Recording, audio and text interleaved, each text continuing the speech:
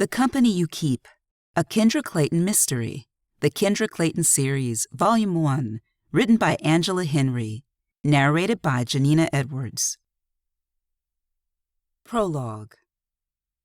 Jordan Wallace parked in front of the brick ranch and turned off the ignition. He checked the visor mirror. With the exception of the slight receding of his hairline, he liked what he saw. "You still got it," he said to his reflection, and silently thanked his mama's side of the family for his good looks. He pulled the note out of his shirt pocket and read it again. "Maybe my luck is changing," he whispered. He looked at the house and the red car in the driveway. The bitch had better be home, he thought, and smiled with satisfaction. He knew she'd see it his way. He always got what he wanted, eventually. He also knew what this meeting could mean. If this worked out, he wouldn't have to kiss anybody's ass again. Well, at least not for a long time. He'd already had to butter Bernie up to let him use her car while his was in the shop. He had to agree he'd come to that damned recognition program that evening. He'd also had to make a promise that at that very moment he was breaking. He'd have to be extra nice to Bernie that night. Maybe even move out of the guest room back into the master suite. After all, somebody had to pay for his car repairs because he was broke as a joke. He started to get angry all over again when he thought about the way his car had been keyed. He knew who'd done it and would deal with that later. He got out of the car and looked around a moment before walking up the driveway. He rang the doorbell and waited a few minutes. There was no answer. He felt his anger rising. "I don't have time for this bullshit," he hissed after ringing the doorbell a second and third time. He cupped his hands and looked into one of the small windows that ran along both sides of the door. Was that movement he detected? It was so dark inside. Why didn't she have the curtains drawn? Jordan fumbled in his pants pocket for the key to the front door. Bernie would have a fit if she knew he still had his key.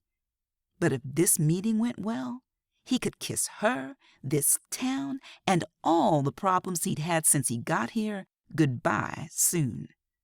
Still, it wouldn't be wise to burn any bridges just yet. He smiled at the thought and let himself into the dark house. 1. I, Kendra Clayton, am a very easygoing person. Mellow is my middle name. Actually, Janelle is my middle name, but you get the point. I've never been the type of person to let a whole lot bother me. But even someone as laid back as me has a limit. And after waiting for more than an hour in an empty parking lot in the middle of the night, I'd about reached it. Plus, my feet were killing me. And you know when your feet hurt, everything hurts. I looked over at my friend Bernie and saw that her bottom lip was poked out and her eyes were narrowed in an expression that was a cross between a pout and a scowl. Truth be told, it was not her most flattering look. And if I weren't so annoyed, I'd have told her never to make that face again. I'd finally reached a point where patience and common sense were fighting a hard battle. After telling me she wanted to wait 10 more minutes, patience got its ass kicked as I felt the last of mine disappear into the night air.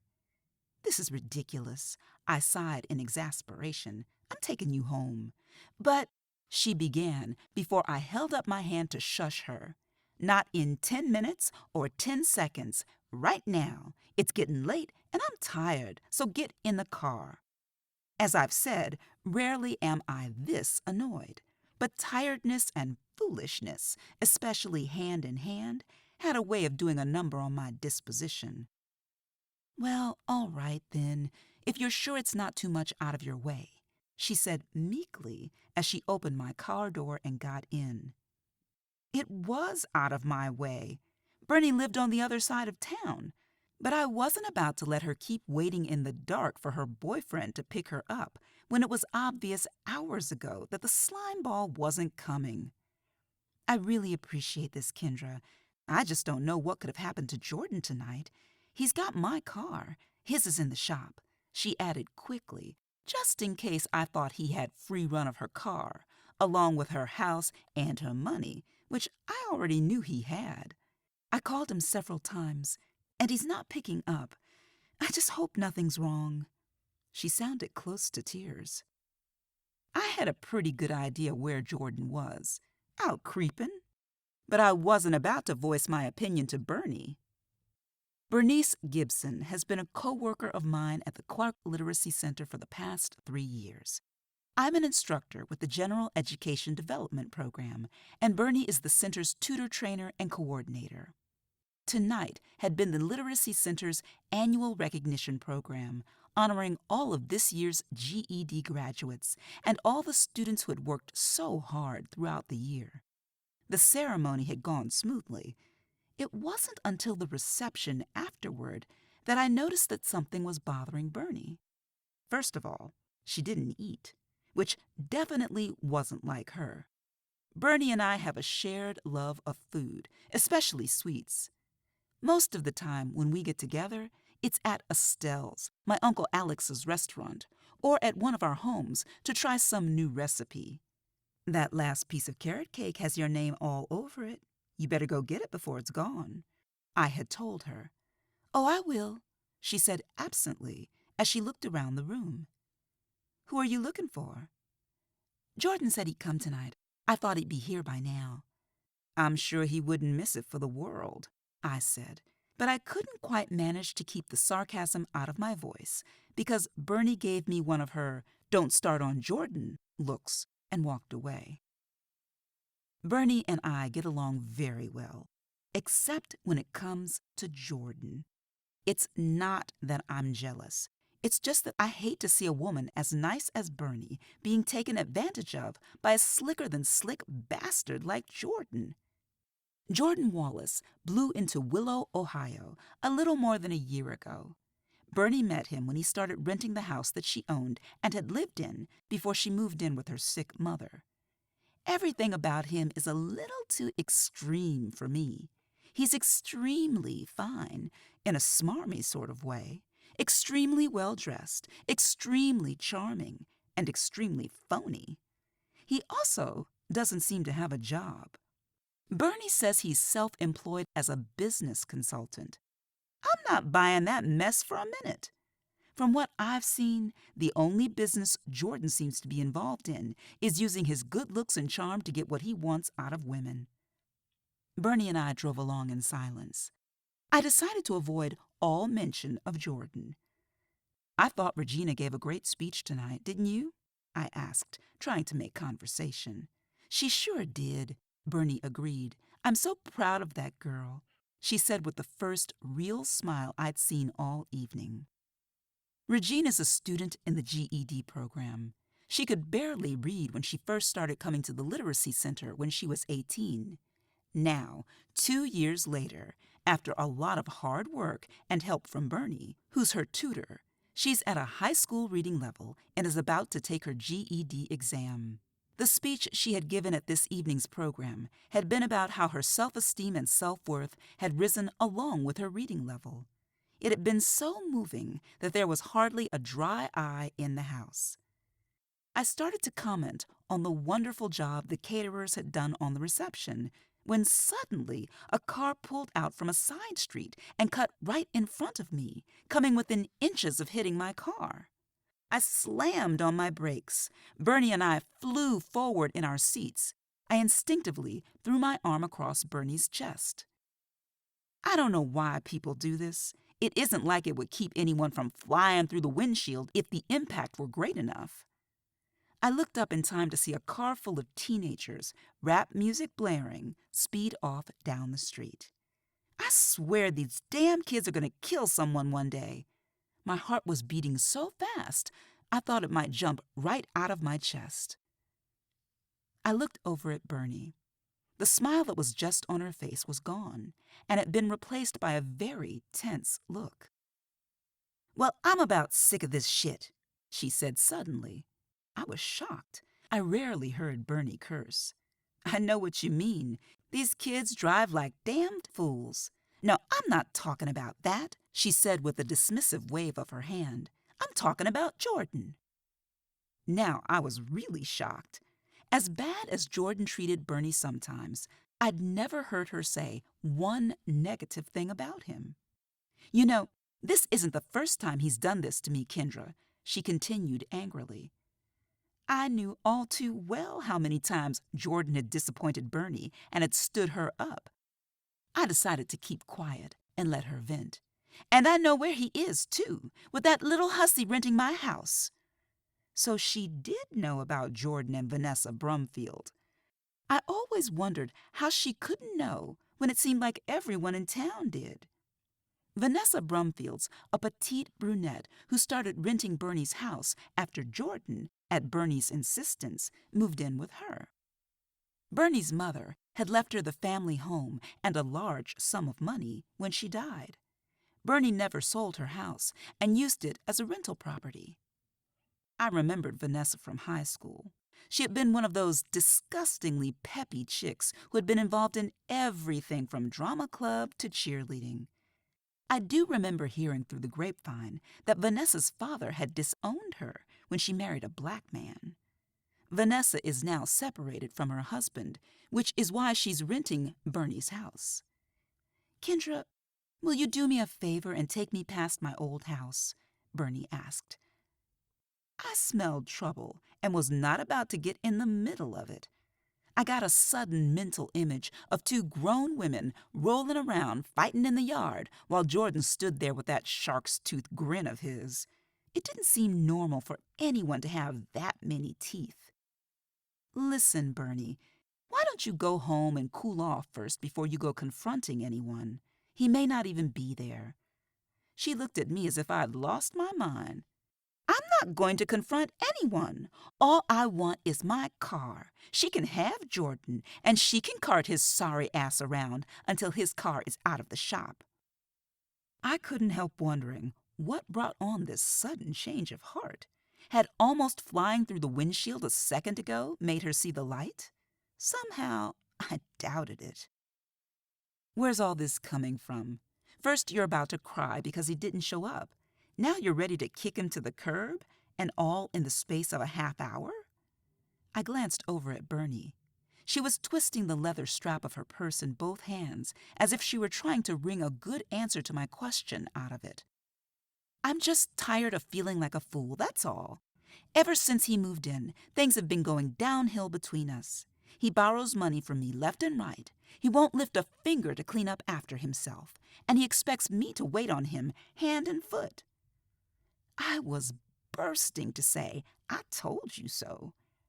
But I could see how miserable she was and didn't want to kick her when she was down, so I kept my mouth shut. I know how much you hate Jordan, and I didn't feel like hearing, I told you so, she said, as if reading my mind. I kept hoping things would get better, but they haven't.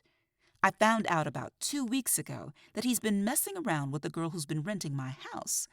I should have known something was up when he started volunteering to go over there and pick up the rent. The first time I asked him to do it, he acted all put out and told me he'd only do it once because he wasn't a damned errand boy. After that, he was always over there any time she had any little problem with anything, which was all the time. Now I know what's really been going on. I think it's all for the best, Bernie, I told her. I'm just surprised you put up with him this long. I'd have sent him packing a long time ago. I wouldn't have gotten involved with him in the first place, but I felt it best to keep that to myself. Bernie's head whipped around so fast, I half expected it to snap right off her neck. Well, when you get to be my age and you're trying to hold something together because you're tired of being alone, we'll see how much you're willing to put up with. She glared at me.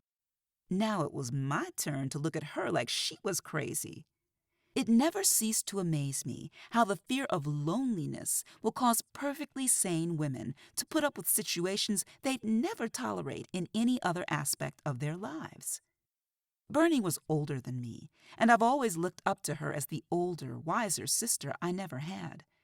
I knew that the death of her mother 3 years ago and the sudden death of her brother, Ben, last year had devastated her, but I had no idea how vulnerable she'd become. Bernie, I'm sorry. I didn't mean to offend you. It's just that I've always thought you deserved better than Jordan, I said, trying to ease the tension that had suddenly developed between us. No, I'm the one who's sorry. I shouldn't have bit your head off like that, she said, giving me a smile. I breathed a sigh of relief. Just take me over there. I know he's there with her. I have an extra set of keys. I'm just going to get my car and go home. Believe me, this is the last straw, and I have nothing left to say to the man. If he's not there, you can just take me home. All right, but only if you're sure you'll be okay. I'll be fine. I made a right turn at the corner and headed toward Archer Street, where Bernie used to live. I was relieved not to have to drive all the way to the north side of town and back. I suddenly remembered how tired I was. Archer Street was a quiet, tree-lined, lower-middle-class neighborhood with a mixture of well-kept 1- and 2-story homes that were built back in the 40s. Bernie's house was a small brick ranch toward the end of the block. As we approached the house, I could see Bernie's blue Lexus parked in front. A red Mustang convertible that I assumed to be Vanessa's was parked in the driveway. I couldn't see any lights on in front of the house. I figured they must be somewhere in the back, like the bedroom. I pulled up alongside Bernie's car. I could tell that despite what she'd said, Bernie was very upset to find her car here. I knew he'd be here, she said in a voice trembling with tears. I wonder how long it'll be before he notices the car is gone, I asked. Oh, I'm sure it won't be for a while. I imagine they're very busy at the moment, she said bitterly. You should report your car stolen. That would teach him a lesson, I said, half joking, trying to lighten the mood. Yes, wouldn't it be something to see his arrogant behind in jail? He's not even worth the effort. She got out of the car, keys in hand. Thanks, Kendra. I'll call you this weekend, and maybe we can have dinner or something. Call me later if you want to talk. A light rain had started to fall, giving the street a glossy look under the streetlights. As I drove off, I looked in my rearview mirror and saw Bernie standing by her car and staring at the house. Bernie, just get in the car and go home, I whispered aloud. Maybe it would help her deal with Jordan's betrayal better if she confronted him. All I knew was that I was ready to go home. I was tired, and visions of a hot bath and some wine took over my thoughts as I turned the corner. My mind should have been less on home and more on the road because I had to brake to avoid hitting a kid on a bicycle who came pedaling out of the alley that ran between Archer Street and River Avenue. I caught a glimpse of a black baseball cap and a fluorescent orange rain poncho. I couldn't see his face because he was hunched low over the handlebars of the bike. I watched as the kid shot across the street and back into the alley on the other side, probably in a hurry to get home where he belonged. 2 near misses in one night were more than enough for me. It was time I got home. I live about 5 blocks from Archer, in a duplex on Dorset. Sometimes it amazes me that I'm still living in this town. When I was growing up, I was so sure that I'd have some exciting life in a major city far away from Willow, population 60,000. It doesn't appear to be in the cards. 10 years out of high school, and I'm still here. The only time I lived anywhere other than Willow was when I was away at Ohio State getting my degree in English. After graduation, I moved back home with high hopes and started sending out resumes. However, teaching jobs were few and far between. I started working as a hostess at my Uncle Alex's restaurant. After many months, too many to mention, I finally landed a position teaching English at one of the local high schools. The job was less than rewarding. I spent more time disciplining smart-assed teenagers who thought they knew everything than I did teaching. After a year, I lost my job due to budget cuts. so it was back to hostessing, which I actually enjoyed more. Bernie was a regular at my uncle's restaurant. I always made a point of speaking to her every time she came in. That's how I found out that the literacy center where she worked had an opening for an instructor in its GED program. I got the job and have been there ever since. I found that dealing with adults is very rewarding.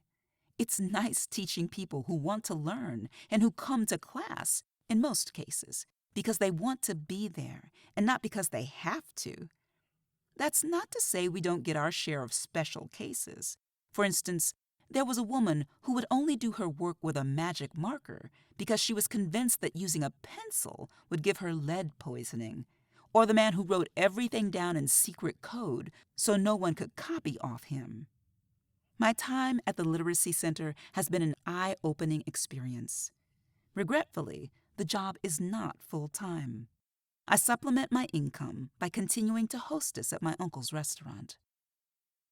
I pulled in front of the duplex and noticed that Mrs. Carson, the woman I rent from, was sitting on the porch, as was her habit, every evening. Mrs. Carson is a friend of my grandmother, which has its perks, one of them being a good deal on the rent. Of course, the downside is that my grandmother, thanks to Mrs. Carson, always seems to know my business, whether it be what time I get up in the morning, what came for me in the mail, or who spent the night, which hasn't happened in a very long time. My grandmother usually knows it all and doesn't hesitate to comment. Not that she comes right out and says what she knows. She usually lets it slip during casual conversation. Of course, I could never question her as to how she knows so much about my life. I know it's just her way of watching over me for my parents, who moved to Florida after my father took early retirement from his job 2 years ago. I was hoping to get up the steps to my apartment with just a simple hello before Mrs. Carson could stop me and tell me all about her latest set of ailments, imaginary or otherwise. "Evening, Kendra." "Hi, Mrs. Carson. How are you this evening?" "Oh, I can't complain too much, 'cept my arthritis been acting up with the rain and all," she said, rubbing her knee. "My blood pressure's up, too. You know, a stroke's what took my mother years ago. I'll probably go the same way." She was dressed in her usual striped house dress and faded slippers. Her thick gray hair was braided into a crown on top of her head. Even in her 70s, her smooth chocolate skin was unlined. "I'm sorry to hear that," I said, as I eased my way up the steps that led to my part of the house. "You'd think I'd learn to stop asking. She's a sweet woman, and sometimes I do sit out on the porch and talk for a while. But not tonight. Between my normal workday, Bernie's melodrama, and the recognition program, I was worn out." "How was your program?" "It went just fine." I eased my way up a few more steps. "Getting in kind of late, ain't you?" "It's almost 10 o'clock." I gave a friend a ride home. I was resenting the fact that I was explaining myself, but could see no polite way around it. "You young girls need to be careful running these streets at night. All kinds of crazy fools around nowadays." Running the streets? I was not about to argue with her. I was too tired, and besides, I'd never win. Instead, I just smiled and nodded in agreement. "Good night, Mrs. Carson," I called over my shoulder as I climbed the remaining steps to my front door. I heard her mumbling about not being safe in your own home anymore. My phone started ringing as I stood at the door fumbling for my keys. By the time I got through the door, the ringing had stopped. I was relieved because I wasn't in the mood for conversation. I kicked off my pumps and headed straight to the kitchen. After pouring myself a glass of wine, I sank down onto the couch and propped my feet up on the trunk that served as my coffee table. I looked around my apartment and mentally patted myself on the back for managing to make it look nice with so little money. The oriental rug that covered the center portion of my living room had been purchased at a tag sale. The worn places on the rug were strategically covered by my cream leather couch, my only extravagance, and bought on sale at that. I used a large tan trunk with brass trim that I rescued from the Salvation Army and cleaned up as a coffee table. An overstuffed recliner and a wicker rocking chair, both bought at garage sales, as well as various plants, lamps, and a couple of end tables, rounded out my living room furnishings. I like to think that I have a good eye for a bargain. A lot of people just think I'm cheap. The phone started ringing again. I reluctantly answered it. "Well, don't sound so excited," said the familiar voice of my best friend, Lynette Martin Gaines. "It's hard to feel excited when you're dead tired.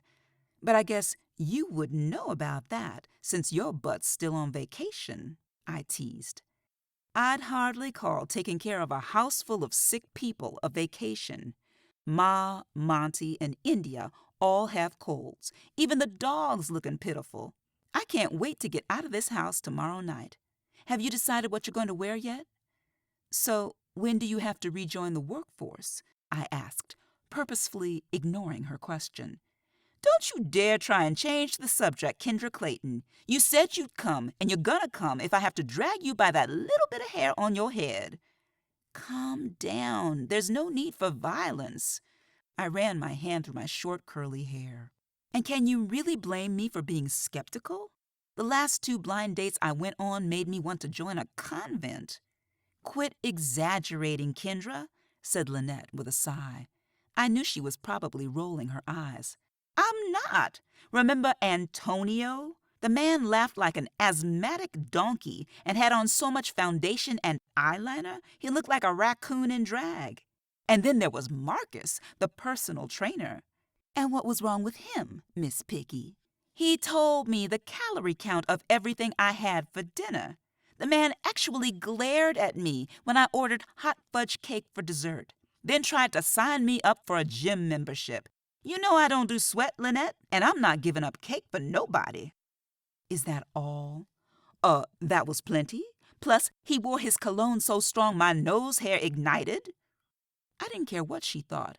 I'd had my fill of craptastic dates and didn't want to add another one to my already long list.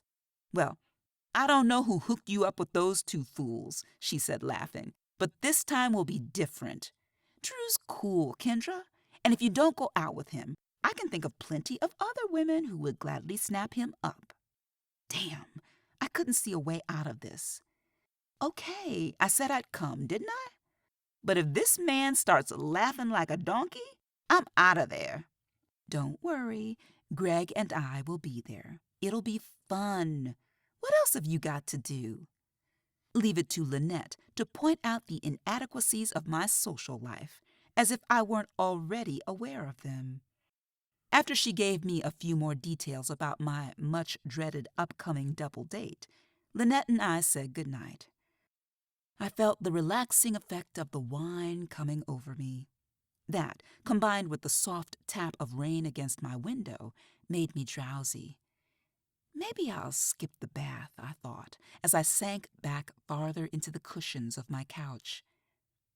I don't know how long I'd been asleep on the couch when the phone rang again. It was long enough for me to be disoriented and unaware of my surroundings for a few seconds before I reached for the phone. "Hello?" I said groggily, not recognizing my own voice. "Kendra?" said a breathless female voice. "Oh, thank God you're there," the woman said, sobbing. "Who is this?" I asked, struggling to come fully awake. "He's dead! Oh, God, he's dead!" I sat bolt upright. I was wide awake now. "Who's dead? Who is this?" I asked again. Suddenly I was scared. A cold knot of fear formed in the pit of my stomach. "Who's dead? Please, God, not Daddy or Alex," I prayed, remembering 2 years ago when I'd gotten a similar call from my mother when my grandfather died. "Jordan," said the now familiar voice of Bernie. "He's dead, Kendra. I don't know what to do." "Bernie? Where are you?" Was she serious? "I'm still at my house on Archer Street. I'm on my cell phone." "Bernie, calm down and tell me what happened." I heard her heavy breathing begin to slow down a little.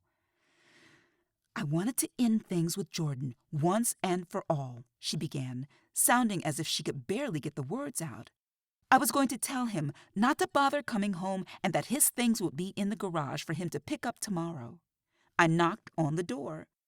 I could hear someone moving around inside, but no one would answer. That just made me even madder. I could just imagine the two of them in there laughing at me. I used my extra set of keys to let myself into the house. It was dark in there, and I couldn't see a thing. I was fumbling around for the light switch when I heard someone go out the back door. I started walking toward the back when I tripped over something and fell. When I got up and finally got the lights turned on, I saw what I tripped over. It was Jordan. Are you sure he's dead? Did you check his pulse? No, I didn't want to touch him. His head was all smashed and bloody. It was horrible, Kendra. I felt like I was going to be sick. I ran out the back door and got on the phone to you. I could hear the hysteria creeping back into her voice. Bernie, listen, I'm on my way. You need to call 911 as soon as we hang up. Without thinking, I jumped off the couch, stuffed my feet into an old pair of tennis shoes, and was out the door. 2. I drove back to Archer Street. My mind was racing. Could Jordan really be dead? Then it dawned on me. Bernie hadn't said anything about Vanessa. Was she dead as well? By now the rain had stopped, and the streets were enveloped in fog. I turned onto Archer Street. Was the fog heavier on this street than any of the others I'd driven down? Given the circumstances, I was probably just being paranoid. I mentally kicked myself for watching so many scary movies. I made my way slowly down the street. When I came upon Bernie's car, I pulled up alongside and looked in. Bernie was sitting behind the wheel with her head in her hands. Her head jerked up when I honked my horn. I parked in front of her and got out. "Thank God," she said as she jumped out of her car and ran up to me. We both stared at the house for what seemed like a long time. "Did you call 911? I asked finally. "Yes, they should be here any minute now." "Bernie, did you see Vanessa in the house?" She looked for a second like she didn't know who I was talking about. Then the realization of what I'd just asked hit her. "Oh my God, I forgot all about her. She could be in there too." "That is her car in the driveway, isn't it?" I asked, pointing to the red Mustang. "Yes," she said, looking confused. "That's her car. But I don't know if she's in there, Kendra. I didn't see her." "It's okay. Try and relax. I'm going inside to check and see if she's in there." Bernie's look of horror wasn't lost on me. I wished I felt as confident as I had just sounded about walking into what could quite possibly be a murder scene. Vanessa could be in there, hurt or unconscious. I have to go check and make sure. I wondered who I was trying harder to convince, Bernie or myself. "Kendra, this is a job for the police. If she's in there, a few more minutes aren't going to make much difference.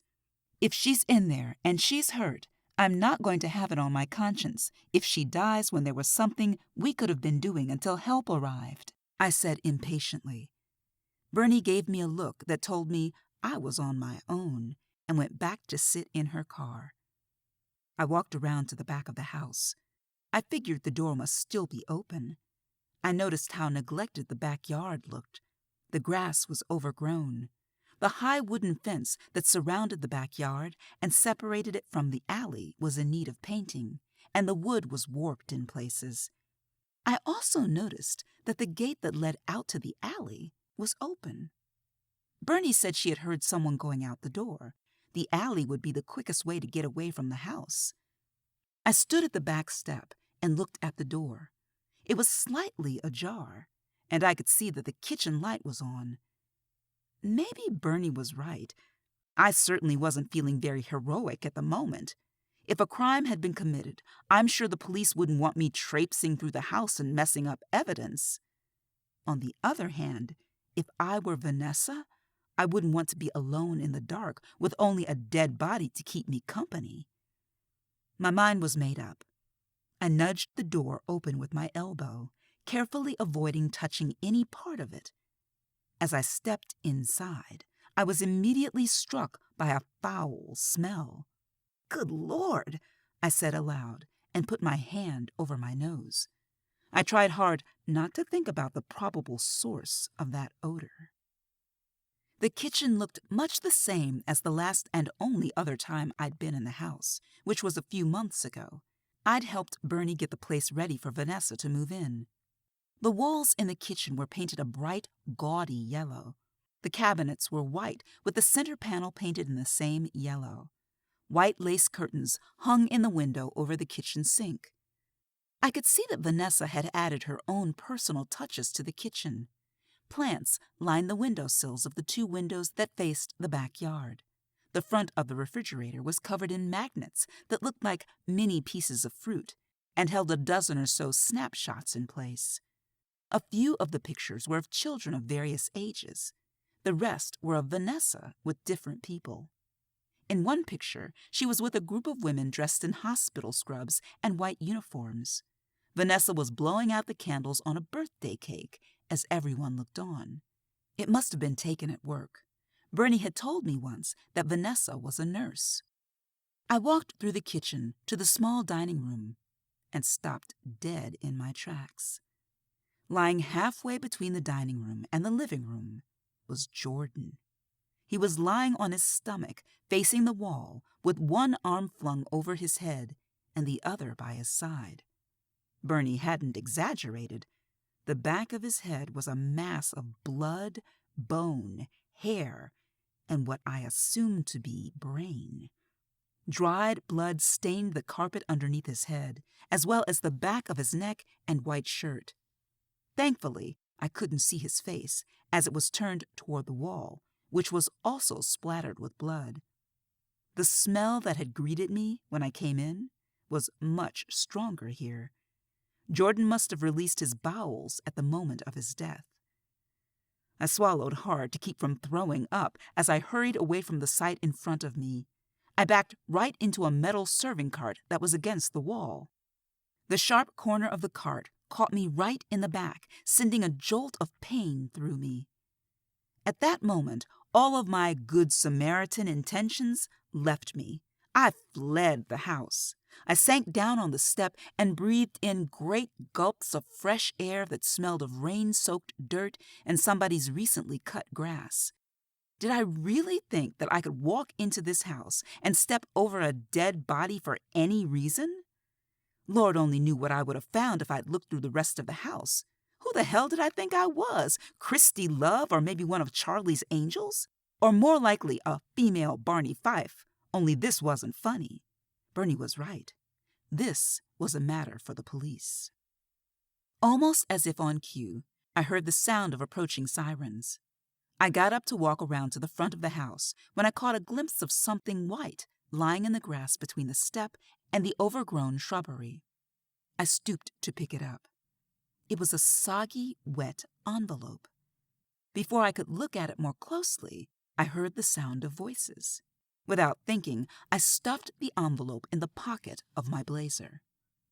The voices were coming from inside the house. Bernie had let the police in the front door. I walked around to see what was going on. I didn't care if I ever saw the inside of that house again. Bernie and I gave our statements to a rumpled-looking detective named Charles Mercer, who looked more like a department store Santa Claus than a police detective. I guessed his large stomach and ruddy complexion must be indications of a fondness for rich foods and alcohol, with an emphasis on the latter. But despite the lateness of the hour and the fact that he'd been roused from a sound sleep, he was very kind and patient with us, especially with Bernie, who, upon seeing Jordan's body being wheeled out in a body bag and taken away by the coroner's wagon, became hysterical. As for Vanessa, I needn't have bothered. She wasn't in the house, or anywhere to be found, for that matter. The police searched the house from top to bottom with no luck. Vanessa had disappeared, leaving an unspoken question on everyone's mind as to her role in all of this. Was she a victim too, or the killer? The night air had become very cool, and I pulled my blazer around me. By this time, many of the neighbors had come outside to watch from across the street. I watched them, whispering among themselves and shaking their heads in disgust. Some were already turning to return to their houses. No doubt they were horrified that the violence that they saw daily on television and read about in the papers had now come to their neighborhood. I looked around for Bernie and saw her standing by her car, talking to Detective Mercer's partner, Trish Harmon. I could tell from where I was standing that the conversation was not a friendly one. Bernie kept looking from her car to Detective Harmon and back again.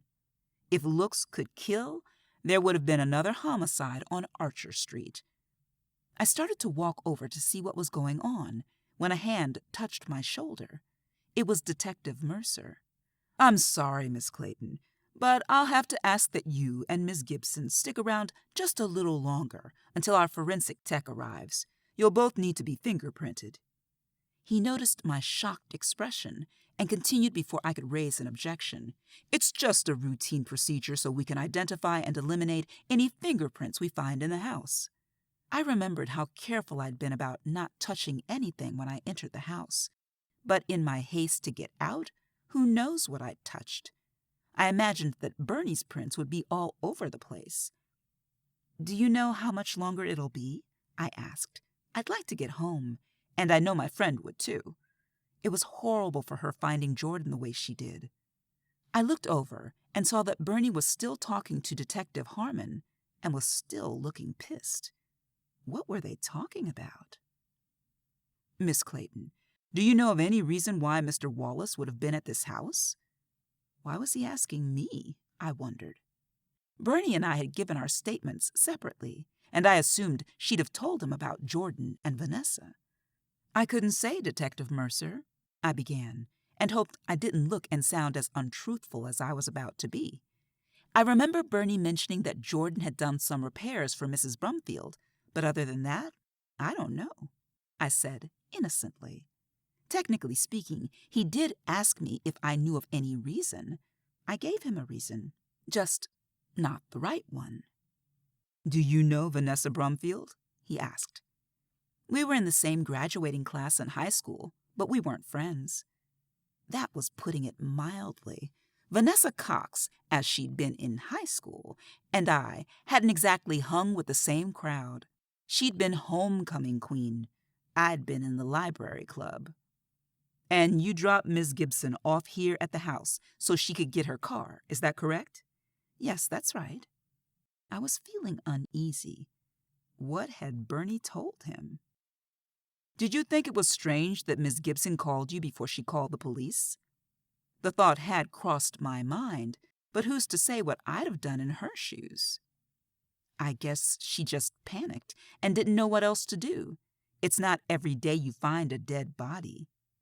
He gave me an odd look and started to ask another question when a uniformed officer came over and whispered something in his ear. "Thanks," he said to the officer, and then turned his attention back to me. "Well, Miss Clayton, our forensic tech just arrived. It shouldn't take too long, and then you and Miss Gibson will be free to go home." "And then what happens?" I asked, knowing that this couldn't be all there was to it. "I'll need for you and Miss Gibson to come to the station sometime tomorrow and go over your statements and sign them." "Great! I'm scheduled to work tomorrow morning at the restaurant, and now I'd have to find someone to cover for me for who knew how long. Now, if you'll just follow Officer Howard, he'll take you on over." Detective Mercer gave me a curt nod and headed back toward the house. I followed the stocky blonde officer over to the curb where a white van was parked. Inside sat a very angry Bernie, who was having her fingertips cleaned with a cotton ball by a tired-looking bald man with glasses and a wrinkled shirt. Detective Mercer wasn't the only one who'd been dragged out of bed. "I was told we could go home after this, Bernie." "I'll have to trouble you for a ride home again. That detective's little sidekick told me they're impounding my car for evidence. Said she could have a police car run me home. Now that's all I need is for my neighbors to see me brought home in a police car." Bernie's mother, Althea Gibson, had been the first black realtor in Willow. When she couldn't get a job with the white-owned real estate companies in town, she started her own company, Gibson Realty, and had been very successful. She had also been the first Black person to build a house in the affluent, all-white area of Willow, known as Pine Knoll. Bernie had never felt completely comfortable living in Pine Knoll and was always worried about what the neighbors thought. "Of course I'll give you a ride home," I assured her.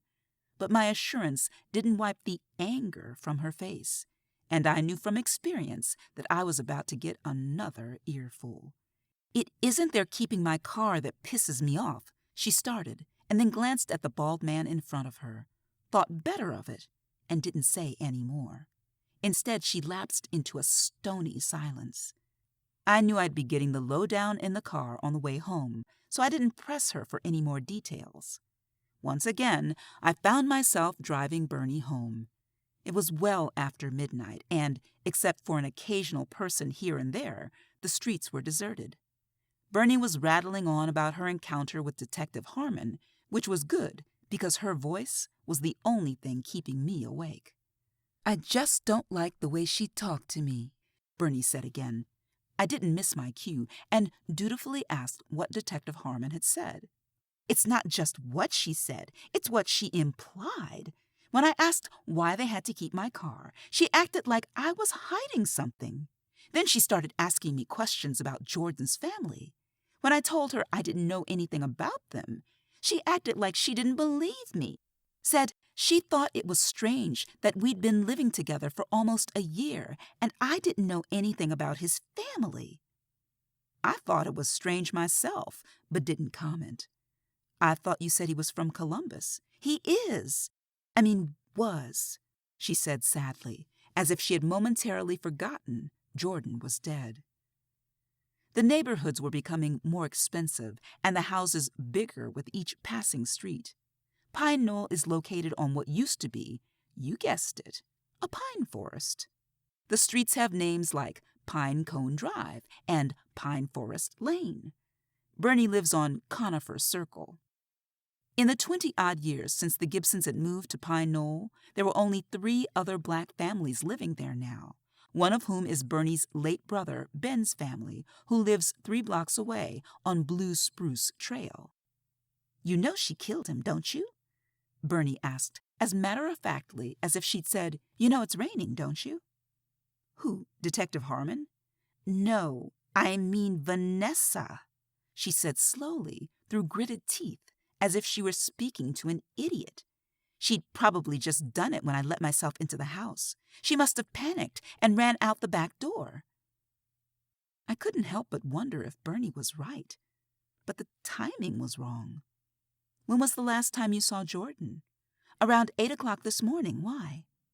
"Because his blood was dried, meaning he had to have been dead a while. He couldn't have been killed right before you walked in." "Well, then she killed him in the morning and is probably long gone by now," she said irritably, which told me she didn't like me poking holes in her theory. "If you feel this way, then why didn't you tell Detective Mercer about what was going on between Jordan and Vanessa? He asked me if I knew why Jordan would have been at the house." "And what did you say?" she said in a shrill voice that set my teeth on edge. I could hear her panic, and it bothered me a lot. "Don't worry," I said, glancing over at her. She was so tense, she looked like she would shoot right through the roof of my car if anyone said boo to her. I told him I didn't know. I figure it's your place to tell him. "Like hell it is. If I told him, it would point everything right back to me. He would automatically think I did it because I was jealous.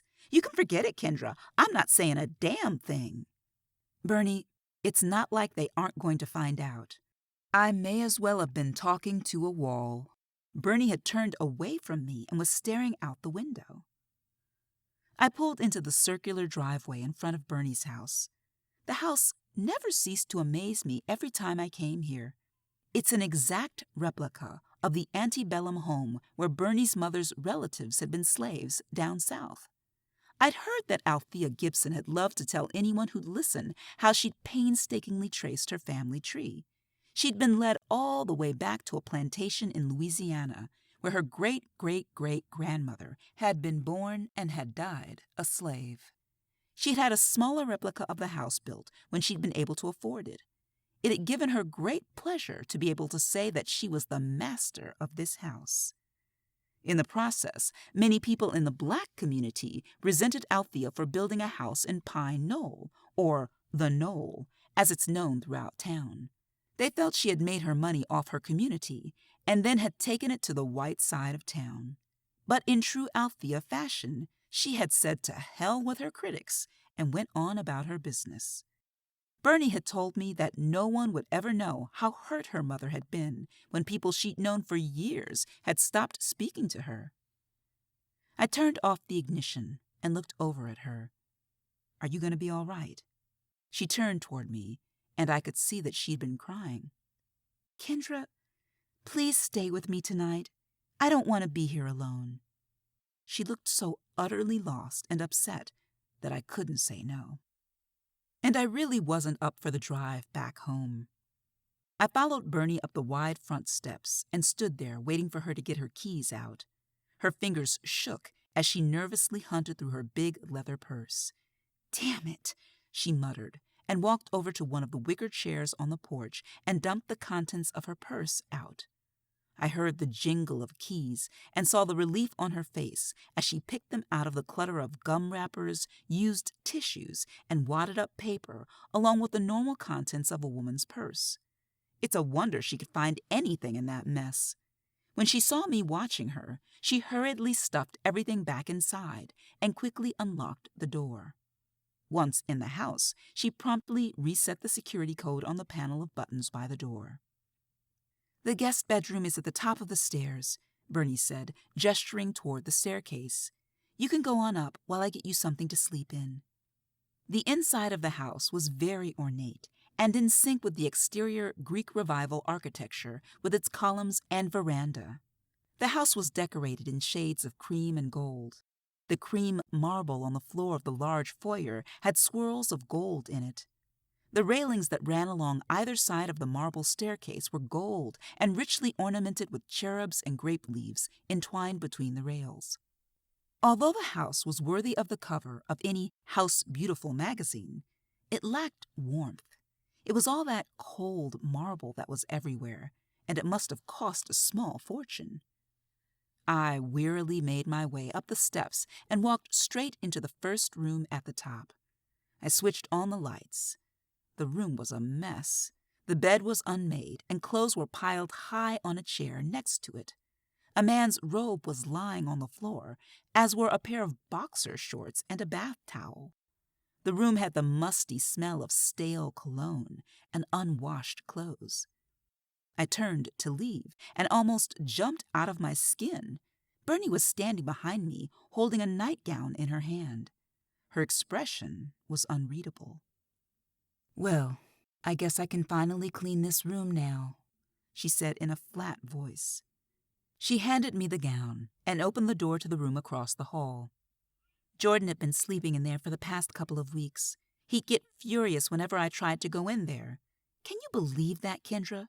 He was living in my house, not paying a dime, and was telling me I couldn't go in that room. And I put up with it because I was afraid he'd leave me. I didn't know what to say to her. She shook her head and walked back downstairs to her bedroom suite on the first floor. I went inside the room and shut the door, flipped on the lights, and hurriedly changed into the gown. It fit, but was a little too short. I turned off the lights, slid between the cool sheets of the queen-size bed, and lay there looking at the ceiling. I shut my eyes, but kept seeing visions of Jordan's smashed and bloodied head. In all the activity of the previous hours, I hadn't stopped to think about one simple question. Why? Who hated Jordan enough to kill him? I'd be the first to admit I disliked the man intensely. I'd even go so far as to guess that I wasn't the only one who felt that way. But murder? What had he done that it made murdering him the only option? Where the hell was Vanessa? If she had killed him, leaving his body in the house and taking off on foot, wasn't the smartest thing she could have done. And if she had killed him, why? I thought of Bernie's troubled face as we sat in the car and she begged me to stay with her. It suddenly occurred to me that she was scared to death. I guess in her shoes I'd feel the same way, but surely whoever killed Jordan wouldn't come after Bernie. 3. I woke to sunlight, peeking through the slats of the window blinds and casting striped shadows across the bed.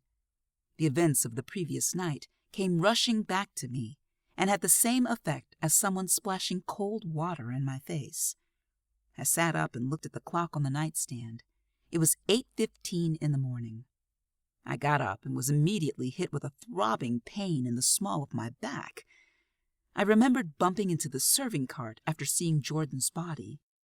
I slowly made my way over to the window and looked out.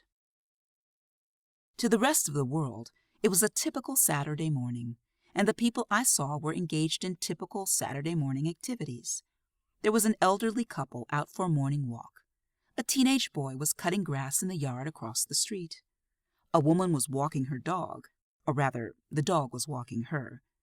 I watched her trying, without success, to slow the dog down as it dragged her up the street. I went into the bathroom adjoining the bedroom and looked at myself in the mirror. I looked whipped.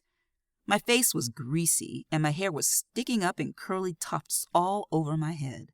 My eyes had that puffy look I always get when I haven't had enough sleep, plus I had sheet wrinkles all over my body. "It's a good thing you don't have a man," I said to my reflection. Mornings are not my thing.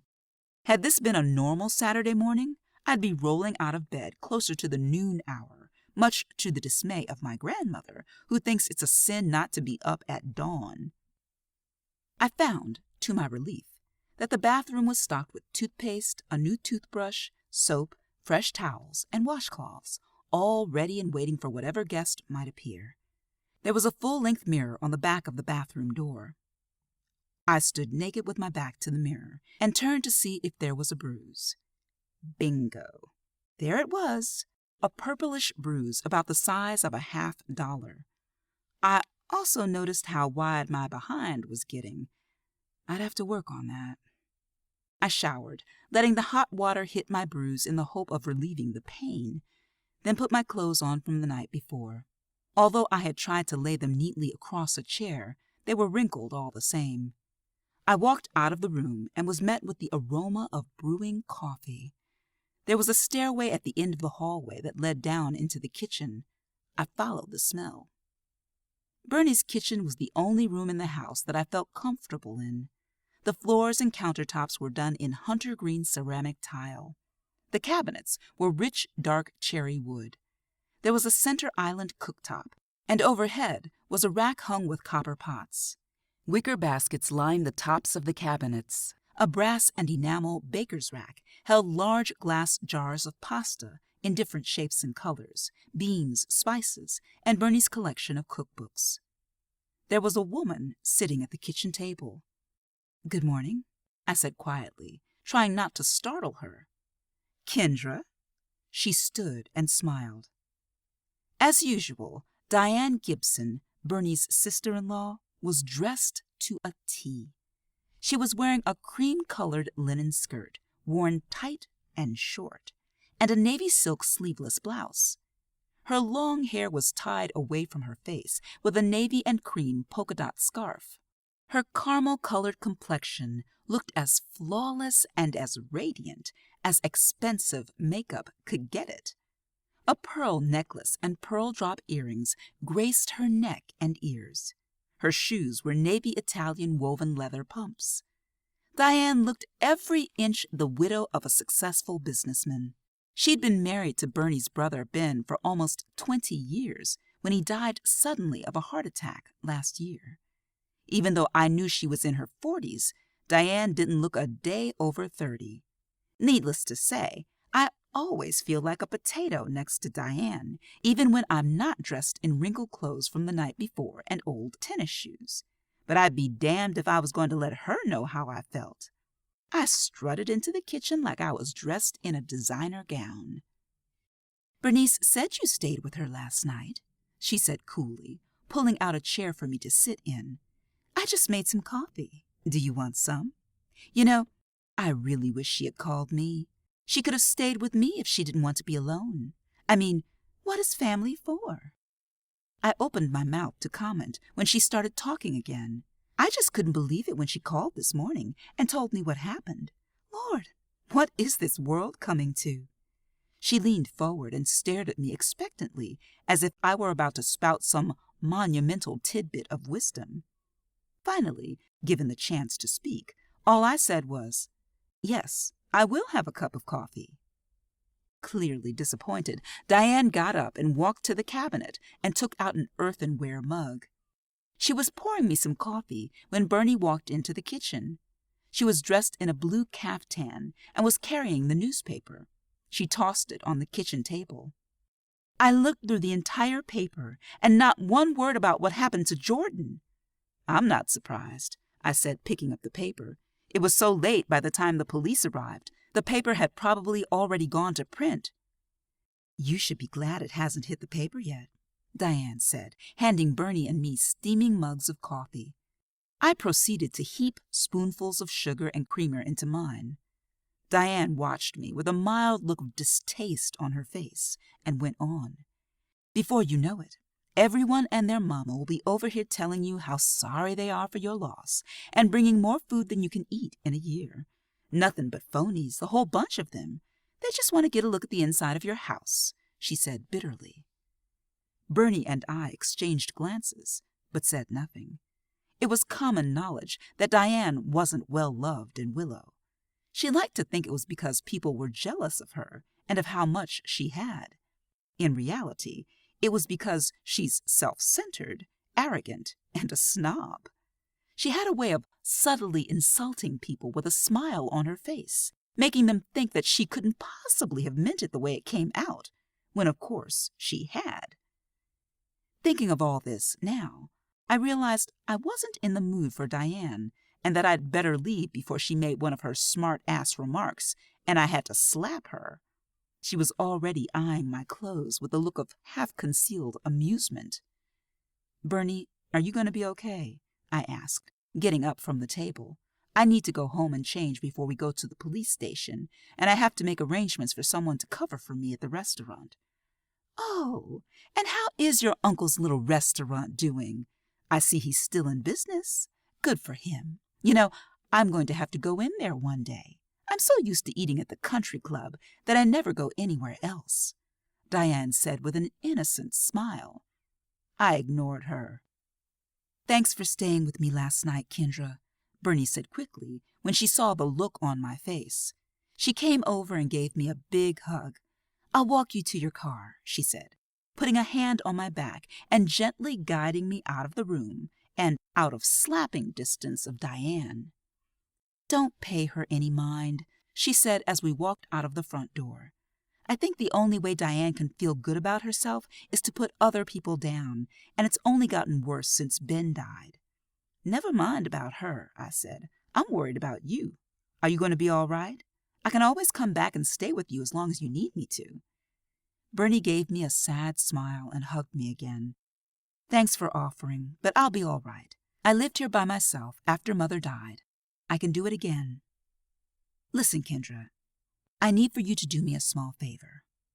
Her look of discomfort let me know that this favor might not be so small.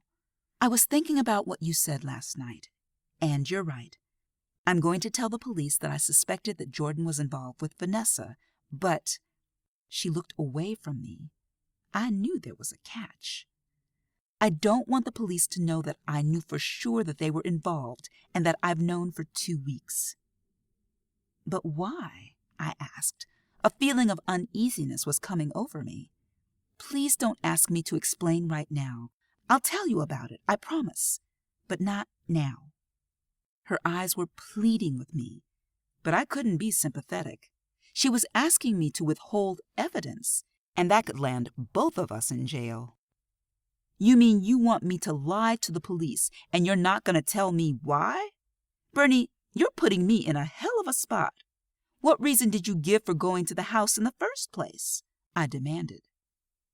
I told them that Jordan told me he was going over there sometime yesterday to check on a stopped-up sink, and when he didn't show up at the recognition program, I had you drive me over to see if he was there, because he had my car. Please back me up, she pleaded. Thinking back on what I'd told Detective Mercer, I realized I'd already lied when asked about Jordan's reason for being at the house. But that didn't mean I wanted to dig myself in deeper. All right, Bernie, I finally said, hoping like hell that I wasn't going to regret it. But if you don't tell me the reason for this, and if it's not a good one, I'm going back to Mercer and tell him the truth. I left after making arrangements to meet her at the police station later that morning. After going home and changing into jeans, a t-shirt, and sandals, I headed over to Estelle's, my uncle's restaurant. Estelle's was named after my grandmother, Estelle Mays, and has been in business for the past 5 years. I've yet to get up the nerve to ask Alex if he named his restaurant after Mama as a tribute to her or because she co-signed for his business loan. I know for sure that it wasn't because she had taught him how to cook. My grandfather, when he was alive, had been very strict about male and female roles. Men worked and provided for their families and were the heads of the household. Women had babies and stayed home to take care of the house. To him, it was that simple. Alex isn't a trained chef, just an extremely good cook who, when asked how he got to be that way, always insists that anybody who can read a cookbook and follow instructions can cook. Estelle's is located in what used to be known as the Business District, a 5-block area of downtown that until 12 years ago had been a run-down mess of abandoned buildings. Many of Willow's major companies have long since gone out of business or have relocated. My mother used to tell me stories of how when she was a little girl, downtown Willow had really been something, and that no one would be seen in anything but their best clothes if they were going to be downtown for any reason, a concept I can hardly imagine now. Kingford College, whose campus is right next to the old business district, bought several of the old buildings and renovated them, using some of them as rental properties for faculty and students. In recent years, downtown Willow has been able to recapture a little bit of its old glory. Estelle's sits right across the street from the old City Hall building, which was bought years ago by the college and now houses its admissions, financial aid, and personnel offices. In its former life, Estelle's had been a dress shop on the first floor and a dance studio on the second. Alex had bought the entire building after he was laid off from his factory job after 20 years. The main part of the restaurant was on the first floor. Alex had a small stage built on the second floor, had kept the mirror-lined walls, put in a bar, and had live music on the weekends. I glanced through the large picture window in front and saw that Gwen Robbins, my uncle's girlfriend of the past 8 years, was sweeping the floor in preparation for the restaurant's 11 o'clock opening. When she saw me, she all but knocked over a table in her rush to greet me. "Is it true what I heard about Bernie Gibson's old man?" she asked breathlessly as she clutched my arm. "Well, hello to you too," I said, pulling my arm out of her grasp. At 5'10" and almost 200 pounds, Gwen can be a little intimidating. "How did you find out?" I asked, answering her question with a question. "Come on, Kendra. You've lived in this town long enough to know how news travels, especially bad news. My friend Myra lives on Archer right across the street from Bernie's place. She called me first thing this morning. She saw you there. Is it true that his head was cut off?" This was yet another aspect of the Willow grapevine. The information was usually ass backwards and upside down when it circulated. I told Gwen what happened, only leaving out minor details such as my pitiful attempt at heroism, my sore back a nagging reminder. "Damn," she said, shaking her head. "Well, you know what they say. If you play, you pay." "So you think he was killed because of Vanessa Brumfield?" I think he was killed because he was a dog, plain and simple, she said. Now, I know you don't think Bernie did it. It's a thought that hadn't crossed my mind until now. In light of Bernie's recent request, I didn't like where my thoughts were taking me. I don't put nothing past nobody anymore. And who said anything about Bernie? What about that white girl? What's her name, Vanessa? He was found in the house where she was staying. My money's on her. She could be dead too for all we know, I reminded her. Myra said that girl's husband has been over there a couple of times and that they were arguing up a storm one night. Myra had to go over there and tell them to knock it off or she was calling the police. When was this? A couple of weeks ago. Why? Just asking, I said. I couldn't help but wonder if Vanessa's husband had known about her and Jordan. Was it possible that he could have found Jordan in the house when he'd gone to see Vanessa and killed him in a jealous rage? But that didn't account for Vanessa's whereabouts. It didn't seem feasible that he would have killed them both and then left only one body in the house, provided Vanessa was dead, that is. It did ease my mind that there could be other people who wanted Jordan dead besides Bernie. If only she hadn't asked me to go along with that lie. Where's Alex? I asked, pushing the whole mess out of my mind for the time being. He's at the market. He should be back any time now. I watched as Gwen checked her makeup in the chrome napkin holder on one of the nearby tables. She wouldn't be caught dead without her makeup. I doubted even Alex had ever seen her without it. Well, what do you think? She asked, turning to me and shaking her hair. Gwen considered hair to be the ultimate accessory. She owned a closet full of wigs and wore them to suit her mood. Today, she was sporting a blue-black chin-length bob. I could always tell when she was in a bad mood because she wore what we at the restaurant secretly referred to as her diva wig, which was an auburn shoulder-length page boy. Girl, you know you look good, and you know you don't need me to tell you that. She smiled broadly. Regulars at Estelle's are always teasing Alex and asking him when he's going to marry Gwen. He just laughs and says that there is no way he could afford to keep her in hair and makeup.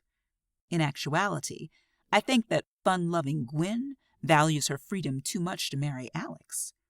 I need someone to cover for me while I'm at the police station this morning. Sorry, honey. I'd cover for you, but I got an appointment to get these raggedy nails done. I'm only here till Alex gets back. She looked at the offending nails with a frown. Eveline is supposed to come get her check this morning. She's scheduled to work this afternoon. Maybe you could get her to trade with you. But don't hold your breath. I knew exactly what she meant.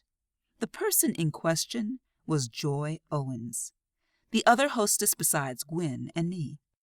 Joy is an art student at Kingford College. I'd always heard that artists were temperamental, but Joy takes it to another level. She's moody almost to the point of being psychotic. Gwen swears the girl is possessed. In fact, the only time I've ever known Gwen to wear her diva wig for a week straight was when Joy first started at the restaurant, and Gwen had to train her. Joy's employment has been a major bone of contention between Gwen and Alex. I once asked Alex why he'd hired Joy, and all he would say was, "She's had a hard life. I'm just trying to help her out." He refused to say any more, and I didn't ask again. I sat at one of the tables and waited for Joy. I watched as Gwen finished sweeping and wrote out the specials of the day on the white easel by the front door. My mouth watered as I read that Cuban black bean was the soup of the day, and that a choice of fried catfish or chicken with hush puppies, slaw, and fries was the specialty. There were few people out on the street that morning. Most of the students at the college left this week to go home for the summer. Summer session didn't start for a few more weeks. Permanent residents of Willow start coming out of the woodwork about this time of the year because the college kids are gone and they feel as if they have their town back, even if it's only for a brief time. This was always a slow period for the restaurant. Estelle's, with its black and white checked tile floor, jukebox, and exposed brick walls that house artwork by locals and students at Kingford, has become a very popular place. I supposed that this was how Alex had met Joy. One of her paintings is hanging in the restaurant. As much as I hated to admit it, she's extremely talented.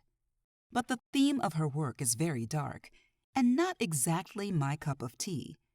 My taste in art runs toward more upbeat themes, like flowers and landscapes. Joy's painting is entitled The Bird of Prey, and depicts a huge black bird against the night sky with its head thrown back to reveal the blood-red inside of its mouth. The wingspan takes up the entire picture from one end to the other, and clutched in its sharp talons, dangling limply, is a dead dove. It's not exactly a painting that would stimulate the appetite of the diners, which is why it hangs at the top of the stairway that leads up to the bar. I wondered what sob story Joy had fed on Alex to get him to hire her. It must have been a doozy if he is still willing to keep her on when she is barely civil to the customers and can't get along with any of the other employees. The bell above the door tinkled, bringing me out of my thoughts and announcing the arrival of Eveline herself. Barely 5 feet tall, Joy was dressed in denim overalls, a blue and red striped t-shirt, and high-topped tennis shoes. Burgundy-tinted bangs peeked out from beneath the brim of her baseball cap. She looked more like an escapee from a Little Rascals movie than a 21-year-old art student. I half expected a white dog with a black eye to come trotting in behind her. She was also wearing something I'd rarely seen on her, a smile. I noticed for the first time how pretty she was. The smile softened the lines that had already etched themselves into the smooth brown skin around her mouth and gave it a hard look. "Well, well, well, it must be a man," boomed Gwen in her loud voice, having also witnessed the minor miracle. "What are you talking about?" Joy asked warily. Her eyes darted back and forth between us as her smile slipped a notch. "I mean a man, honey. You do know what one is, don't you? That big smile must mean that either a good one has just come into your life or a bad one has just left, or maybe you just got lucky last night. Now, which is it?" Gwen asked teasingly. Joy, the smile now completely gone from her face, gave Gwen and me a look of pure hatred. "If either of you had any business of your own to worry about, maybe you wouldn't have to wonder about mine." Having said that, she stalked back to the locker room. "I don't know what the hell her mama was thinking when she named that child Joy," Gwen said solemnly. We both looked at each other and burst out laughing. "I hope you know you probably just teased her out of doing me a big favor," I said, wiping tears of laughter out of my eyes. I walked back to the locker room and decided to take my chances anyway. The locker room was nothing more than the old changing room left over from the days when the restaurant was a dress shop. Joy was standing by her locker, looking at her paycheck, her usual frown back on her face. When she saw me, her lips curved into a sly smile. "I heard your girl Bernie killed her man." I was thrown for a minute, but hoped I didn't let it show. The grapevine was working overtime on this one. "Well, you heard wrong. Bernie didn't kill anyone." "That's not what I heard," she said in an almost sing-song little girl's voice. "All right, Joy, just what did you hear?" I was getting annoyed and didn't care if it showed. "I heard she caught him with another woman and smoked both their asses." Her hands were on her hips as if she was daring me to tell her anything different. I was tired of the whole thing, and it was getting late. Joy would just have to wait until she read tomorrow's paper to get her facts straight. "Look, I don't have time to get into this with you. I need you to cover my shift while I go take care of some important business, and I'll work for you this afternoon." I hoped the direct approach would be better than trying to be nice to the little troll. The direct approach worked a little too well, I thought later that evening, as I sat in the Red Dragon Chinese restaurant with Lynette, her fiancé, Greg Hull, and my blind date, Drew Carver. Joy had happily agreed to work for me from 11 to 4, and I got stuck working her 4 to 8 shift, which barely left me any time to get ready for my date. As a result, I ended up wearing a dress that had fit just fine 2 months ago when I last wore it, but now I felt like a 5-pound sausage in a 2-pound casing. I didn't have the time to iron anything else to wear and was wearing a girdle underneath my control top pantyhose. I didn't have to worry about eating too much and looking like a pig because I could barely breathe. On top of that, I had a splitting headache, courtesy of Mr. Drew Carver. I'll be the first to admit that when I laid eyes on the man, I was more than a little excited. One glimpse of that smooth, ebony skin, that tall, muscular body, and that killer smile, and I was halfway to being in love. Then the man opened his mouth, and it was all over. His good looks were swiftly eclipsed by his negative attitude. At first, he started out doing a simple soft shoe routine on my nerves, but that soon gave way to a full-scale chorus line complete with encores. He complained about the prices being too high, the time it took to get our meals, the portion sizes. The only time he wasn't being critical was when he talked about himself and his career. He was a bank manager and took it, and himself, very seriously. So, Kendra, Lynette tells me you're a teacher. What subject do you teach? Asked Drew after he spent 5 minutes picking imaginary lint from his shirt. It was the first time he'd asked me anything about myself. Up until now, he had shown less interest in me than he had in his food, which he'd already declared was inedible. I teach English in an adult literacy program, I said a little defensively, bracing myself for a put-down. How commendable, he said, like I was a 2-year-old who just peed in the potty. We need more black teachers. I almost went into teaching myself, but I find banking much more rewarding. And with that, I was dismissed as he returned his attention to Greg, who he'd spent most of his time talking to all evening. I was very tempted to strip off my girdle and give it to him to contain his swelled head. I turned and glared at Lynette, who at least had the decency to look embarrassed as she mouthed a silent, "I'm sorry." My discomfort and overall disgust over the waste of a perfectly good evening was almost enough to make me forget my visit to the police station earlier in the day. I spent almost 2 hours with Detectives Harmon and Mercer. They kept stressing details and how important it was that they know everything that I could remember about last night. I couldn't help but wonder if they knew that I was lying about why Jordan was really at Vanessa's and that Bernie was aware of the real reason as well. I couldn't figure out why Bernie didn't want to tell the police the truth about Vanessa and Jordan. What possible difference could it make whether Bernie knew for sure or not? And just how did she find out? Somehow she'd never gotten around to telling me that. I did find out that Jordan had been killed somewhere between 9 and 11 yesterday morning. The cause of death was repeated blows to the head with a blunt object. The murder weapon hadn't been found. I also found out that Vanessa had taken 2 days off from work, Thursday and Friday, but she was still missing. Bernie was still giving her statement when I left to go back to the restaurant. She owed me an explanation, and I intended to get it as soon as possible. I looked around the restaurant at the other diners laughing and having a good time. Smiling couples leaned close to each other, with their faces illuminated in the soft glow of the lanterns that lit each table. I wished I was someplace else, any place but where I was. I always loved coming to the Red Dragon under normal circumstances. Besides Estelle's, it's the only other decent restaurant in town that isn't a franchise. My eyes continued to wander around the dimly lit room until they came to rest on a man sitting alone at the bar. His back was to me, but I could see his reflection in the mirror behind the bar.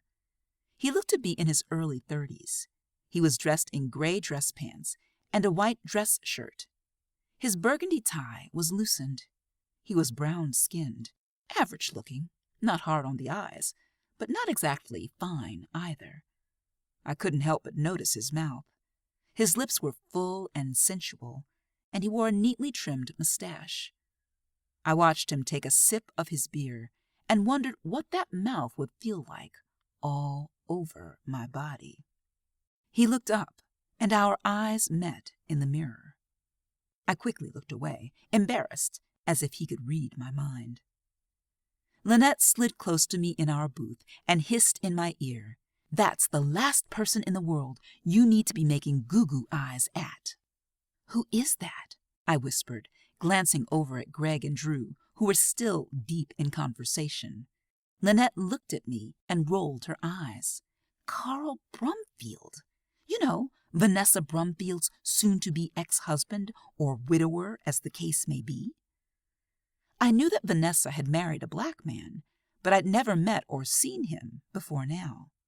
"How do you know him?" I was suddenly very curious about the owner of that mouth. "He has an account at the bank. I've talked to him a couple of times when he's come in. Seems nice, never has much to say, or maybe he's just not into sisters," Lynette said, shrugging.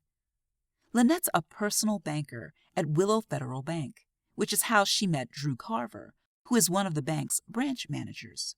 Lynette also met her fiancé, Greg, working at the bank. Greg's an accountant and a much better match for Lynette than her first husband, Lamont Gaines. Her marriage to Lamont brought a temporary halt to our friendship 10 years ago. The summer after we graduated from high school, Lynette had run off and married Lamont, who was a year older than we were and in the Air Force, stationed in Texas. She told her mother she was spending the night with me. Everyone thought I was in on the plot. Her mother even stopped speaking to me for a while. I was as surprised as everyone else when I found out that Lynette had forfeited a full academic scholarship to Kingford College to run off and become Mrs. Lamont Gaines. It took a long time to straighten out the mess Lynette had left behind. The marriage, as predicted, was a disaster. It didn't take long for Lamont to realize that he hadn't finished sowing his oats, and he didn't let a little thing like marriage keep him from doing so. 5 years later, Lynette moved back home with 4-year-old Lamont Jr. and 1-year-old India and filed for divorce. I was out of college by then and was home looking for a job. During her marriage, Lynette had written to me a couple of times, asking me to try and understand and forgive her for using me the way she had. I never responded. I can be pretty hard-hearted when I want to be. It wasn't until we ran into each other at a garage sale after her divorce that I decided enough was enough, and we renewed our friendship. It was like we were never apart. I looked over at Carl Brumfield, who was ordering another beer, and wondered how he was handling the possibility of his ex being either a murder victim or a suspect. I remembered Gwen telling me that he had been arguing loudly with Vanessa. What had it been about? Was it the same old arguments that people getting a divorce went through? Who was going to get what and who was to blame? I couldn't imagine ugly words coming out of a mouth like that. But, I thought wryly, looking over at Drew, looks can be very deceiving. I'd been wrong about men too many times to mention. Did he know about Vanessa and Jordan? And if he did he care? The evening came mercifully to an end. Drew at least had the good manners to walk me to my car. Once at my car, he started fumbling in his pants pocket. Surely his arrogant ass wasn't about to give me his phone number. Instead, he handed me his business card.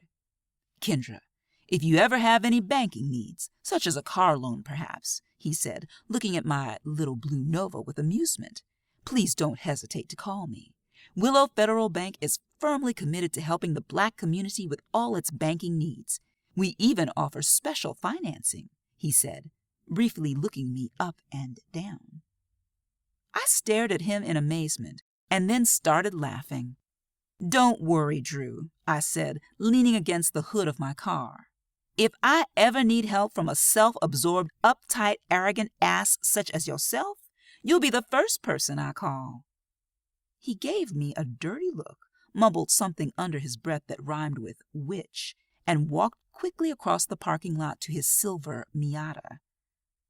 As I was sitting in my car in the parking lot, using Drew's business card to pick cashew chicken out of my teeth, I decided that it had been far too long since I had a good beer. I'd certainly earned it after the day I'd had. If I just happened to strike up a conversation with Carl Brumfield, then so be it. What harm would it do? I didn't stop to think about it. I pretended to search for my car keys in my purse as Lynette, Greg, and Drew drove off in their separate cars. I made a mental note to call Lynette and cuss her out the next day. I went back into the restaurant and sat as comfortably on a bar stool as my tight dress would allow. I ordered a beer and looked around slowly, not wanting to appear too obvious. Carl Brumfield was sitting a couple of stools away and didn't give any indication that he was noticing much of anything or anybody. "Hey, baby," said a reedy-sounding voice on the other side of me. I turned and saw an elderly man who looked to be in his 70s. He was dressed in a green and black plaid suit with a polyester shirt opened just enough to reveal grizzled gray chest hair. The hair on his head, what was left of it, was slicked back with sickeningly sweet-smelling hair pomade that was clashing furiously with what smelled like Old Spice. He was grinning at me with large white teeth that looked too big for his mouth and couldn't be anything but dentures. Strangely enough, he looked very familiar. "Can I buy you a drink?" he asked, gesturing toward the highball glass in his hand. Oh, Lord help me. I just got rid of one fool. Now here was another one trying to hit on me. "No, thank you," I said, and turned away, hoping he'd get the hint, which, of course, he didn't. "Oh, come on now. Just one drink. I don't bite." I sure the hell hope not, because I wouldn't have stood a chance against those teeth. I turned and looked at him again, and then realized who he was. I smiled wickedly. He looked as if he couldn't believe his luck and grinned harder. "My name's Bert," he said, and extended a hand that shook slightly. I ignored his hand and turned completely around on my bar stool, which wasn't easy. "Don't I know you?" I asked with exaggerated interest. This was going to be too much fun. He squinted at me in the dim lighting for a few seconds, trying to place me. "No, honey, I don't think so, 'cause I would sure remember a fox like you." He obviously had no idea that his vocabulary was as outdated as his clothing. I went in for the kill. "Sure you do. Don't you go to the St. Luke's Baptist Church?" He sputtered on his drink, which he'd been greedily gulping as he stared at my cleavage. "You remember me, don't you, Mr. Ivory? I'm Kendra Clayton, Estelle May's granddaughter. Doesn't your wife play bridge with my grandmother?" I thought the man would swallow his dentures. His mouth started moving almost a full minute before any words came out. Yeah, I remember you now. You're Estelle's granddaughter, that's right," he said as he moved off his bar stool and started slowly backing away. "It's been nice seeing you, sir. I'll tell my grandmother you said hello," I said brightly. "Yeah, you do that," he said as he beat a hasty retreat. I couldn't wait to tell my grandmother that bossy Dinah Ivory's husband, dressed like Huggy Bear no less, had tried to hit on me in the bar of the Red Dragon. I hoped she'd get a kick out of it and not be too mad at me for not calling or coming by for the past few days. Maybe I'd make one of my rare appearances at St. Luke's tomorrow and surprise her. I'd stopped being a regular churchgoer years ago and only went occasionally to please my grandmother. I heard a deep-throated chuckle to my left and turned around. Carl Brumfield was looking my way and laughing. His eyes were crinkled and his full lips were curved into a smile, revealing perfect, straight, white teeth. His face was transformed from ordinary to extremely attractive. His laugh was infectious, and I joined in even though I didn't know what we were laughing about. He got up off his bar stool and came over to me. "Sorry," he said, sitting down next to me. "I couldn't help but overhear. That old guy is probably pissing in his pants right now. Although," he said, looking at me appreciatively, "I can't blame him for trying." So much for him not being into sisters. I took a sip of my beer and caught a glimpse of his left hand. No wedding ring. He was going through a divorce, though technically he was still married. "What did you do? Ditch your blind date?" he asked casually. Was it that obvious? I was inwardly pleased that he'd been checking me out, too. Oh yeah, quite obvious. I watched as he absent-mindedly traced the rim of his glass with a finger. "And how did you get to be such an expert on blind dates?" "Well, when you're the younger brother to two older sisters, you can't help but get fixed up on a lot of blind dates. Everyone seems to think they know what you need better than you do. Ain't that the truth?" How in the world could Lynette have thought I'd hit it off with Drew Carver? Of course, sometimes when you think you've gotten what you need, life has a way of showing you that you haven't got a damn thing. He said it with such bitterness that I set my glass down and looked at him. Was he talking about his divorce or Vanessa's disappearance? Ouch! Where did that come from? "Sorry, don't pay me any attention," he said, smiling again. "I was just thinking out loud. My name's Carl Brumfield." He extended his hand. "Kendra Clayton." I shook his hand. It was cool and dry. "So, Kendra, do you live here in town, or did you just come here to meet your hot date?" he asked with just enough sarcasm to let me know he was joking. "As a matter of fact, I do live here in town. I teach English at Clark Literacy Center. How about you?" "I'm from Columbus. I recently moved back, but I graduated from Kingford College, and I lived here for about 3 years after law school while I was married." He said the last part with a hint of a frown. "So you're divorced, then?" I asked, playing dumb and feeling a little guilty for pretending I knew nothing about the man. "Not quite." He looked into his glass of beer. "We're supposed to go for our final hearing on Monday, but something's come up." He could say that again. "A change of heart, maybe?" I asked, and then realized by the look he gave me that maybe I'd overstepped my bounds. "No," he said quickly, looking away. "It's nothing like that." It must be a very painful process to go through. At least that's what I hear.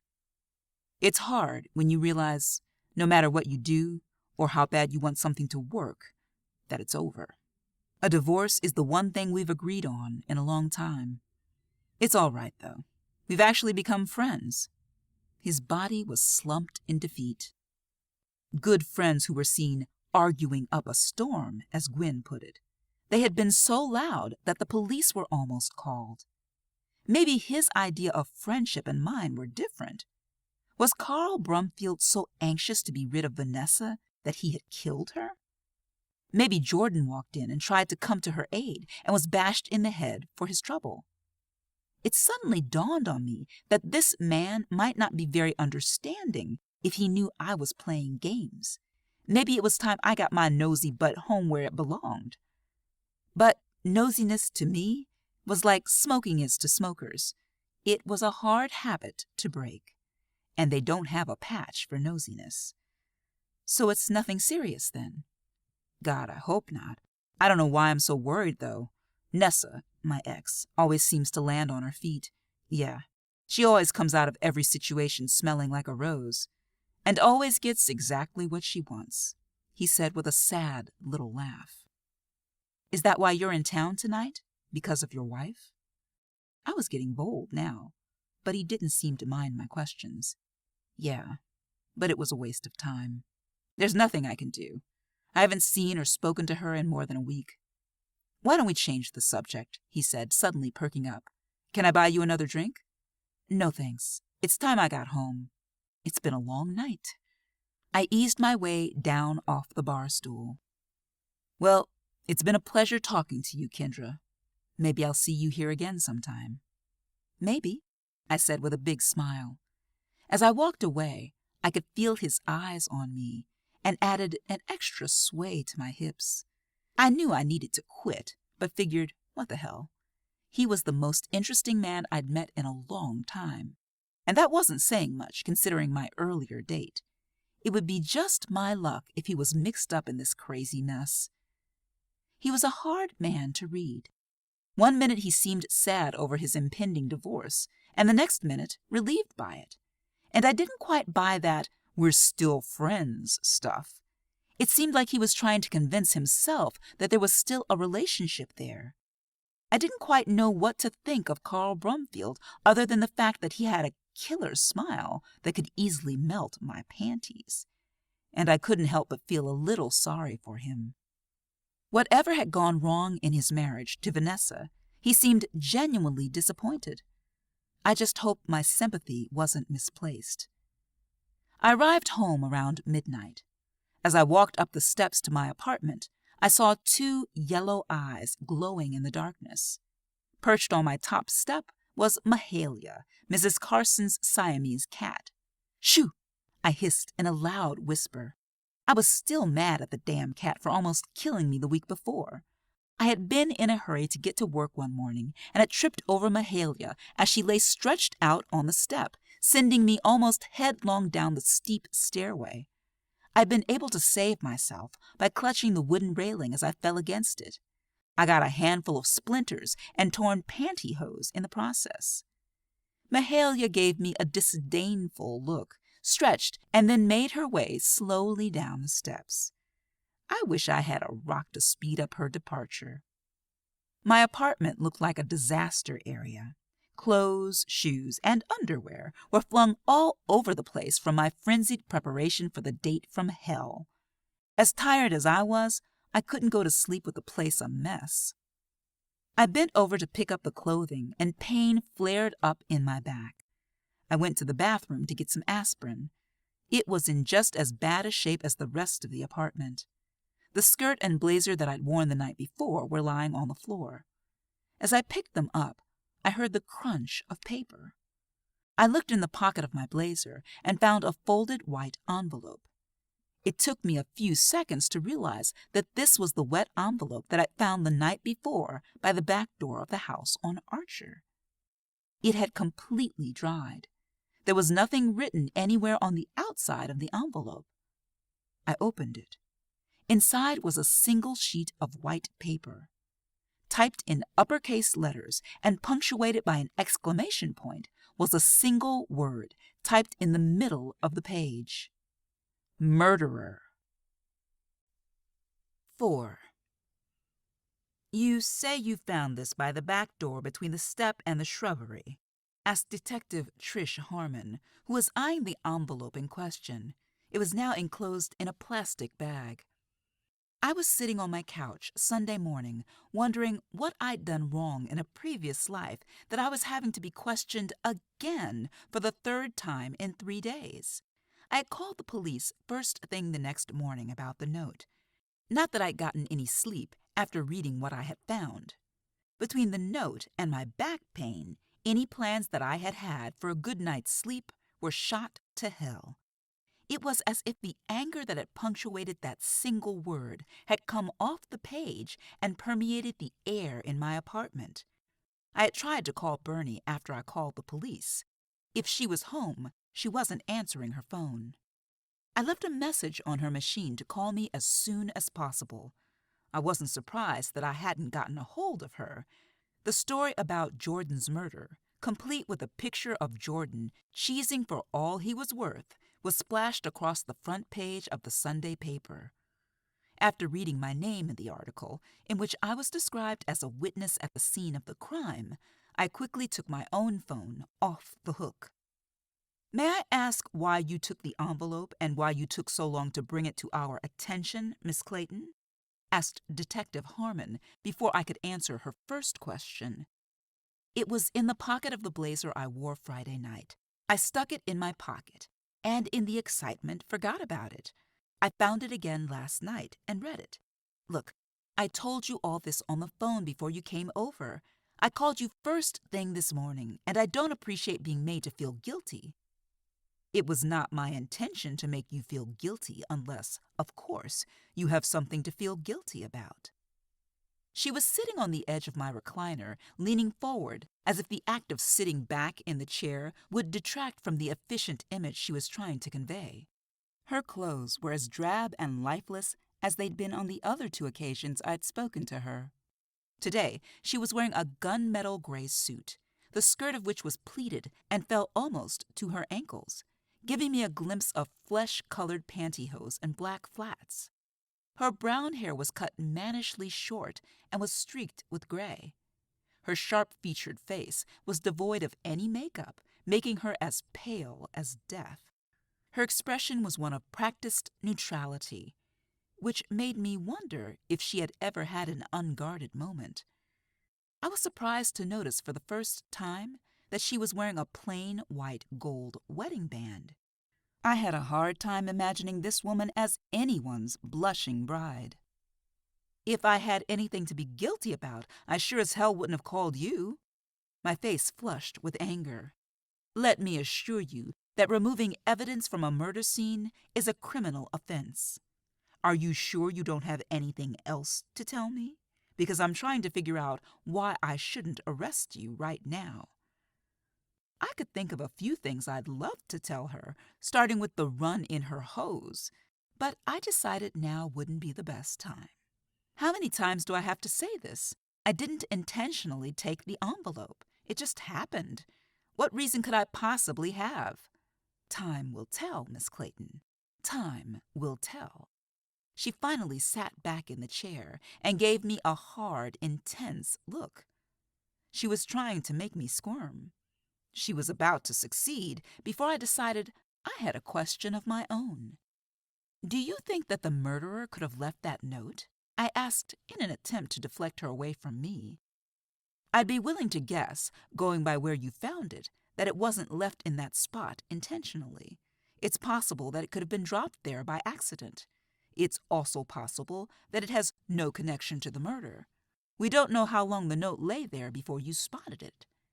Now, let me get this straight. A man is murdered, and a note with the word murderer is found outside of the house where the murder was committed.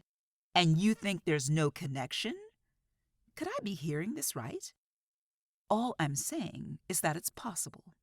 I'll take this to the station and have our lab take a look at it. Hopefully they'll be able to give us some more information. Has there been any news about Vanessa Brumfield? Actually, we've spoken to a woman who was out walking her dog on Archer Street early Thursday morning and claims to have seen Vanessa Brumfield being picked up at her house. This person also said she was sure Mrs. Brumfield had what looked like an overnight bag with her. That, combined with the fact that she took 2 days off from work, would indicate that she might be out of town. We've left instructions with her family and her place of employment for her to contact us as soon as possible. So you don't think she's involved in any way? We're looking at all possibilities at this time, Miss Clayton, she said, rising from the recliner. Will you let me know what you find out about the note? Oh, I will definitely be getting back to you about this mysterious note, she said, heading for the door. Can I ask you a question? I asked suddenly as a thought came to me. She paused, indicating that she was waiting. How did Vanessa's family react to all of this? I've heard that she wasn't on speaking terms with her father on account of her marriage. They were very concerned, of course. They gave no indication that there was any estrangement. Her father was especially concerned. That was strange. I'd heard that her father had put her out of the house when he found out she was involved with a black man and hadn't had anything to do with her since. I headed over to my grandmother's house around noon. The sun was shining, and the temperature, having moved back and forth between very warm and jacket weather for the past few weeks, had finally settled on a nice 75 degrees. I thought about calling first, and then decided against it. I knew she was probably mad at me, and trying to talk to her on the phone when she's mad is an experience I don't like to endure. It usually consists of me rambling about nothing in particular, while the heat of her angry silence on the other end singes my eardrum. Mama still lives in the house on Orchard Lane that she and my grandfather shared for almost the entire 50 years of their marriage. It's a 2-story brick house with a wraparound porch. I turned into the steep gravel drive that wound up to the house and came to a stop in front of the detached garage. There had been talk of Mama selling the house and moving into an apartment after my grandfather died, but that never came to pass. I walked around to the backyard, where I figured she'd be working in her vegetable garden. It hardly seemed like the same place where I'd spent so much of my childhood. When I was a child, there had been a big cherry tree in the back of the yard along the fence. I had spent countless hours under that tree every summer with my nose in a book or playing freeze tag and hide-and-go-seek with my sister and the neighborhood kids. The backyard was empty. I walked up on the porch and knocked on the back door before walking in. Mama was standing with her back to me at the counter by the sink. The kitchen was newer than the rest of the house, with gleaming white countertops, oak cabinets, and blue and white tiles on the floor. Mama had made the blue curtains that hung in the windows. She kept all the appliances shining so brightly that anyone walking into the kitchen on a sunny day when the curtains were open was in danger of being blinded. She decorated the kitchen herself, and it was her pride and joy. There was food cooking on the stove, and the smell was making me swoon. The aroma of collard greens and frying chicken was filling the air. I'd yet to eat. "Hi, Mama." "Oh, it's you," she said, turning toward me. I could see that she was mixing something in a ceramic bowl. "Haven't seen or heard from you all week, but I should have known you'd show up to eat today." She turned away from me and reached for a cake pan that was sitting on the counter next to her and poured the contents of the bowl into it. She was dressed in baggy jeans and a floral print t-shirt. It was still strange for me to see her dressed this way. Up until my grandfather's death a few years ago, she never wore anything but skirts and dresses. My grandfather didn't like women in pants. In fact, my mother never wore pants until her senior year in high school, and that was only after years of pleading. Mama was wearing her short white hair pulled back from her face with a blue elastic band. This, too, was a change. Mama is part Native American on her mother's side, and she'd had hair almost to her waist and always wore it pulled back in a bun at the nape of her neck. After I got mine cut last year, she followed suit, and now her hair is about an inch longer than mine. It's pure white and makes a startling contrast against her red-brown skin. I look more like Mama than I do either my mother or my father.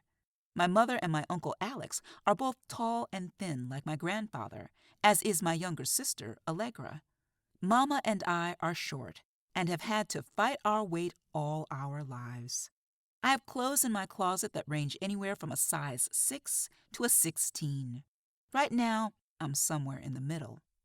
Judging from the way that dress fit last night, it would seem I'm headed toward the top again. "It smells good," I said lamely as I lifted the lid on the pot of greens and took an exaggerated whiff. The steam almost burned my cheeks. Mama looked at me and gave me one of her famous "you poor stupid child" looks and nudged me out of the way so she could put the cake in the oven. "All right, Mama, I'm sorry. I was busy this week." "So I've heard, Miss Witness at the Scene of the Crime," she said, gesturing toward the newspaper spread out on the kitchen table. "Dinah Ivory called me yesterday to tell me all about it, although half of what she said was wrong as usual. I kept expecting to hear from you, but I guess I was expecting too much," she said with a weary sigh, as if dealing with me had taxed all of her energy and had left her drained. This woman could give classes on how to dish out guilt. Like a scared mortal trying to appease an angry goddess, I offered up the story about Delbert Ivory hitting on me at the Red Dragon.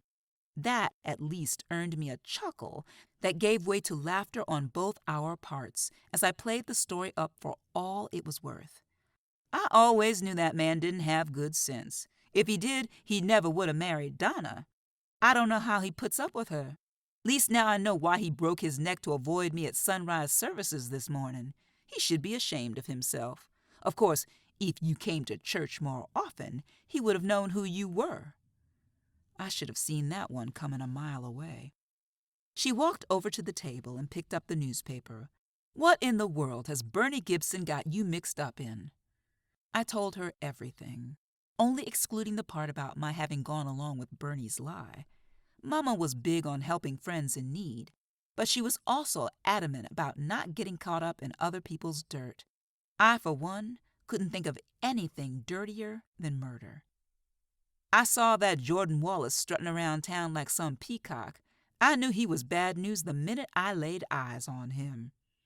Mama has made this claim about many a person, but when asked to pinpoint the precise reason for her opinion, is never able to give any solid evidence other than beady eyes or a weak chin. But in this case, I'd have to agree with her. How's Bernie doing? I really can't tell, to be perfectly honest. I think she's more horrified about what happened to him than she is upset at his loss. I mean, let's face it, it's not like she lost her soulmate. It shocked me to realize that I felt so coldly about Jordan's death. I might have felt differently if I'd noticed even one redeeming quality in him. That surprises me, especially with them being engaged and all. Engaged? Who told you that? I asked. Well, it's in the paper plain as day. I snatched up the front page of the paper and started to reread the article. No, Kendra, the obituary section, she said, handing me the right section. When I'd read the paper this morning, I was so caught up in the glaring headline and had been so preoccupied with the note that it had never occurred to me to read the obituary section. It took me only a second to locate it. I saw that it was accompanied by a smaller version of the same picture that was on the front page. It was also very brief.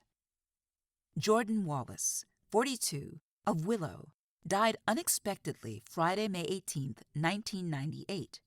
Mr. Wallace was born April 10, 1956, in Cleveland, Ohio, and had resided in Willow for a year. He was a 1976 graduate of Morehouse College and was self-employed as a business analyst. He is preceded in death by his parents and is survived by his fiancée, Bernice Gibson, of Willow. Funeral services are pending. Bernie hadn't lied when she had said she didn't know much about Jordan's family. How could you have lived with a man and not at some point have been told his parents' names? As for the engagement, maybe she wanted to legitimize their relationship in the eyes of the public. Maybe she felt survived by a fiancé sounded better than survived by a live-in girlfriend, or rather, girlfriend with whom the deceased had resided. Well, this is the first I've heard of any engagement. Maybe it's all a figment of her imagination. The man's dead and not here to tell anyone any different. If she says they were engaged, who's going to prove that they weren't? I don't think Bernie was so desperate that she'd go and invent some phony engagement. At least, I didn't think so. You're forgetting that I knew Bernie's mother. I was one of the few people who was still speaking to Althea after she made her big move out to the knoll. I've known Bernie since she was a little girl. Believe me, all that woman has ever wanted since she was little was to get married. Was always running around with some white sheet wrapped around her, pretending to be a bride. You can ask your Uncle Alex. She was always after him to be the groom. I've never seen him run as fast as when he knew Althea was coming over and bringing little Bernie with her. She chuckled at the memory. Bernie put Althea through a lot of grief right after she graduated from college and was working in her mother's real estate office. She was running around with... Before she could get another word out, the back door opened and in walked Alex and Gwen. Damn! Just when things were getting good. I felt like I was about to get a whole new insight into my friend that might clear up some questions that were beginning to bug me. Now it would have to wait. Alex and Gwen were dressed in identical red and black Nike warm-up suits and tennis shoes. Gwen was wearing a short brown wig and a feathery pixie cut. "Miss Mays, your son about killed me this morning," said Gwen breathlessly as she plopped into a kitchen chair and fanned herself vigorously with a section of the newspaper. "How's that, Gwen?" Mama asked as she turned the chicken over. "With all this walking, that's how," Gwen said, glaring at Alex. "We both agreed that we needed to lose some weight. How are we supposed to do that by sitting around?" Alex responded calmly. "You'd think we just ran a marathon the way you're acting." No, you decided that you needed to lose some weight. You've been dragging me around for company, or so you claim. Gwen is always convinced Alex is trying to get her to lose weight. I looked at my uncle and had to admit he had a bit of a gut. I didn't see what the big deal was myself. He still looked in pretty good shape to me. Alex is a tall man, about 6'2", slender, bald, and with Mama's smooth red-brown skin. He hardly looked his 45 years. He's always been very athletic, playing basketball and softball. But, like me and everyone else in the family, he's hooked on Mama's cooking. He eats here most Sundays. He also has the calm, serious nature of my grandfather, who thought long and hard before he committed himself to words. "Heard anything from Bernie?" Gwen asked. "No, but I think I'll stop by to see how she's doing later on." "This murder is all anyone in the shop could talk about yesterday," Gwen said. The shop was actually B&S Hair Design and Nail Sculpture, owned and operated by Gwen's oldest nephew, Bruce, and his wife, Sheila. Bruce is one of 4 hairstylists in the shop, and Sheila and 2 other women do nails. I used to frequent the shop once a week on a regular basis until a year ago. Now I go every 4 to 6 weeks for a trim. "So what are they saying at the shop?" I asked. "Well, everyone is pretty much in agreement that Jordan had it coming. Half think Bernie did it, and the other half think Vanessa Brumfield did it. I did find out something I didn't know, though," Gwen said with a satisfied smirk. "According to Natasha Woods, she's the new manicurist at the shop, Vanessa and Bernie weren't the only ones Jordan was messing with. She saw him a couple of times with some real young chick. She said she saw them twice, and they were arguing both times. Now ain't that a trip?" "Just because she saw them together doesn't mean anything was going on. Did Natasha know who the girl was?" I asked. "Nah, she was too far away, and the girl had her back to her both times. But she saw enough to run her mouth about something that may or may not be true. Now see, that's how she—" I caught myself just in time to see Mama cut her eyes at me. "That's how stuff gets started," I finished. I don't recall ever seeing you covering up your ears when the stuff starts going around." She playfully swatted me on the arm with the now rolled up section of the newspaper, making me feel like a bad dog.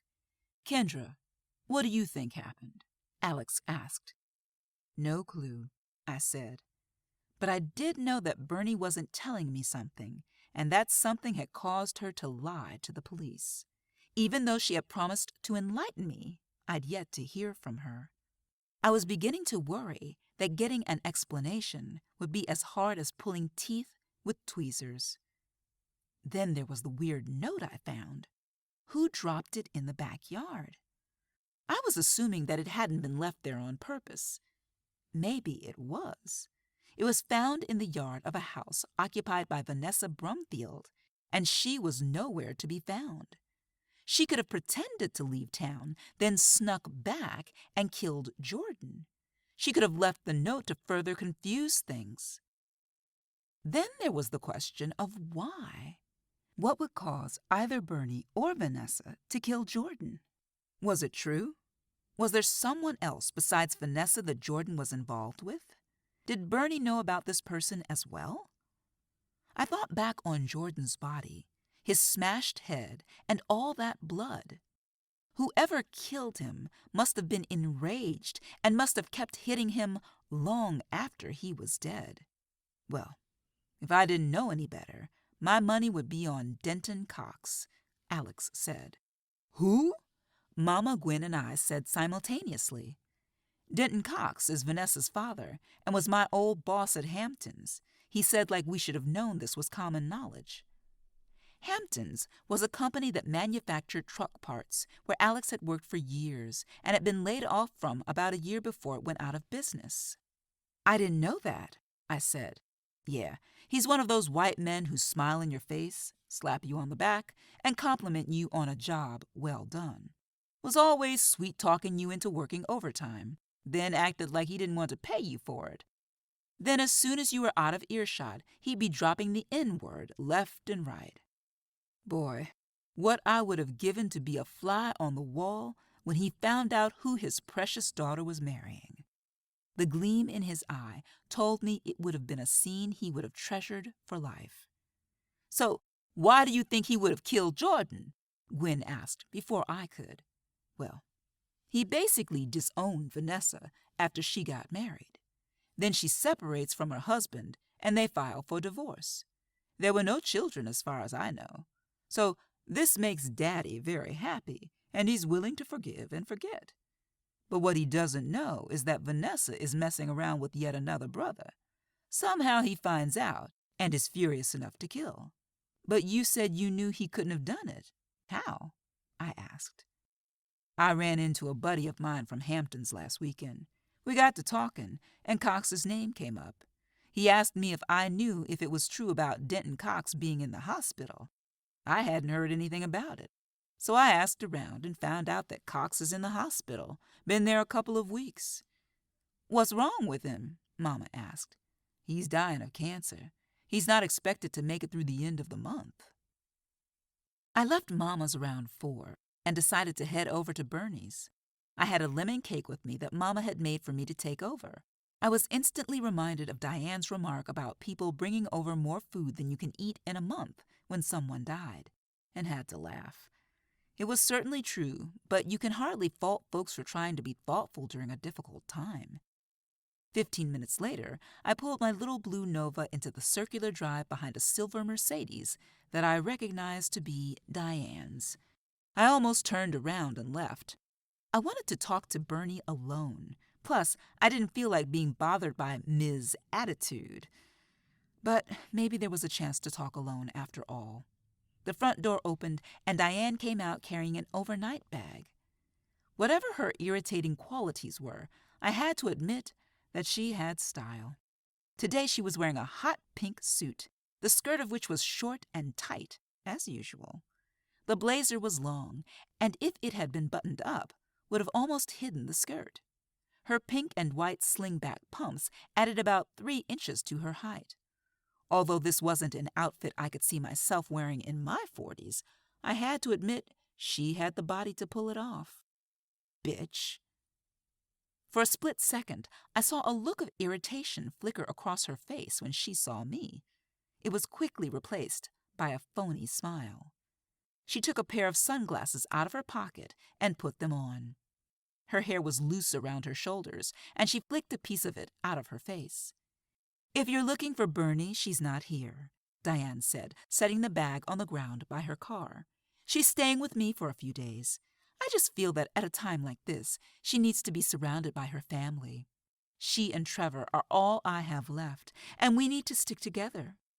She sounded as if she had rehearsed that little speech for my benefit, because if anybody knew better, it was me. "I couldn't agree more, Diane," I said with equal insincerity. "How is Bernie?" "Not too good. She's been having trouble sleeping, which is understandable. She'll probably be all right after the funeral, when she can put all this behind her." "When is the funeral?" "Well, they're releasing the body to the funeral home on Tuesday, so I imagine it will be toward the end of week. Maybe Thursday. The sooner the better as far as I'm concerned." "Do you know how things went at the police station yesterday?" I asked. "Okay, I guess. She didn't say much about it." "Why?" she asked, pulling her sunglasses down slightly and peering down over the tops of them at me. In the bright sunshine, I could see lines around her eyes that I'd never noticed before. "Is there any reason why there would have been a problem?" "No," I lied. "I was just wondering how everything went and if they have any leads on a suspect." Like I said, she didn't say much about it. She said dismissively, as if the subject suddenly bored her. "I'm late for a meeting, and I have to take these clothes over to Bernie." "Hey, could you do me a big favor, Kendra, and run these things over to her for me?" she said in a breathy little girl's voice that she probably reserved solely for getting people, especially men, to do things for her. I was so taken aback by it that I looked around quickly, thinking that maybe a member of the opposite sex had walked up behind me. If it weren't for the fact that I wanted to talk to Bernie alone, Diane would have been out of luck. "Yeah, I'll take the bag over." "Thanks, Kendra. You're a lifesaver." With a phony flash of teeth and a toss of her hair, she was in her car and tearing out of the driveway, leaving the bag sitting on the ground. I drove the 3 blocks to Diane's sprawling ranch on Blue Spruce Trail. I'd only been there once before, back during my days as a high school English teacher. Diane's son, Trevor, had been my worst nightmare. When he wasn't being disruptive and cutting up, he was sullen and inattentive. I had mistakenly thought that by having a meeting with his parents, I could get them on my side, and together we could turn his behavior around. Ah, the delusions of a naive young teacher.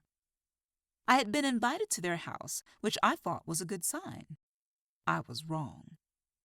While Ben Gibson was slightly more reasonable than his wife, I got the distinct impression from both of them that they felt their son's behavior was not only the fault of the schools, but mine as well. Their child could do no wrong. If he was being disruptive, it was because he wasn't being challenged enough by the curriculum, not because he was spoiled, lazy, and disrespectful. They promptly pulled him out of school and enrolled him in a private boarding school around the Columbus area, which didn't hurt my feelings a bit. It was only then that I started enjoying my job a little, and then I was laid off. Imagine my delight when I became friends with Bernie and found out who her brother and sister-in-law were. I turned into the long, winding driveway that led to the house. It sat back from the street and was almost completely hidden by trees and hedges. The house itself was a huge Spanish-style stucco ranch. The yard had been landscaped to within an inch of its life, complete with a small fountain in the middle of which sat a mermaid reclining on a rock with water shooting out of her mouth. Money obviously doesn't buy good taste. A wrought iron gate, which was strictly for decoration, surrounded the house, complete with a buzzer and intercom system, which I buzzed. After about a minute, a woman's voice that I vaguely recognized as Bernie's answered. "It's Kendra, Bernie," I answered. I tried to ignore the fact that it seemed as if she hesitated a little too long in buzzing the gate and letting me in. The gate swung open and I drove through, parked, and walked down another short pathway to the front door. Before I could knock, one side of a set of heavy oak double doors opened. "Hey, girlfriend," Bernie said without much enthusiasm. I had to admit she did look tired. She had dark circles under her eyes, and her face had a pinched look. She was dressed in black leggings and an oversized, slightly wrinkled, white t-shirt that hung almost to her knees. Her feet were bare, and I noticed her toenails were painted bright red. Her hair was pulled back in its usual perfect French roll. Not a hair was out of place. She stepped aside to let me pass and eyed the bag I brought with a quizzical look. "I stopped by your house and ran into Diane. She asked me to bring this over to you. She was late for a meeting, or so she said." I think Diane has a boyfriend, though she won't admit it. Lord, Kendra, she's about to drive me crazy. I told her, I don't know how many times, that I was fine at home. Then she started doing her whiny little girl routine, and I was willing to agree to anything to get her to shut up. Ben used to fall for that mess all the time. I swear, I don't know how he put up with her. Well, I've got just the thing to take your mind off Diane. I held out the cake tin. Mama sent over one of her lemon cakes. Ooh, follow me. I could probably eat the whole thing by myself. The only food in this house is a head of wilted lettuce, a can of coffee, and some rice cakes. I cringed as I followed her down the hallway. As we walked through the family room, I noticed how it had changed since the last time I had been there, almost 4 years ago. The decor was now a southwestern theme. The gleaming hardwood floors were covered with Indian print rugs. The walls were white stucco. 2 large potted cactus plants flanked either side of the fireplace. A white couch was draped with an Aztec print throw in shades of orange, brown, and black. There were also several pieces of Indian sculpture. It was a beautiful room and looked very warm and inviting. I followed Bernie into the kitchen, which was another matter. It was completely white and very sterile looking with chrome and white appliances, No plants, dish rags, or pot holders. Not even a dirty plate or cup in the sink to show that this room was alive. I set the yellow flowered cake tin down and at once noticed how out of place it looked. Bernie got 2 plates, white, of course, out of the cabinet and handed me a knife to cut the cake. I sliced 2 thick pieces.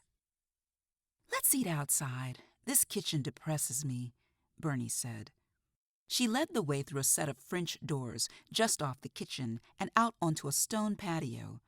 We sat down at a maroon and gold striped canopied table. We sat in silence for a few minutes, savoring the moist, lemony sweetness of the cake. I watched Bernie as we ate. She was being pleasant enough, but I could tell she hadn't been thrilled to see me. I was beginning to wonder if the real reason she was staying here was so she could avoid me. "So how'd it go yesterday?" I asked. "Fine." She wouldn't look at me. I knew this was going to be like pulling teeth. "Then there was no problem with your explanation about why you went to the house." I told them just what I said I would, that I went there to get my car from Jordan.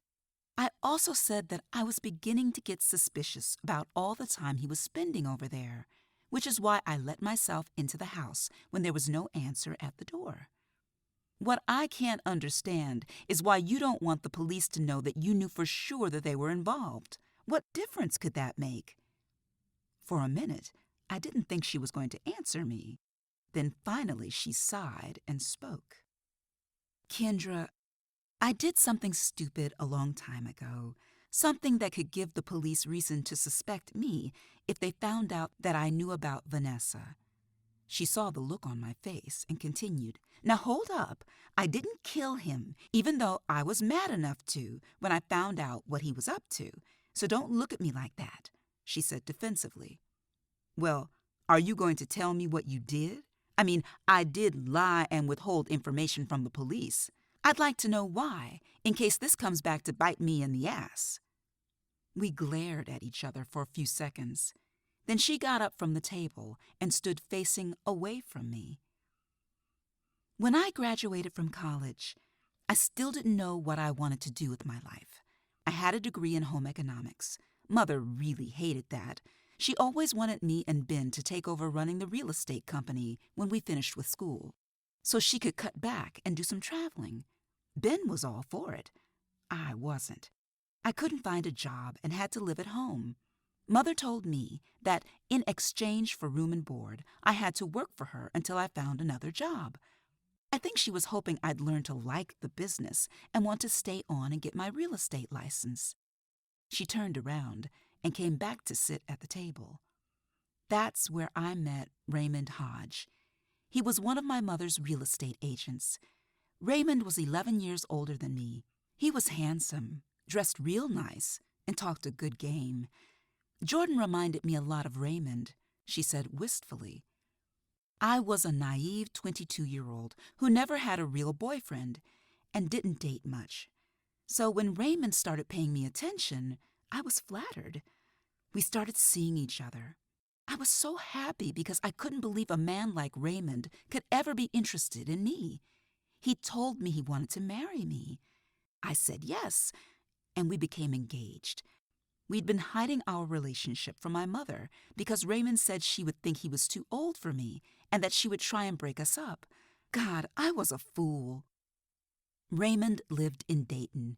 He told me he lived with his sister and brother-in-law, which was why I could never come over to see him. He said he didn't get along with his brother-in-law. I believed everything he told me, not because it made sense, but because I wanted to believe in him. She looked at her empty plate and then at me. "What went wrong?" I asked, even though I knew what she was going to say. I'd heard this same story in many different forms from other women. "He was married. That's what went wrong. All that time he was married and hiding it from everyone, not just me. He lived with his wife, and his brother-in-law lived with them. One of the other agents saw him and his wife at a club one night and asked if she was Raymond's girlfriend. It all came out that she was his wife. The agent came back to work and told us all about it. No one knew I was seeing him, so I wasn't completely humiliated. Later that night, I confronted Raymond about his wife, and he broke down and started crying. He said he loved me, and he knew I wouldn't have had anything to do with him if I knew he was married. He said he was in the process of divorcing his wife so he could marry me. He even offered to show me the divorce papers he had had drawn up by his lawyer. "Let me guess," I said, interrupting her. "You believed him." "Hook, line, and sinker," she said with a tight smile. Actually, he was telling the truth about the divorce. He was divorcing his wife. But it wasn't for the love of me. It was for the love of my mother's money, which he thought he could get his hands on by marrying me. His wife knew there was another woman, and when she found out it was me, she went straight to my mother and told her. My mother and I got into the biggest fight we'd ever had in my life. She was so hurt and disappointed. She threatened to fire Raymond if I didn't stop seeing him. I knew how much he loved his job, so I said I wouldn't see him again. I couldn't stay away from him, though. We were planning to elope, and then all of a sudden, everything changed. He wouldn't have anything to do with me. I was stunned. Every time I wanted to talk to him about it, he blew me off. Finally, I confronted him in the office one night when he was working late. "Kendra," she said, shaking her head, "he was like a different person. He was so cold and nasty. He told me the real reason he wanted to marry me, and that Mother had made it worth his while to leave me alone. Said it was easier to leave me alone and get paid for it than to pretend he loved me. Then he just turned his back on me like I was dismissed. I never felt so angry and hurt in all my life." "What did you do? If it had been me, I'd have cut him a new butthole." Like I said, something stupid. I remember feeling really hot, like I was about to burn up. I think I was even sweating. All I could think about was hurting him as much as he hurt me. I was standing by the receptionist's desk, and my hand came to rest on a paperweight. Actually, it was just a big rock with some paint on it that our receptionist's daughter made at school. I grabbed hold of that thing and threw it with all my might at Raymond. It caught him right square in the back of the head. He just fell like he'd been shot. There was so much blood, and I couldn't get it to stop. I didn't know what to do. I remembered her saying almost the same thing the night she called me when she found Jordan. "Didn't you call for an ambulance?" "No," she said defensively. "I called the only person I could think to call, Mother." This was before she moved out here to the knoll. The house wasn't finished yet, and she was still living in that little place next door to the office. Mother always was in her element during a crisis. I couldn't help but notice the resentment in her voice. "So you took him to the hospital?" "Mother sent me home. She said she'd handle it. I kept looking out the window trying to see what was going on, and then the phone rang. It was one of Mother's clients going on and on about some problem with the house they'd bought. I couldn't get the woman off the phone. When I finally did tear myself away, I rushed to the window, just in time to see Mother driving away in Raymond's car. I could see him slumped over in the passenger seat. I waited and waited, and finally around 2 a.m, she came home in a cab. When I asked her what had happened, all she would say was that she took care of everything and that Raymond wouldn't be causing any more problems. "You mean to tell me she took him away and didn't say where or what happened?" I asked in amazement. "She told me to go next door and clean up the mess. And that was it. For years afterward, whenever I would ask her about it, she would tell me the same thing. To tell you the truth, Kendra, I don't know what happened to Raymond. His wife showed up at Mother's, kicking up a fuss. She wanted to know where he was, or what we'd done to him, to be precise. She filed a missing persons report, and the police came around asking a lot of questions. I was so scared." I sat back and took in all that I'd just been told. Fool that I was, I thought, or rather hoped, that Bernie's explanation would ease my mind. Instead, I felt even more confused. Now I understood why Bernie didn't want the police looking too closely at her or any motive she might have. They would connect her to Raymond Hodges' disappearance. But who's to say they wouldn't anyway? What did your mother tell the police? That Raymond never showed up for work and that no one had seen him.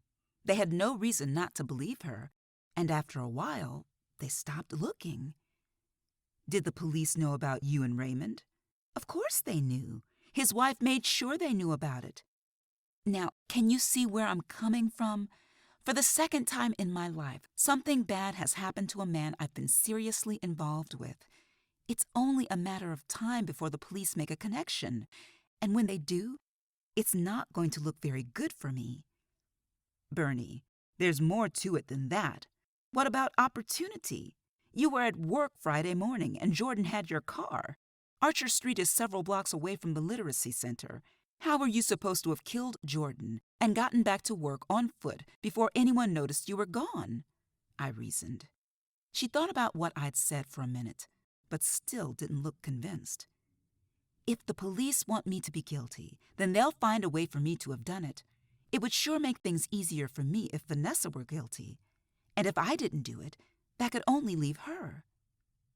It would solve her current problem, but I didn't have the heart to tell her that it could also rake up old questions of what really happened to Raymond Hodge.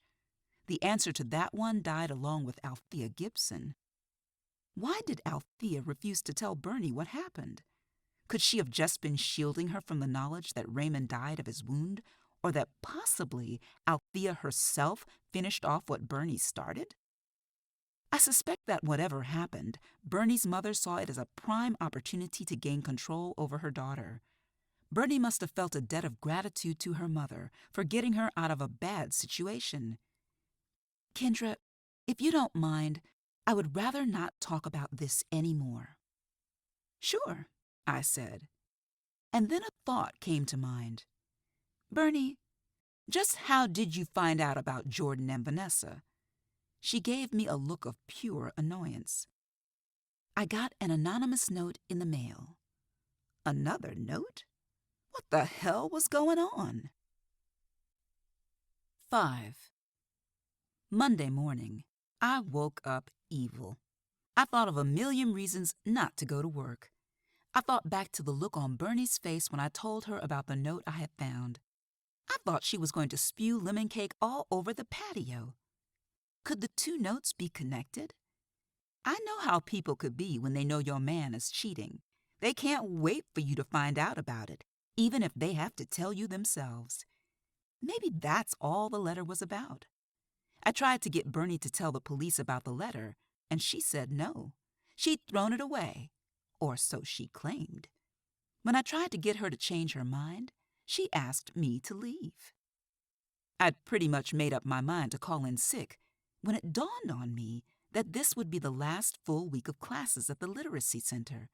We would have a 4-week break, during which I would not be paid, and then resume for an 8-week summer session. I thought about all my bills and the fact that I'd already used most of my sick leave when I had the flu back in January. I dragged my butt out of bed. My back was still bugging the hell out of me, which didn't make my mood any better. Lynette had sprained her back a few months ago, and I wondered if she had any painkillers left. I had to call her anyway. I still owed her a cussing out. Less than an hour into my workday, I wished I had called in. Dorothy Burgess, my boss, was on a rampage. She's usually pretty cool and laid back. She only gets this way once a year, around the time she has to get the yearly report ready for the State Board of Education. Our funding rides on that report, so I guess she has the right to get a little crazy. She'd already lit into me about some attendance sheets that she needed for statistics and couldn't find. I have to admit, I wasn't very diplomatic about it. Maybe if I hadn't spent the weekend dealing with the police, Bernie, and a horrible blind date, I'd be in a more helpful mood. As far as I was concerned, I'd earned my bad mood and planned on savoring it. Rhonda Hammond, the program's math instructor, walked into the room.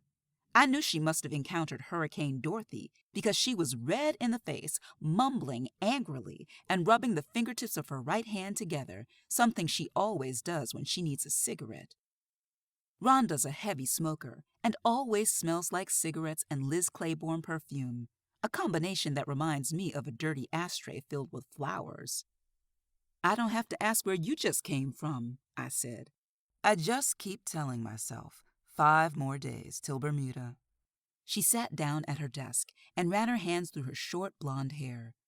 Rhonda's husband's a doctor, and they were going to celebrate their 10th wedding anniversary in Bermuda. Oh, I forgot to tell you, Dorothy's taking up a collection to send Bernie some flowers. Boy, I couldn't believe it when I read that in the paper yesterday. Do they have any idea who did it? Not that I know of, I said, with an air of finality. I was hoping she wouldn't ask me any more questions. As much as I like Rhonda, I was sick and tired of the subject of Bernie and the murder. Ever since I showed up at work, I'd been bombarded with questions. I'd decided when I got out of bed that I was going to stay out of it, stay away from Bernie unless she called me, and hope and pray the killer was caught soon. I didn't even want to think about it anymore because every time I did, I imagined myself being arrested on a charge of obstruction of justice, and, as I'm being carted off to jail, Mama is there sadly shaking her head and saying, "I tried to tell you, girl, but you just wouldn't listen. A hard head makes a soft behind." That must have been her favorite thing to say to my sister and me right before she whipped us. I looked at the clock and groaned. Classes hadn't even started yet. It was going to be a long day. The rest of the day went by slowly. Attendance was low, which didn't surprise me since this was the last week of class. I was able to get a lot of lesson plans done. I wanted to be prepared when Dorothy came charging down to see what I had planned for the summer program. As expected, she came to my classroom around 11:30 after the morning session was over, but it wasn't to see any lesson plans. She had 2 visitors with her, Detectives Harmon and Mercer. I took one look at them and wanted to cry. They made such an odd pair. Charles Mercer, florid, overweight, rumpled, and friendly. Trish Harmon, thin, neat, humorless, and completely professional. I was surprised she went by Trish and not Patricia. I told the Laurel and Hardy of the Willow police force to have a seat. I was well aware that Dorothy was probably lurking in the hall somewhere, trying to hear everything. I watched as Mercer squeezed himself into one of the desk chairs. Trish Harmon ignored him and got straight to the point. "Miss Clayton, we need to speak to you about your relationship with Jordan Wallace." My relationship with Jordan? We didn't have a relationship. He was Bernie's boyfriend, not mine. Of all the things they could have asked me, this was the last thing I was expecting. "Then can you tell us the nature of an argument you had with Jordan Wallace approximately 1 month ago in the parking lot of Estelle's restaurant? An argument in which you threatened to kill Mr. Wallace." "What?" I said in amazement. And then I remembered. How could I forget? It had been late one Friday night when I had filled in for one of the servers. I hate waiting tables, but could hardly pass up the chance to earn some extra cash. I was leaving to go home and was at my car, about to unlock the door, when I felt a hand on my shoulder. I turned and was quickly pulled into a clumsy embrace by a very drunk Jordan. I tried to pull away, but he held me tightly against him. He had 2 big handfuls of my ass and was breathing his beer breath in my face, telling me to relax and to stop being so stuck up. I lost it. I started calling him everything but a child of God. I managed to break free by stomping on his foot.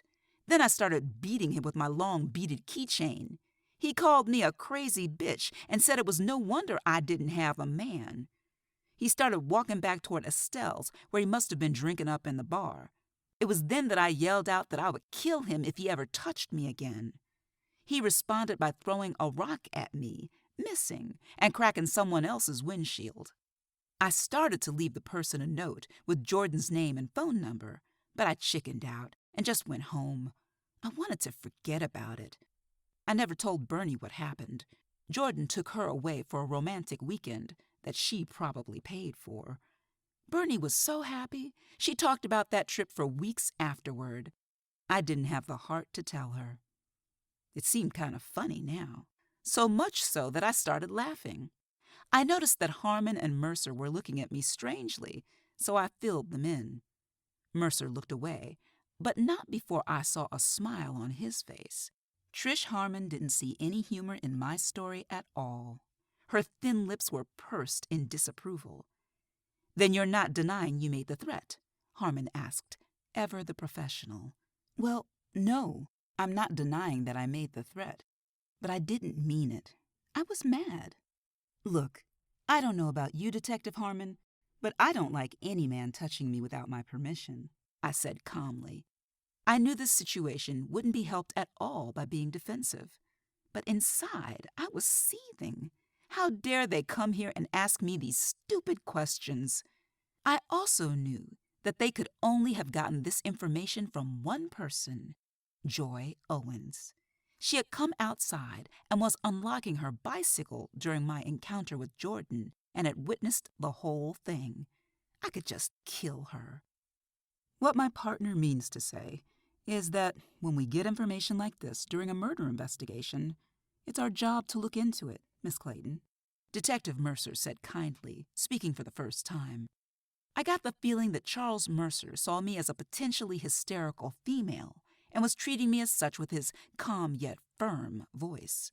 His tone reminded me of when I stepped on a rusty nail as a kid and had to get a tetanus shot, and of the doctor whose words calmed and soothed me right before he jabbed a big needle in my arm. This visit had that same feel to it. Harmon, who hadn't liked my last comment one little bit, continued on. "Did you have any other violent encounters with Jordan Wallace in which you threatened his life? It would be a good idea to tell us now, before we find out on our own." I pressed the palm of my hand against my forehead in mock concentration. "Now, let me see. I made an illegal U-turn last week. I also stole candy from a baby and kicked a puppy. But nope, I haven't threatened to kill anyone lately.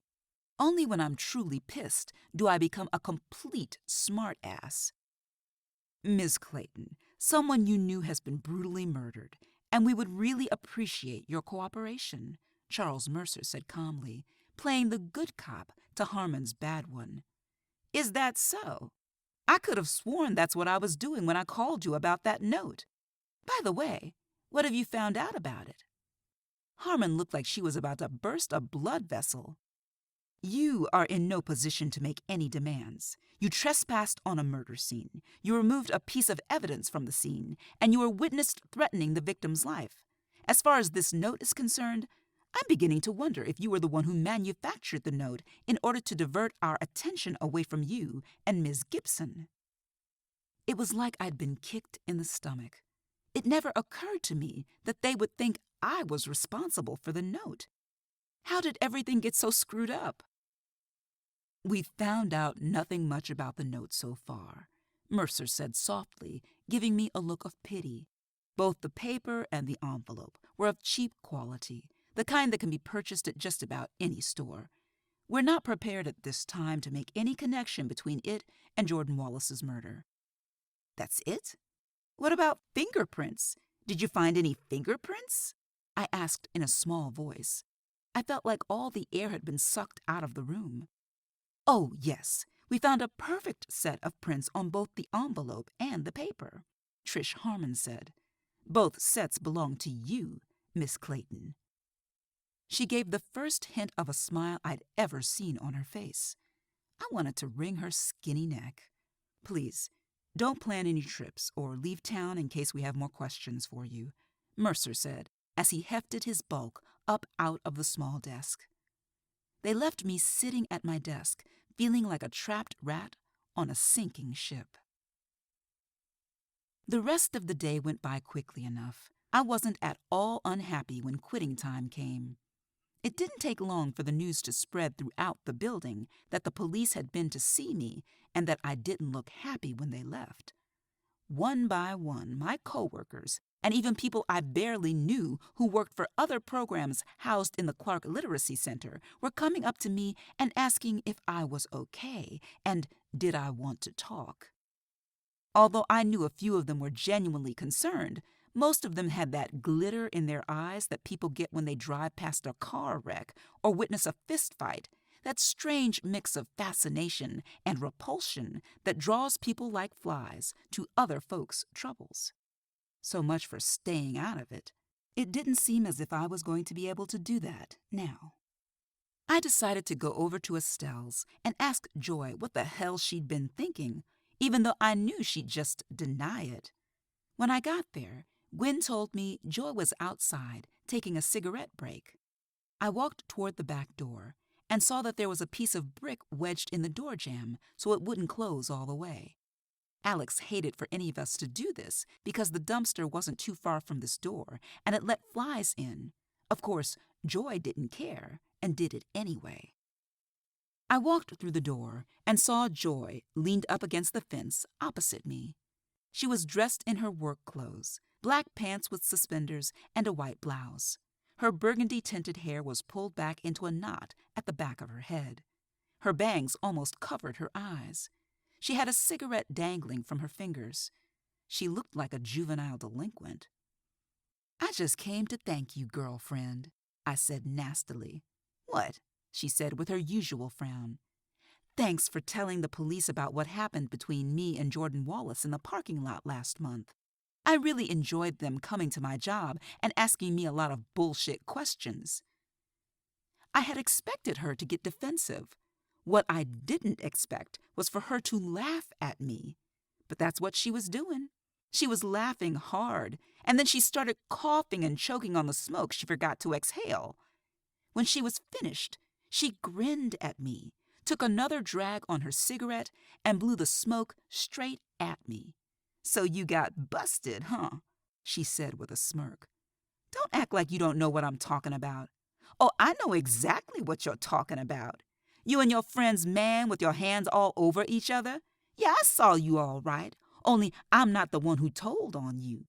I got better things to do than to be telling the police anything, especially when it don't have shit to do with me." Since when have you ever let that keep you out of other people's business? Joy is notorious for stirring up a mess wherever she goes, and I was sure that this time was no different. "Hey, don't get mad at me because you got busted," she said, holding her hands up in front of her like we were about to play patty cake. "You should consider yourself real lucky, though. Your girl Bernie could have seen you and killed you both right there on the spot. Instead, she just killed him." She flicked her cigarette on the ground and mashed it with her foot. "Duty calls," she said, giving me a mock salute and then disappearing through the door. I stood outside for a few minutes to think. I didn't believe her. Who else could have been there? It never occurred to me to ask Mercer and Harmon who told them. I started to go inside and couldn't. Joy had moved the piece of brick and I was locked out. I kicked the door. I stopped at the store on my way home and wandered up and down the aisles, hoping something would interest me. I finally ended up with a bottle of my favorite Japanese plum wine and a roasted chicken from the deli. I was in the checkout line when I heard someone call my name. I turned around and saw Carl Brumfield standing behind me. He had on a navy blue double-breasted suit that he was wearing the hell out of. Since he had been sitting most of the time the night we met, I hadn't realized how tall he was. He was smiling down on me with those perfect white teeth framed by that incredible mouth. Saucy lips, as Lynette would say, meant for kissing. I caught a whiff of what smelled like obsession from men. Lord have mercy. "You must be in another world. I've been calling you for 5 minutes." "Oh, I'm sorry. After the day I've had, I wish I were in another world. A world with no Mondays, no bosses with attitudes, and no friends with big problems." "I hear you," he said, looking down into my cart. "I guess that accounts for the bottle of wine."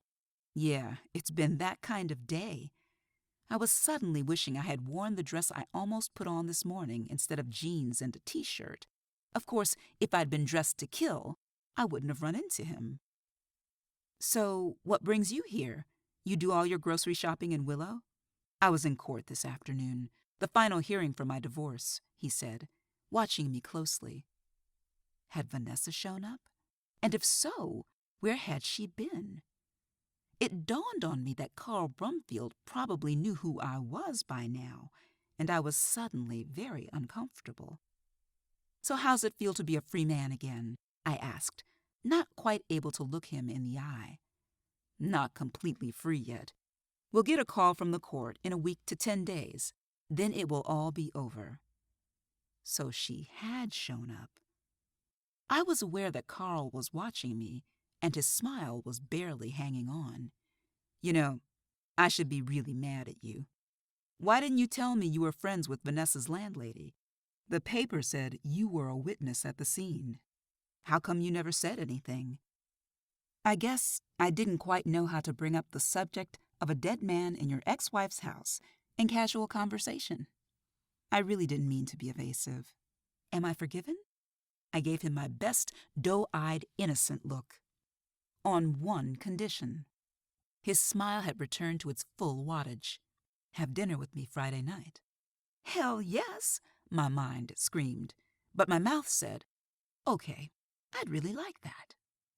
We exchanged phone numbers, paid for our purchases, and he walked me to my car. It didn't hit me until later that he might be using me for information, just as I'd used him.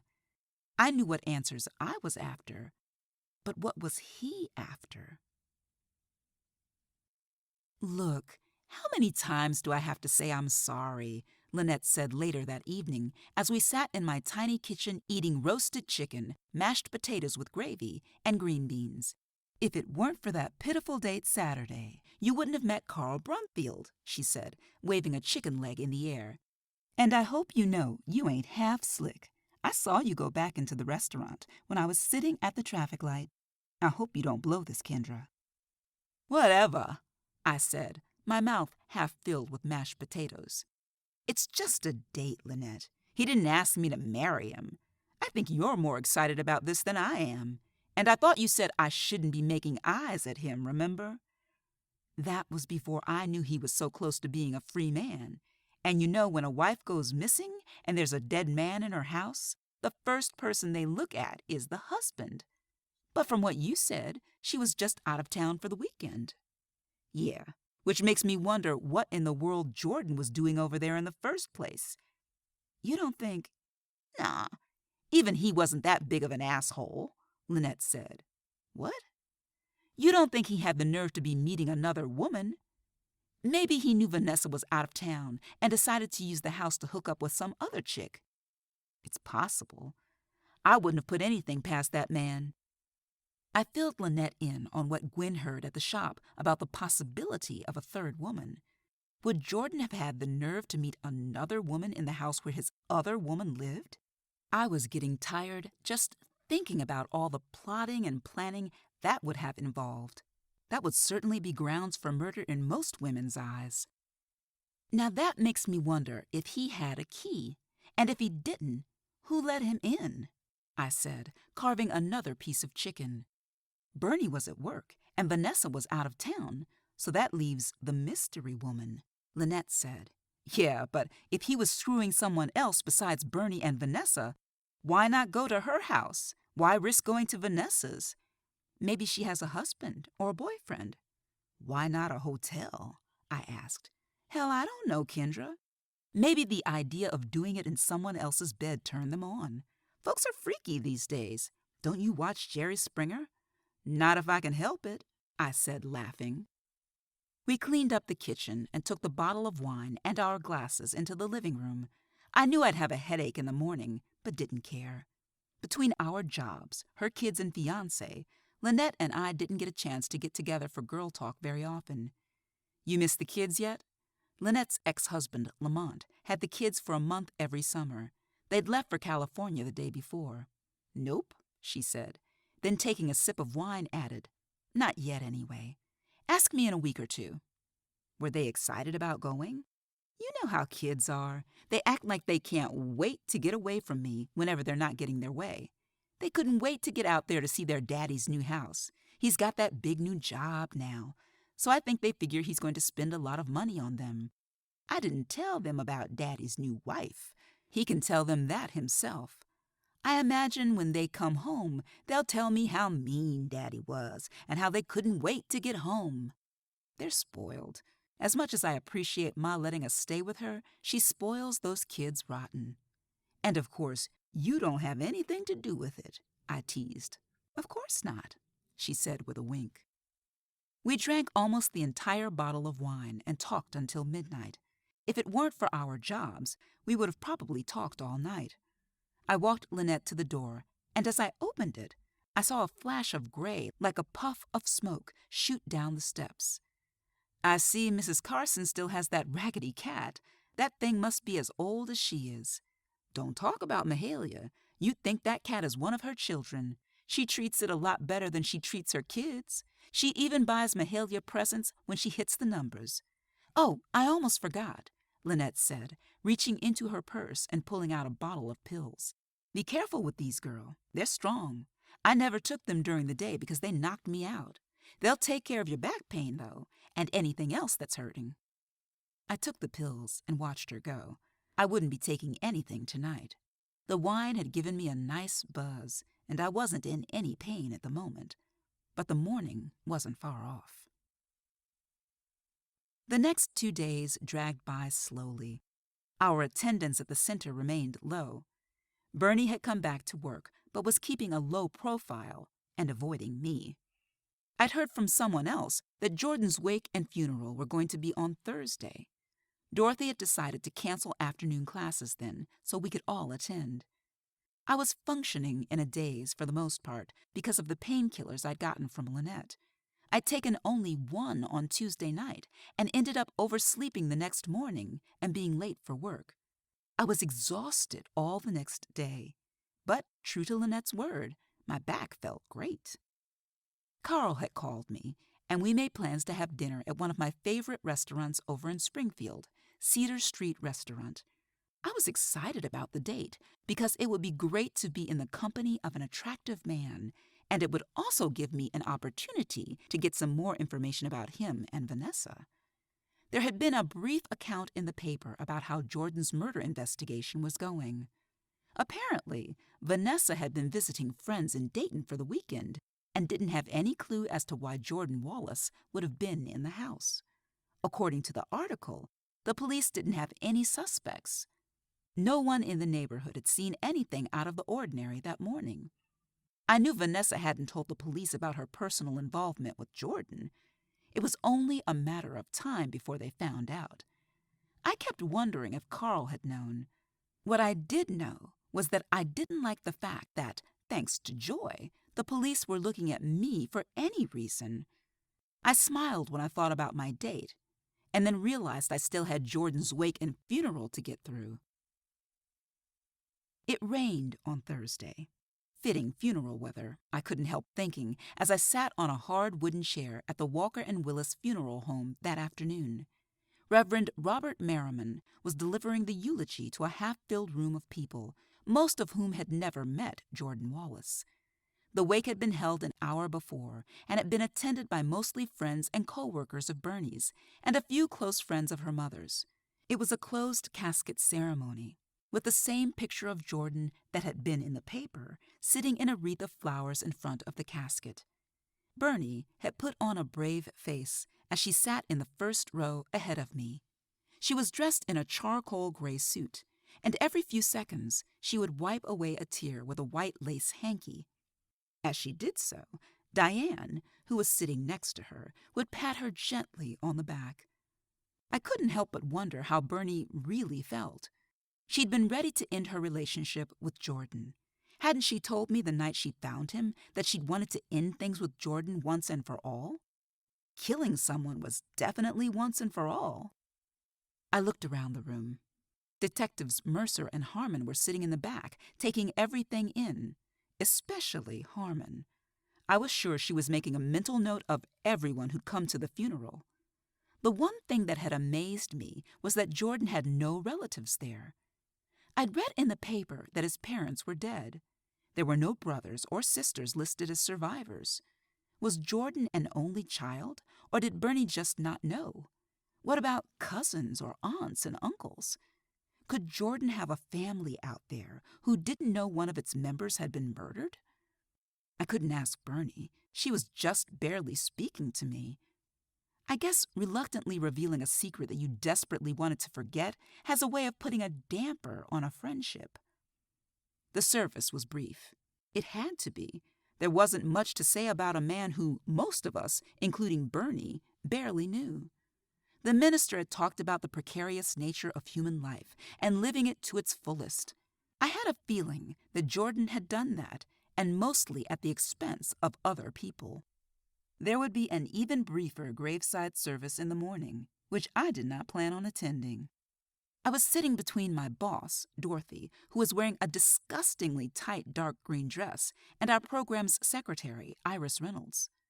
Iris had been out sick all week and had just come back to work that day, which was a relief to us all. Her sub had been hours away from being run off the premises by an angry mob of pissed-off students and employees, with me leading the pack. The woman must have been a graduate of the Eat Shit and Die School of Charm. I didn't want to think about how many prospective students she'd run off with her less-than-lovely phone etiquette. The service was over, and people were leaving to go to Bernie's house for the usual post-funeral swine fest. I'd been wondering if I should go. In the end, my stomach won out, as it always does. I was also in desperate need of a bathroom. I'd been holding it since before the service began. After telling Iris and Dorothy that I'd see them at Bernie's, I went off in search of a bathroom. As I left the room, I spotted Detective Trish Harmon. We nodded at each other solemnly, befitting the occasion. Then, once past her, as I rounded the corner, I flipped her the finger. Hey, what can I say? My level of maturity slips on me now and then. The Walker and Willis Funeral Home had once been one of the finest homes in Willow. Back in the days when Madison Street, on which the home sits, was the ritziest street in town. Blacks mostly populated the east side of town, or wherever they could get anyone to sell them a house. In the mid to late 50s, when realtors and contractors started building up the north side of town, many whites moved north, and the south side of Willow slowly became predominantly black.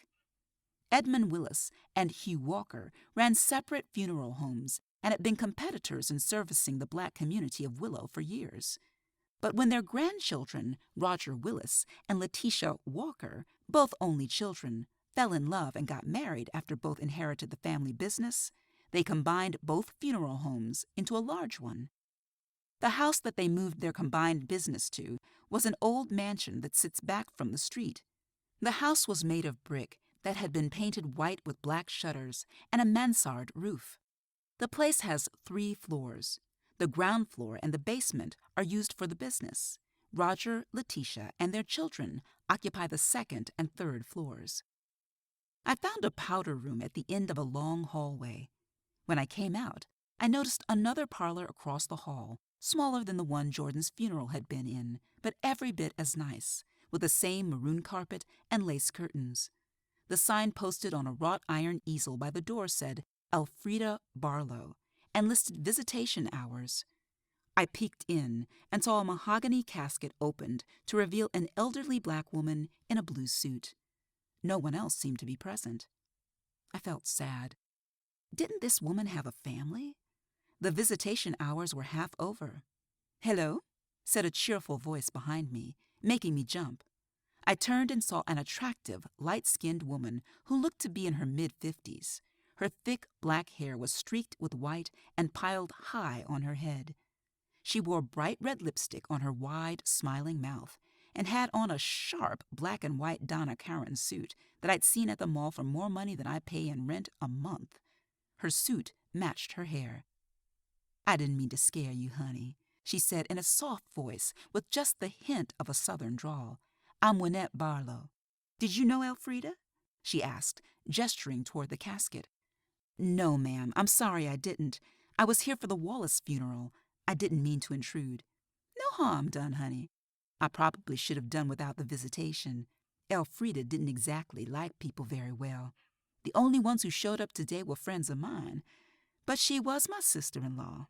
She was my late husband's oldest sister, and he would have wanted me to make sure everything was done properly, she said, smiling. Was she sick very long? I was at a loss for words. Oh, honey, she wasn't sick. She died of a stroke in her sleep. I found her when I came back from visiting my brother in South Carolina. She lived with me, you know. Such a sad life, she said, shaking her head. Her smile softened a bit. I know what everyone thought, but she wasn't a bag lady, she said, lifting her chin defiantly. I watched her walk over to the side of the casket and bend to adjust the lapel of the blue suit. I went and stood by her and looked down into the casket. The occupant looked like she had just lain down for a nap after church. Her short gray hair was styled away from her face in finger waves, and her hands were folded at her waist. Her blue suit looked a little big, and I had to wonder if it was something she'd worn in life. Why would anyone think she was a bag lady? Didn't you say she lived with you? I asked quietly, as if the woman in the casket might wake up from her nap. Well, Elfrida was eccentric, but it wasn't her fault, you see. She was a perfectly normal person up until her accident years ago. She was an educated woman, had a good job at Wright-Patterson Air Force Base. One night she was coming home late from work and nodded off at the wheel. She crashed into a tree. It's a wonder she survived. Sometimes I think it would have been better if she had died, 'cause she was never the same afterward. She had a severe head injury that left her brain damaged. I thought it would have been better if she was institutionalized, but Henry, my late husband, wouldn't hear of it. We did the best we could. She would disappear for days at a time, wander in the streets at all hours. It was all we could do to keep her fed and in clean clothes. Things had gotten a little better in the last few years since we finally got her on some medicine that worked for her. She was still a handful, though. I felt so guilty leaving her here when I went to South Carolina, but my brother was recovering from heart surgery, and I went to take care of him. I couldn't look after them both. I had a home health nurse come check on her every day. As she spoke, it suddenly dawned on me who it was that I was looking down at. Crazy Frida. When that Barlow was right, everyone in town, including me, did think she was a bag lady. I hadn't recognized her without her matted hair, dirty face, and dirty clothes. She could usually be found wandering the streets of Willow, muttering to herself or shouting obscenities at passers-by. She was rarely without her shopping cart full of cans that she rummaged through the trash for. She'd scared me to death on more than a few occasions when I'd taken trash to the dumpster at the restaurant. I never knew anything about her except her name, or rather the name everyone in town called her, Crazy Frida.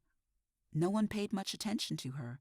She was harmless, and most people were content to ignore her and let her rummage for her cans. She may as well have been invisible. Looking down at her now, I felt very sad. I never thought that she might have a family who loved her or had a normal life once. I never thought about her at all. While we were looking down into the casket, an elderly couple arrived to pay their respects. As soon as I saw who they were, I was itching to make my getaway. "She looks good, Winnie, real good," Donna Ivory said, looking down into the casket. She looked over at me, and her slightly bulging eyes opened wide. "Kendra, I almost didn't recognize you. You've picked up weight, haven't you?" Now, maybe I'm being overly sensitive, but to me, the one thing worse than commenting publicly on someone else's fat is to make them own up to it by asking questions like the one I'd just been asked. I had to practically pinch myself to keep from saying, "Why, yes, Mrs. Ivory, I have, and you look like you're giving the seams of that suit of yours a workout as well." But I didn't. I took the high road and said, "Yes, a few pounds maybe." She laughed a shrill, high-pitched laugh, as if to say, "A few pounds my ass!" Delbert, who had been signing the guest book, came over and stood by his wife. He had traded his geriatric pimp suit from the other night for a respectable brown cotton poly blend that he looked like he was sweating to death in. He looked everywhere but at me, and finally started making small talk with Wynette Barlow, all the while glancing nervously at his wife and me. I wasn't about to say a word. Considering who he was married to, I figured he must already be in hell. Donna Ivory stood several inches taller than her husband and must have outweighed him by at least 100 pounds. Her eyes bulged slightly, and her neck was almost non-existent, making her look like a frog. Her thinning hair was naturally red and was teased to strategically cover her scalp more effectively. Her feet looked stuffed into the thick-soled black orthopedic shoes she was wearing. She was dressed in a shiny black polyester suit and a sky-blue ruffled blouse that did nothing to enhance her sallow, yellow skin and freckles. "You cut off all your hair, too. I about had a heart attack when I saw your grandma's hair. I still can't believe Estelle could do such a thing. She had such beautiful hair. I swear with all you girls running around bald-headed, I can't hardly tell the girls from the boys. Ain't that right, Delbert?" "Yes, dear," Delbert Ivory said reflexively, as if he trained himself to give the right responses by listening to the inflection of his wife's voice. I doubted he'd even heard what she'd said. "I'm not too bald or too fat for your husband to make a pass at," I thought nastily. Wynette Barlow caught my eye over Donna's broad shoulder and winked at me. "I think she knew her time was near, Winnie," Donna said, looking down into the casket. "Why do you say that?" Wynette asked with a slight frown. "Well, the last time I saw her, she was in the alley behind my house. I saw her when I was doing the breakfast dishes. She always came by every Thursday morning, 'cause I left cans out for her. Let it be said that Donna Ivory does her part to help the homeless."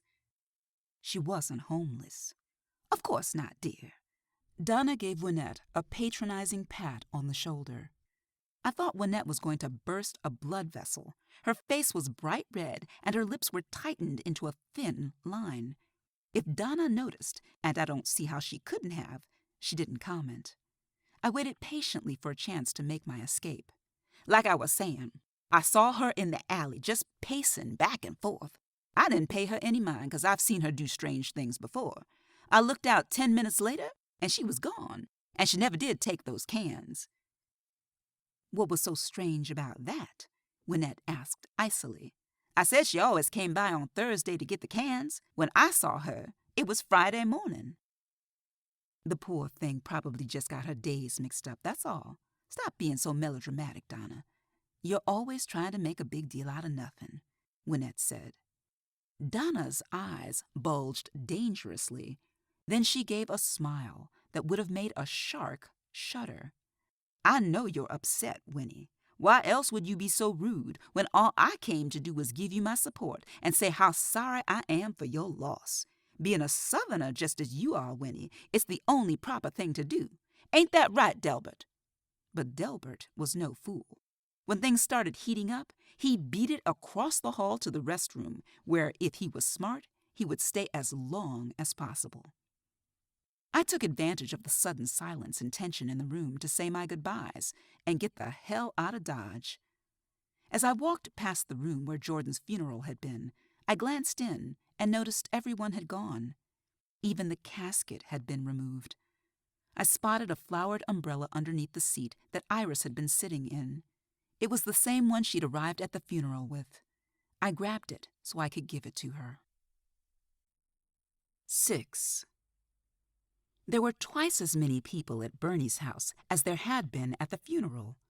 I stood in line with my paper plate, greedily eyeing the food-laden table that had been set up buffet-style in the dining room. People were still bringing food. It seemed as if the doorbell was ringing every 5 minutes. Much to my surprise, I saw Alex, along with Joy, bringing in meat and cheese trays from the restaurant. After filling my plate, I took it and went to the kitchen to eat. It, too, was filled with people. I went out back and found a spot on the low stone wall that encircled the patio to sit and eat. I was savoring some strawberry pie when a young black man came and sat down next to me. He was about 18 and had a short afro, a hint of a mustache over his upper lip, and a ghost of a goatee on his chin. He was dressed casually in baggy khaki dockers, a denim shirt, and black filas. He was grinning at me goofily, as if there was some big joke that I was missing. "Don't tell me you don't recognize me, Miss Clayton. I was only your favorite student." Trevor Gibson. "Well, isn't this a surprise?" I said sarcastically. "So where have you been all this time? Making some other teacher's life hell?" "Oh, don't be like that, Miss Clayton. You know you love me. I kept you on your toes, didn't I?" And almost made me choose another profession, I thought.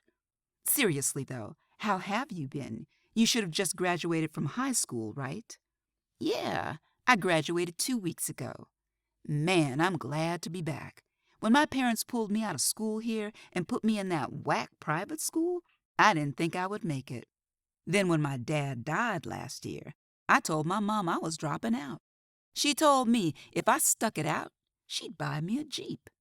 So here I am, Mr. High School graduate driving a fat Jeep Cherokee." "Are you going to college?" "I wasn't planning on it. I was going to go to the Army. But my mom said if I'd think about going to college, she'd take my girl and me to Jamaica for Christmas. She must really want me to go to school bad to make an offer like that. She can't stand Yvonne. She'd be happier if I'd started kicking it with one of those stuck-up rich bitches from school." I gave him a look that I hoped conveyed my disapproval of his term for women. He gave me a challenging look, letting me know that nothing much had changed since I last saw him. I had a feeling that Diane's desire for Trevor to go to college had more to do with keeping up with her rich friends at the country club than with wanting him to get a good education.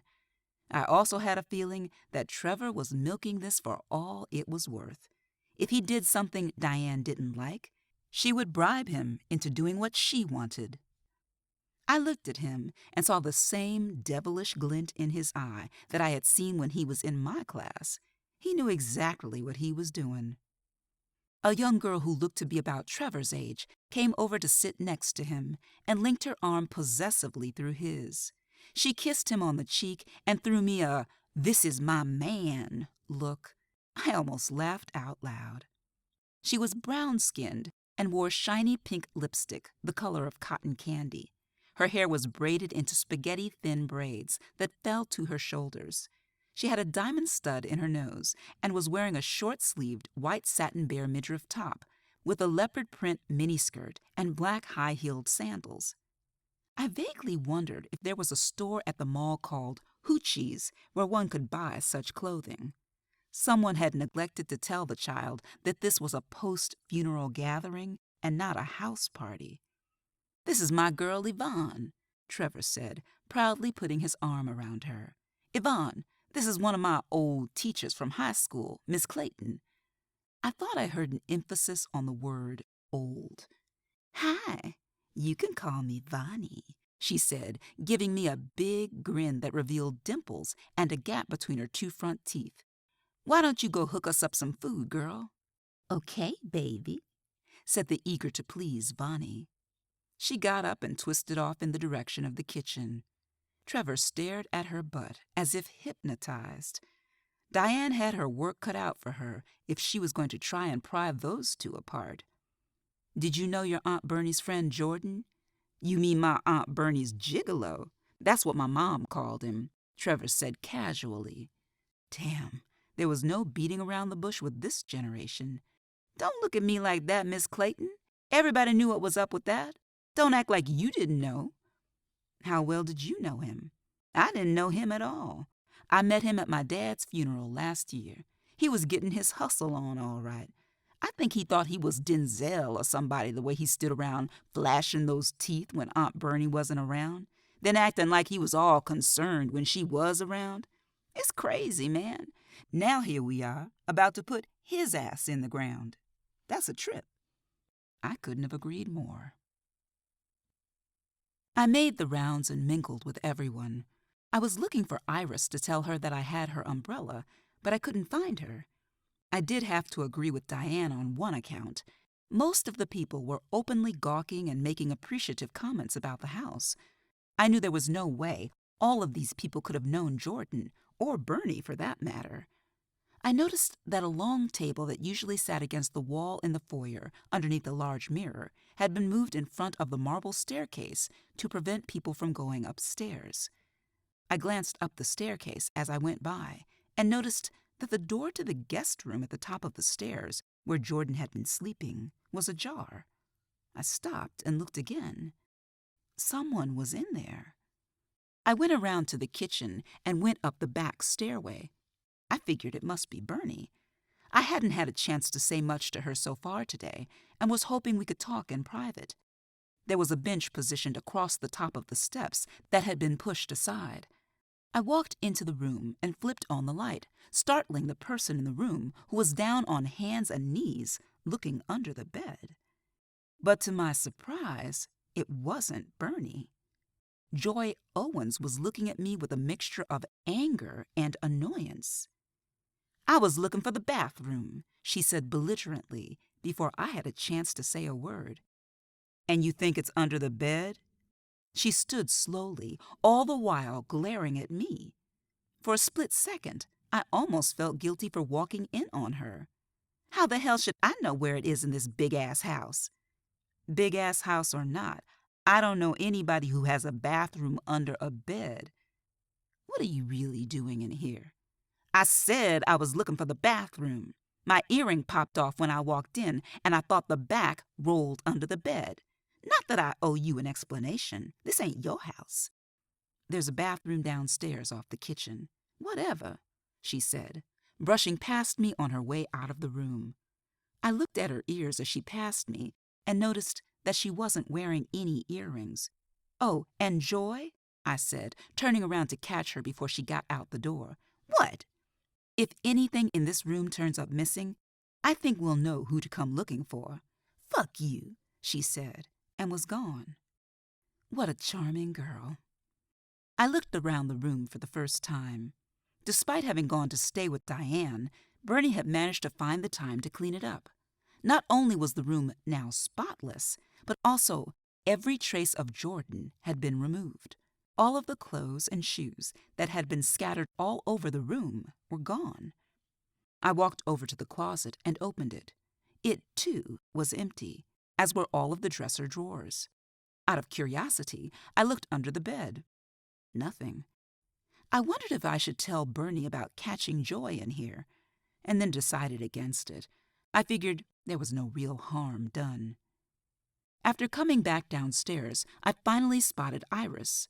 She was standing by the buffet table, talking to Miguel Ruiz, the Literacy Center's English as a Second Language instructor. Miguel is from Mexico and reminds me a little of Benjamin Bratt. He taught high school Spanish by day and English at the center 3 nights a week. He was looking sexy as ever in his black jeans and white shirt. He'd loosened his tie and was holding a food-laden plate, which he kept looking at longingly while Iris chatted. She was practically in the poor man's face and had seriously invaded his personal space by at least an inch. Everyone at the center knows what a big crush Iris has on Miguel. But then again, most women at the center have had a crush on Miguel at one time or another, myself included. Iris's crush is one of the more enduring ones. Even though Miguel is newly married, Iris is still hoping that one day he'll come to his senses and fall in love with her. "Hola, Kendra," said a relieved-looking Miguel after spotting me. I felt for the man.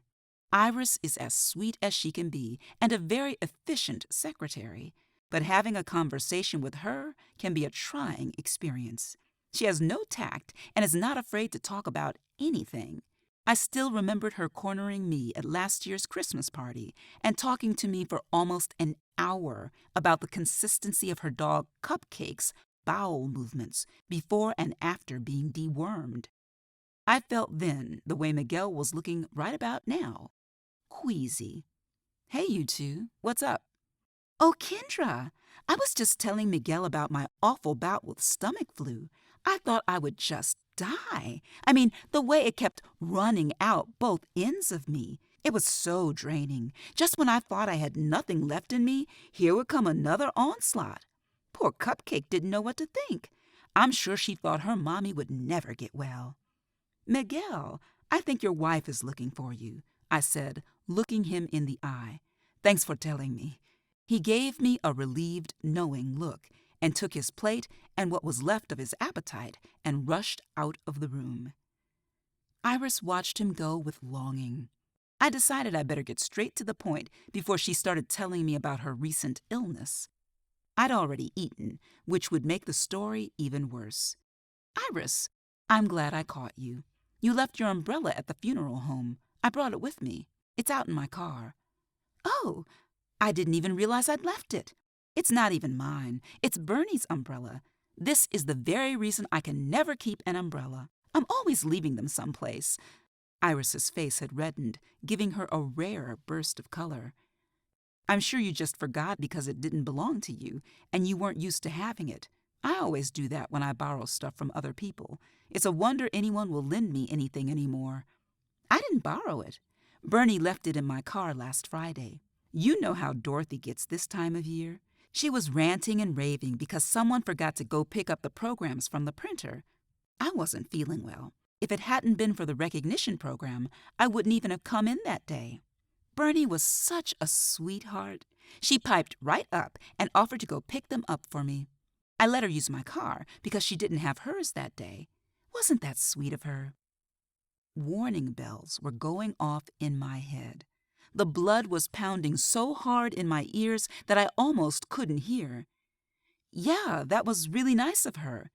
You remember about what time that was? I asked breathlessly.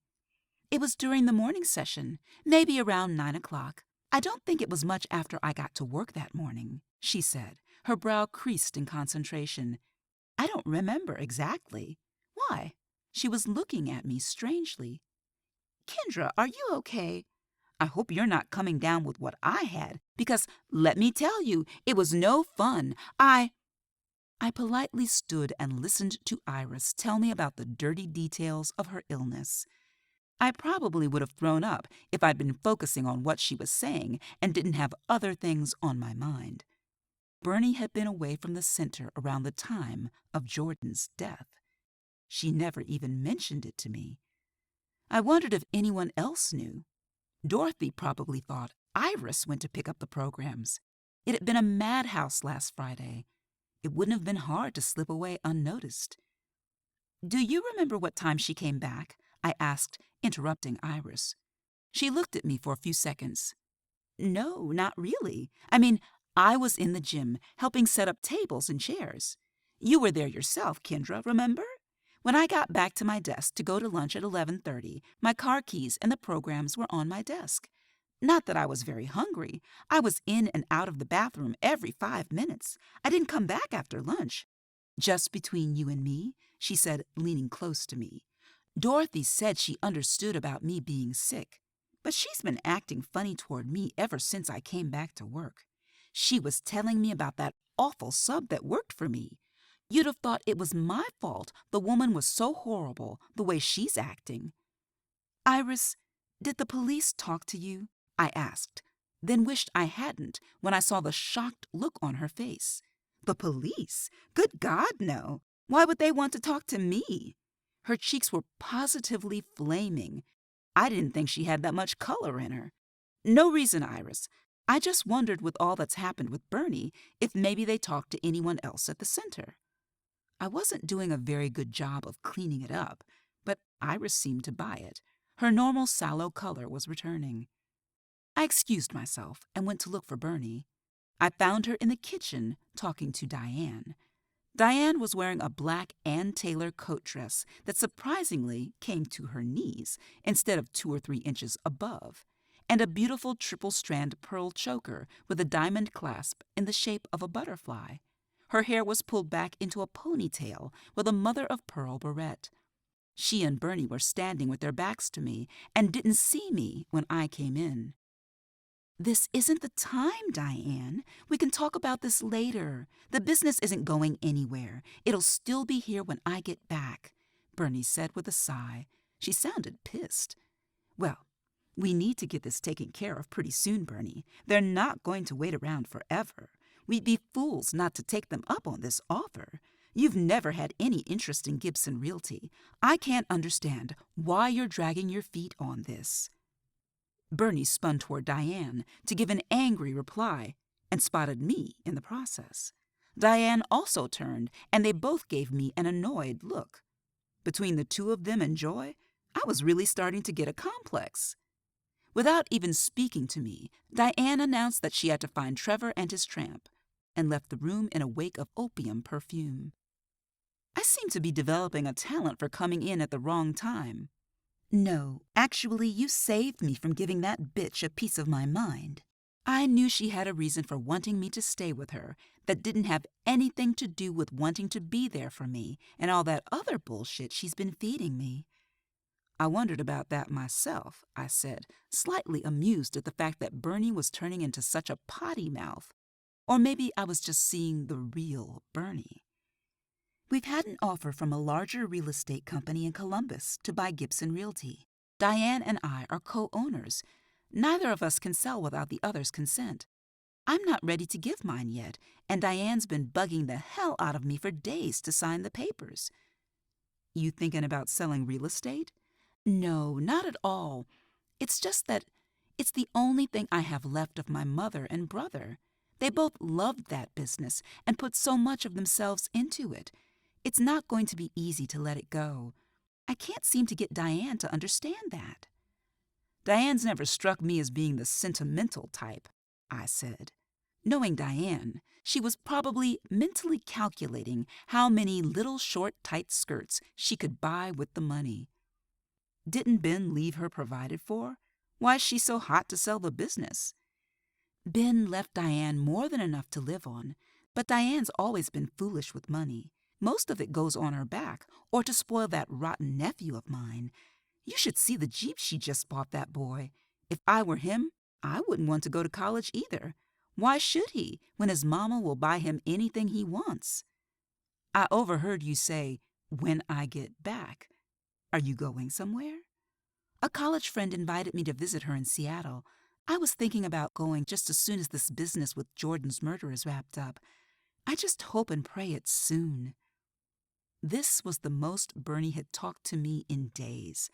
I knew I had to bring up the umbrella, but I hated to. It almost seemed like old times for a minute. I decided it was now or never. Iris wanted me to return your umbrella to you. She said you left it in her car last Friday when you used it. I held my breath and watched closely, praying that any expression or reaction might give me the slightest clue. I was disappointed. She looked right back at me, completely unfazed. No big deal. I have plenty of umbrellas. I didn't even miss it. We stared each other down for what seemed like an eternity. Bernie looked away first. I hope you didn't think I was going to break down and confess, did you? I didn't, I began. She held up her hand and stopped me. Before you even ask, yes, I used Iris's car to go pick up the programs at the printers. Yes, I drove past the house on Archer. Yes, my car was parked outside. No, I didn't stop. No, I didn't kill Jordan. She crossed her arms and stared at me with a self-righteous look that I wanted to slap off her face. If she was hoping I felt stupid, she'd be disappointed. I had a right to know, a right that was given to me when she asked me to go along with a lie. Instead of slinking off embarrassed, I asked, "Why didn't you stop?" Because I thought or hoped he was there telling Vanessa it was over between them and that he and I were getting married. I gave him an ultimatum: either give up his chick on the side or get the hell out of my house. That's why he moved into the guest bedroom. He sulked around the house for a few weeks, acting like a man falsely accused. Then, a couple of days before he died, he did a complete turnaround. He was really nice to me, and he apologized, said we should get married. I told him he'd have to tell Vanessa, 'cause that was the only way I'd believe he was sincere. I didn't have the heart to suggest that maybe his needing to use her car had something to do with his turnaround. Did he say he was going to tell her that morning? No, he just said he'd see me later that night at the recognition program. I didn't plan on going past the house that morning. I just ended up there. When I saw my car parked in front of the house, I was hoping against hope that he was breaking things off with her. "That's why you didn't want to leave Friday after the recognition program?" I asked. She nodded. I was so sure he'd show up. I guess when he didn't, I just couldn't believe he'd lied. How do you think I feel, knowing that when I drove by, he was either already dead or being murdered? Her eyes were filled with tears that were threatening to spill. I was always amazed at Bernie's capacity to love a man who treated her the way Jordan had. I knew love caused people to do strange things. I just hoped that it was really love that had caused Bernie to act the way she had after the recognition program, and not guilt. As mad as I'd been at her for the past couple of days, I couldn't help but feel sorry for her. I hated to see her so miserable. "Hey, I know something that might cheer us both up," I said, putting my arm around her shoulders and giving them a squeeze. "Let's go out and get a drink later, okay?" "Yeah, let's go to the spot," she said, perking up considerably. My heart sank. The spot was a local watering hole called the Spotlight Bar and Grill. The spot had been an institution in Willow since before my parents were born. It was located in a seedy little building that wasn't much bigger than my apartment. I'd only ever been there once, with Bernie when we first became friends. I hadn't been impressed with the expensive, watered-down drinks and all the cigarette smoke. I'd vowed that it would be my last visit. But I could stand it just this once if it would cheer Bernie up. Famous last words. I met Bernie at the spot a few hours later. I was still in my funeral clothes, but Bernie had changed into a gold capri pantsuit. I felt dowdy by comparison in my black skirt and gray silk blouse. When we opened the door, we were greeted by a thick cloud of cigarette smoke and loud laughter. Marvin Gaye's "Got to Give It Up" was blasting from an ancient jukebox in the corner. It was crowded, and we had to squeeze our way up to the bar. There was no place to sit, and after paying for our drinks, we stood by the bar, sipping them. We practically had to scream at each other in order to have a conversation. My eyes were watering and my throat was getting scratchy from all the smoke. But Bernie looked like she was having the time of her life, bobbing her head to the music. She gulped down the last of her drink and grabbed me by the arm, pulling me toward a small table by the bar that had just been vacated. It felt good to sit down, and I slipped my pumps off under the table and looked around. The spot attracted a very diverse clientele. Aging players trying to mac, and party girls who looked like they'd stayed at the party too long were elbow to elbow with spandex-encased sweet young things looking for their next baby daddy, and junior thugs doing their best to look and act hard. "Damn, it's good to get out. I felt like a prisoner all week long," Bernie said, smiling and looking more relaxed than I'd seen her since before Jordan's murder. I noticed that everybody was looking at us and figured they were wondering if a murderer was in their midst. Thankfully, Bernie didn't seem to notice the attention we were attracting. "I'm glad you're having fun. If you want, we can go to some other places, too," I said hopefully. "Oh, this is just fine, Kendra. This is just what I needed." Great. It appeared I was stuck there for the evening. I excused myself and went to stand in the long line to use the one dingy little restroom that was for both men and women. When I got back to our table, about 20 minutes later, Bernie had been joined by a chubby, orange-suited, gold chain-wearing man with processed hair who looked about her age. The two of them were laughing like they were old friends, so I figured they must know each other. "Kendra, this is Louis Watts," Bernie said, introducing us. I shook Louis's hand and sat down. "What do you two beautiful ladies have to drink? I'm buying," Louis asked us, although he was staring at Bernie the whole time. "I'll have a whiskey sour," said Bernie. "Rum and Coke," I said. As Louis headed up to the bar, I noticed he wasn't much taller than the garden gnome in Mama's backyard. "It's nice you ran into a friend," I commented to Bernie. "Girl, I just met him 5 minutes ago. He's sharp, isn't he? I've always been a sucker for a man who knows how to dress." She couldn't be serious. Sharp? The man looked like a pumpkin with a perm. I was starting to get an uneasy feeling. Bernie had just buried her fiancé. The last thing she needed was to get caught up with some new man. Before I could comment, Lewis was back with our drinks. "That was quick," said Bernie, beaming at Lewis. "I spend a lot of money in this joint, baby doll. They know they better serve me quick if they want to keep me coming back," he said smugly. "So, Lewis, what do you do for a living?" I asked, trying to make conversation. "I'm on disability. Got a bad back. But don't worry, it don't keep me from handling my business, if you know what I mean," he said, winking at Bernie, who giggled like a schoolgirl. Talk about too much information. It occurred to me that all this time I had been wondering how a woman as nice as Bernie could become involved with a man like Jordan. She wasn't just a sucker for well-dressed men. Now I knew that Bernie was just a sucker for any man who showed her the slightest bit of attention. I watched her for the next hour as she flirted and acted like a bubblehead. We listened as Lewis told us how all he needed was a good woman to take care of him, and how he was worth it because he was a good man. Bernie was mesmerized. I could almost see the wedding bells in her eyes. At one point, I bent under the table to retrieve one of my pumps and saw that Lewis's big, meaty hand was massaging Bernie's knee.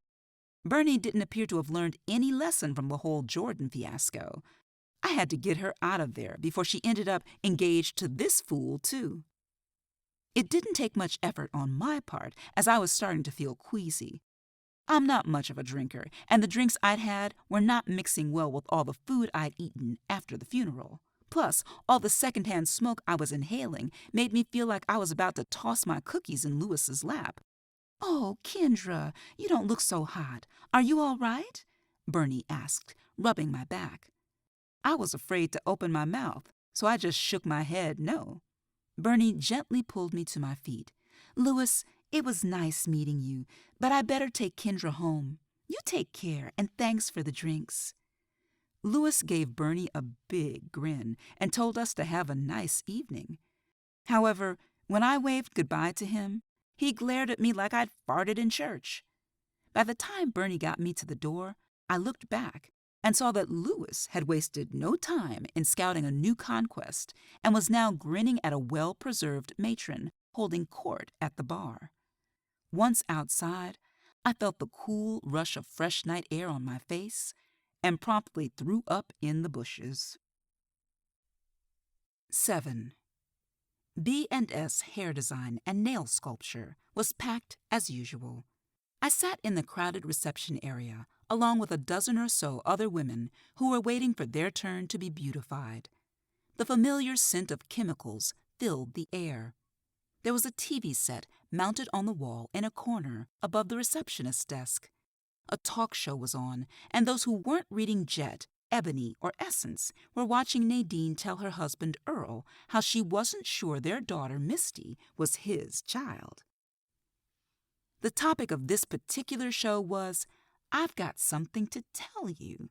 It should have been called, "I Want to Humiliate Myself and Loved Ones on National TV."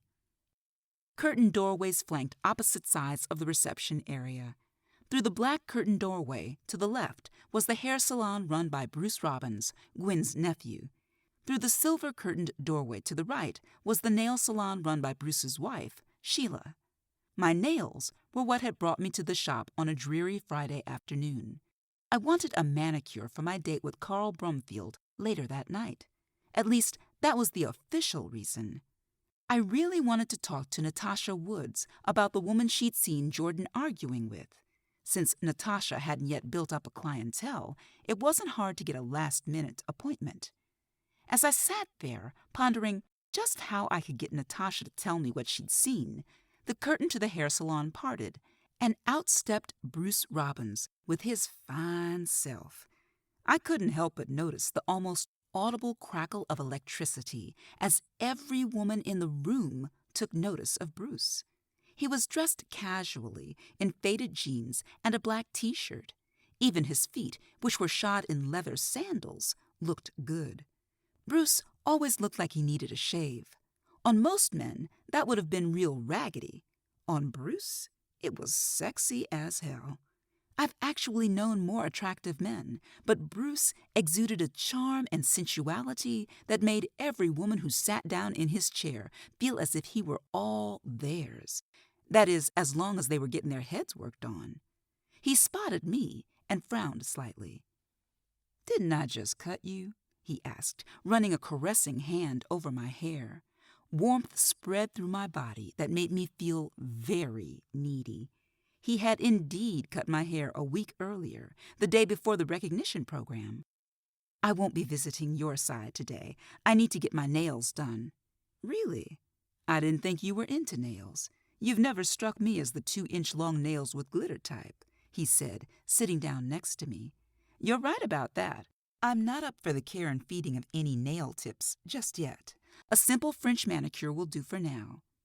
"Who's your appointment with?" "Natasha Woods." "Tasha's cool," he said, running a hand over his scruff. "She likes to run her mouth a little too much, but Sheila says she's good." That's just what I wanted to hear. I wanted her to run her mouth. The more, the better. 5 minutes after Bruce led his next appointment away, a heavy-set girl came through the silver curtains and called my name. I walked back, just as tearful Earl was telling Nadine that he'd always suspected Misty wasn't his child, and this suspicion had led him to an affair with Nadine's mother, Wilma.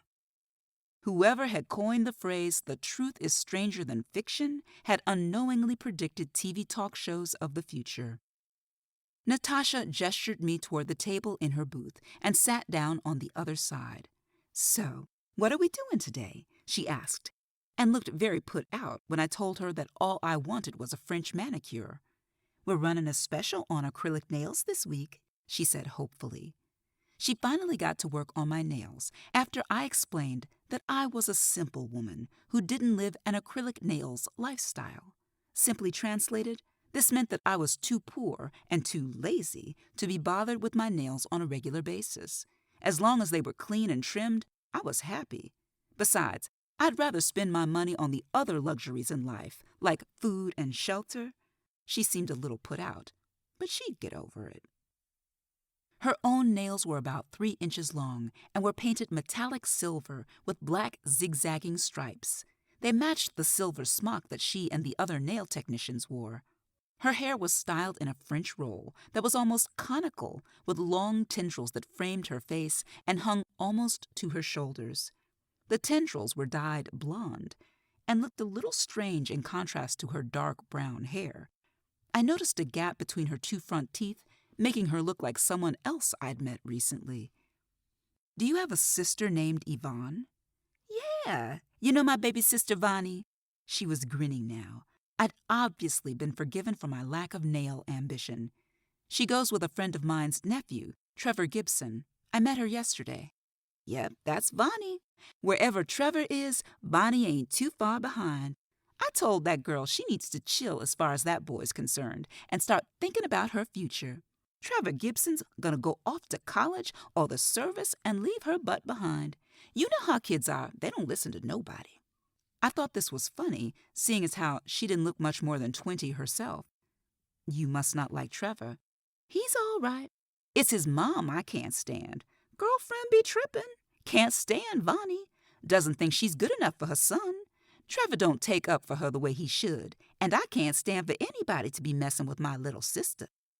I knew she meant what she said, because she got a little too carried away with the orange stick she was using to push back my cuticles, and stabbed me. "Ouch!" "Oh, I'm so sorry," she said, looking around quickly to make sure no one was watching as she rubbed my finger.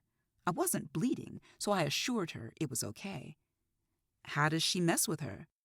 "Real stupid shit. She'll lie and say Trevor ain't home whenever Vani stops by, like she can't see his car parked in the driveway.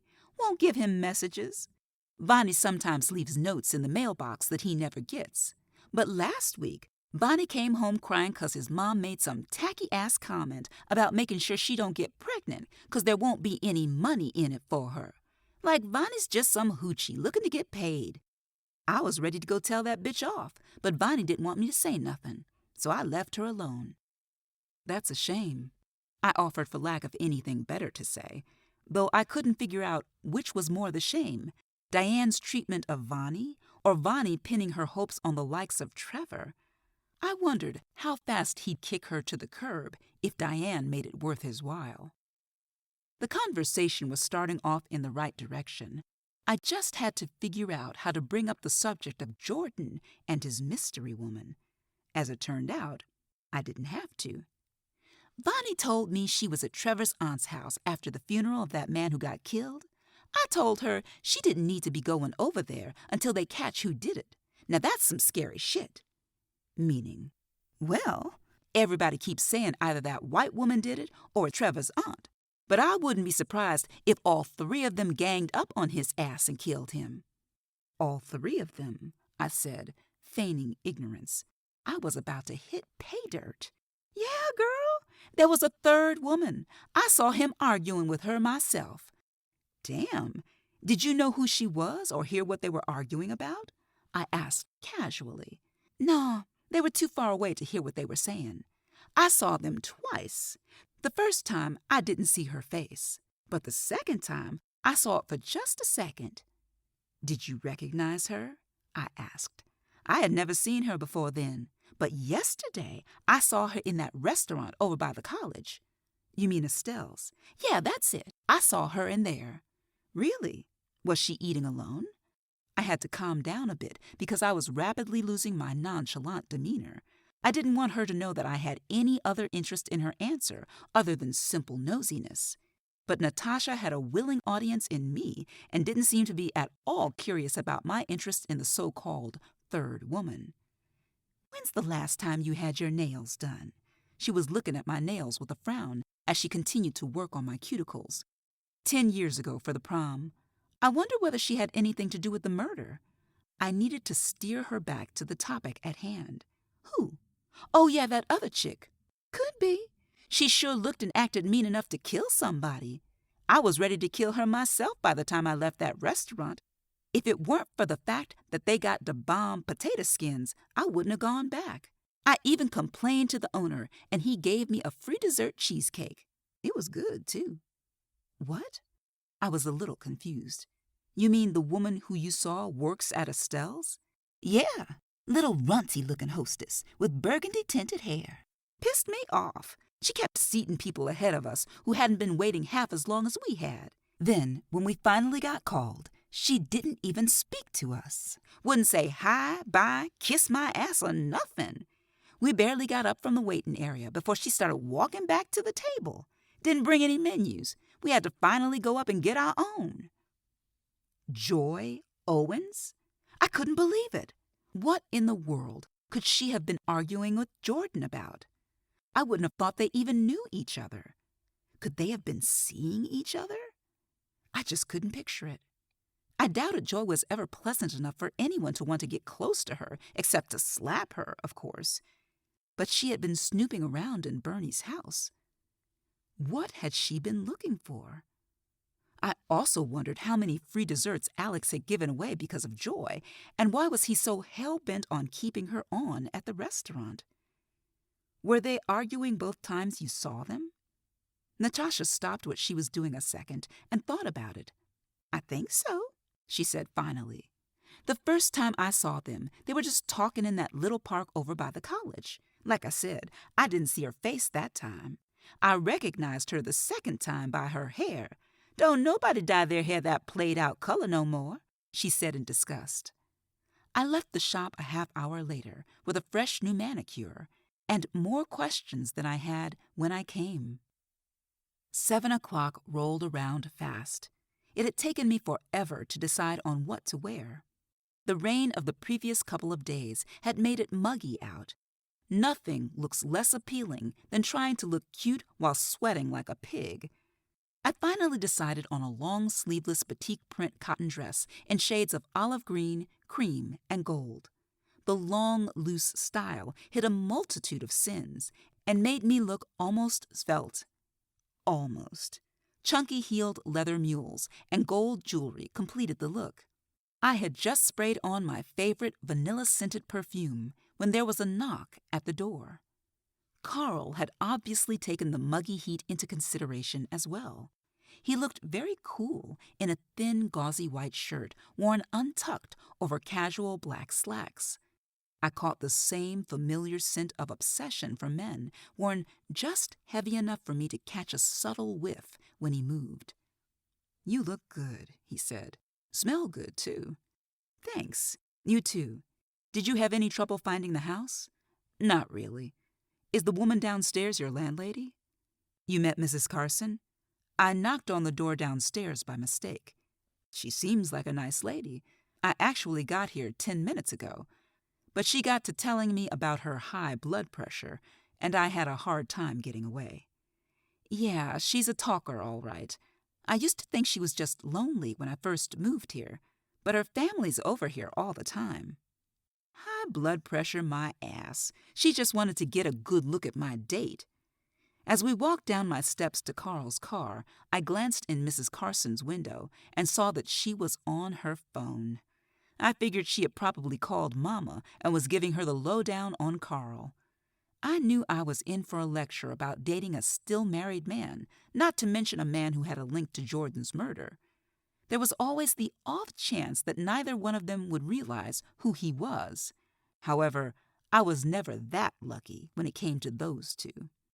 Mama and her good friend Annie Ruth Carson were like an information-gathering tag team when it came to any event or anybody they felt they needed to know about.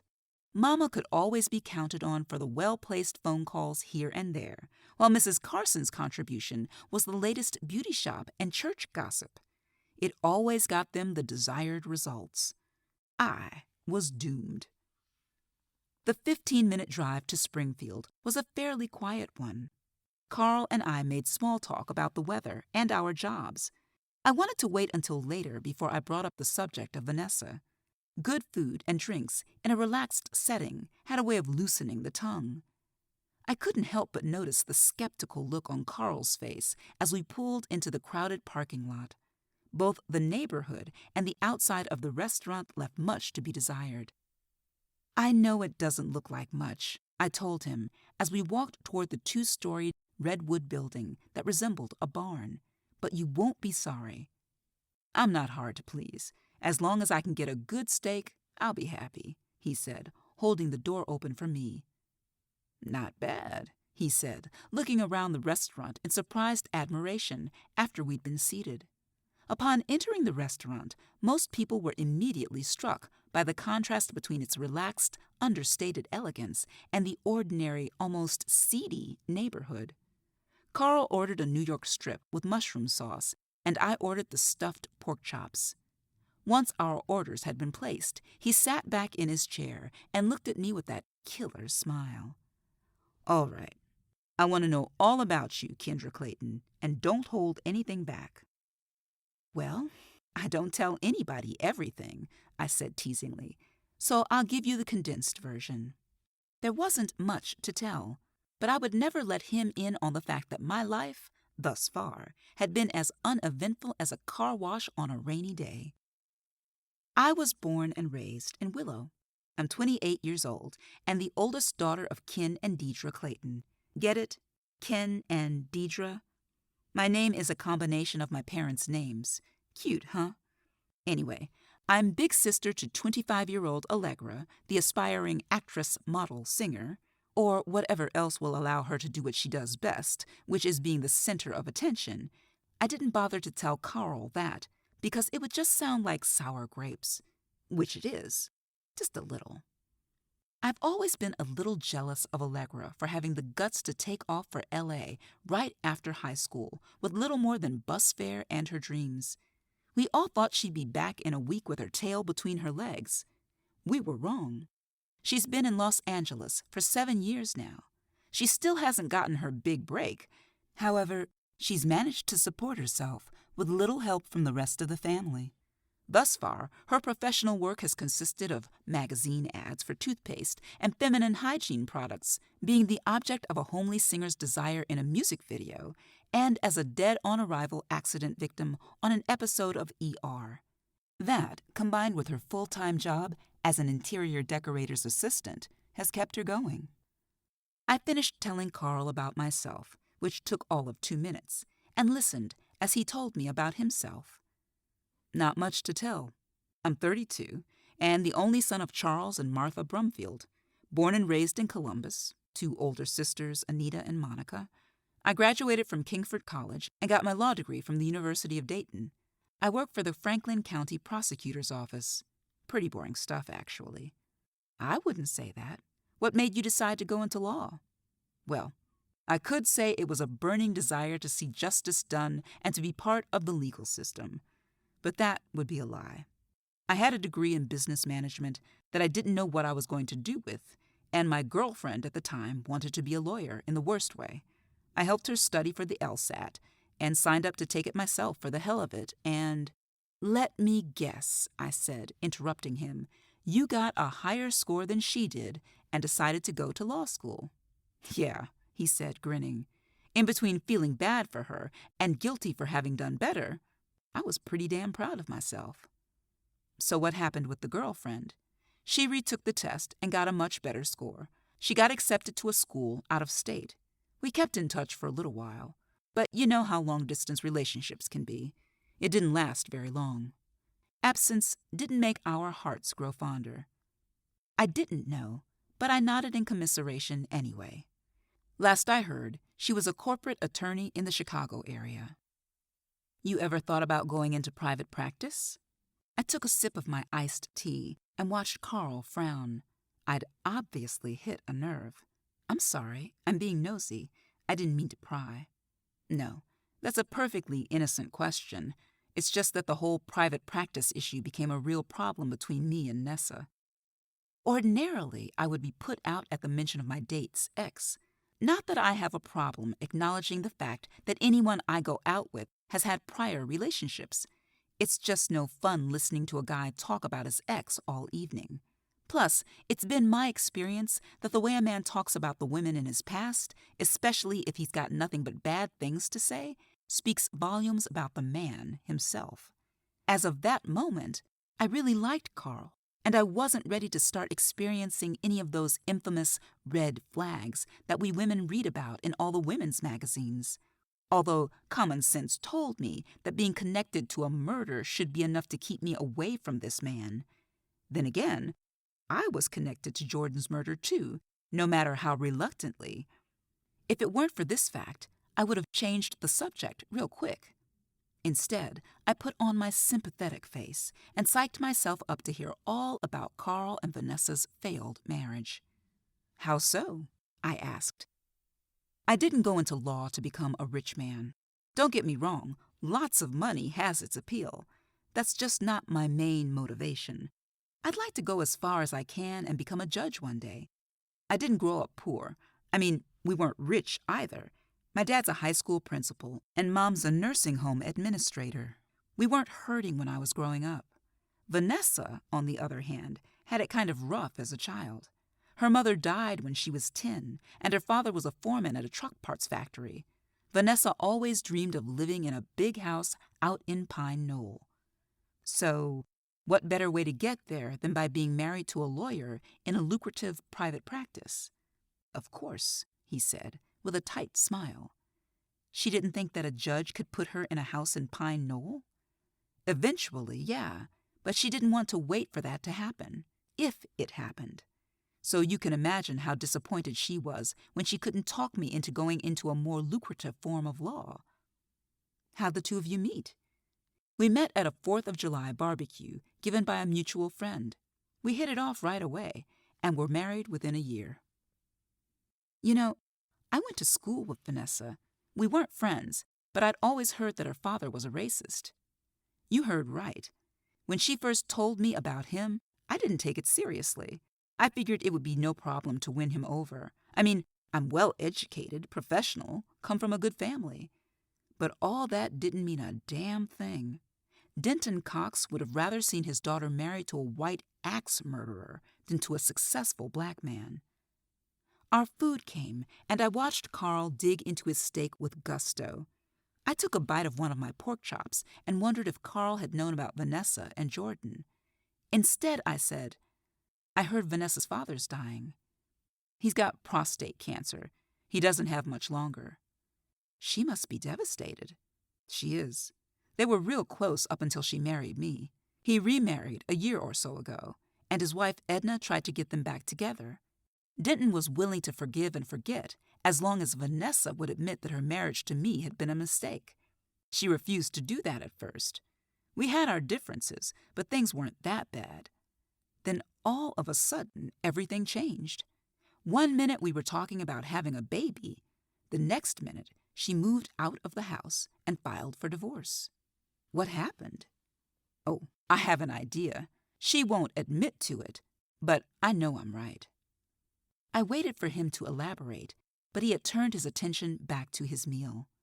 The subject was closed for the time being. We ate in companionable silence for a while, and then Carl asked out of the blue, "So who do you think killed your friend's fiancé?" For a split second, I didn't know who he was talking about. I'd forgotten that Bernie and Jordan were supposedly engaged. I thought for a minute before answering. I certainly couldn't say, "I think your soon-to-be ex-wife did it."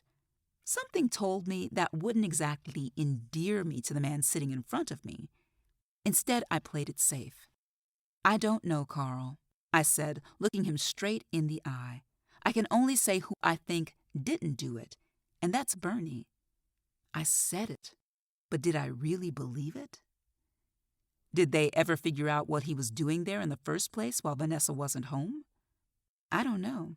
Possibly to fix something. Does Vanessa have any idea? I asked innocently. Actually, the only time I saw her was at our final divorce hearing on Monday. She was late, and afterward she was in such a hurry to get back to the hospital that I didn't get a chance to talk to her. I looked at Carl as he cut another piece of his steak. Could he really be as clueless about Vanessa's involvement as he seemed? He was living in Columbus now, so I guess it wouldn't be impossible for him not to have known. I also had to wonder why in the world Vanessa would go away for the weekend when her father didn't have much longer to live. It was probably some nut, some crazy asshole that was trying to rob the place, he said casually. I wish it were that simple, but too many things just didn't add up. Well, the world certainly isn't on short supply of crazy folks, I said. I remember when Nessa and I first started dating. She was working in a health clinic over in Dayton that performed abortions. She had to walk through a picket line of right-to-lifers every single day, and some of them got pretty ugly with her. One guy in particular, some weirdo named Russ Webster, took a particular dislike to her, followed her home from work, and started harassing her, sent her notes. She was scared to death. What happened? She got a restraining order against him, quit the clinic, and started working at Willow Memorial. Then as quickly as he started, he just stopped. We didn't question it, just figured he'd found someone else to bother. What did the note say? I asked, suddenly feeling very lightheaded and excited. Murderer, baby killer, crap like that. It really freaked her out. I'll bet, I said thoughtfully. I was wondering if I should tell Carl about the note I found at the scene of Jordan's murder. Could Russ Webster have killed Jordan, mistaking him for Vanessa? Could he have broken into the house looking for her when Jordan arrived, and Webster, mistaking him for Vanessa, clobbered him as he rounded the corner? Upon discovering he'd killed the wrong person, he fled, dropping the note he had meant to leave on the body. But that didn't explain why Jordan was at Vanessa's house in the first place. Another thought came to me. Had Carl dropped this little tidbit of information in my lap, hoping I'd tell the police? How far was Carl willing to go to protect a woman he obviously still cared about? Would he lie for her? Was he still in love with her? Damn, I hate red flags. 8. You can just poke that lip back in any time now, Missy. I didn't say you should never see the man again. Just wait a while until this murder business is solved. You can never be too sure just who you're dealing with nowadays. But then again, if you want to worry your poor grandma to death, You just go right ahead and do what you want." Mama was in rare form today. Not even my own mother had the power to make me feel like a spoiled child, a reckless fool, and a heartless hussy all in one breath. I'd stopped by for breakfast after a night spent tossing and turning, brought on in part by all of the questions that were still churning in my mind.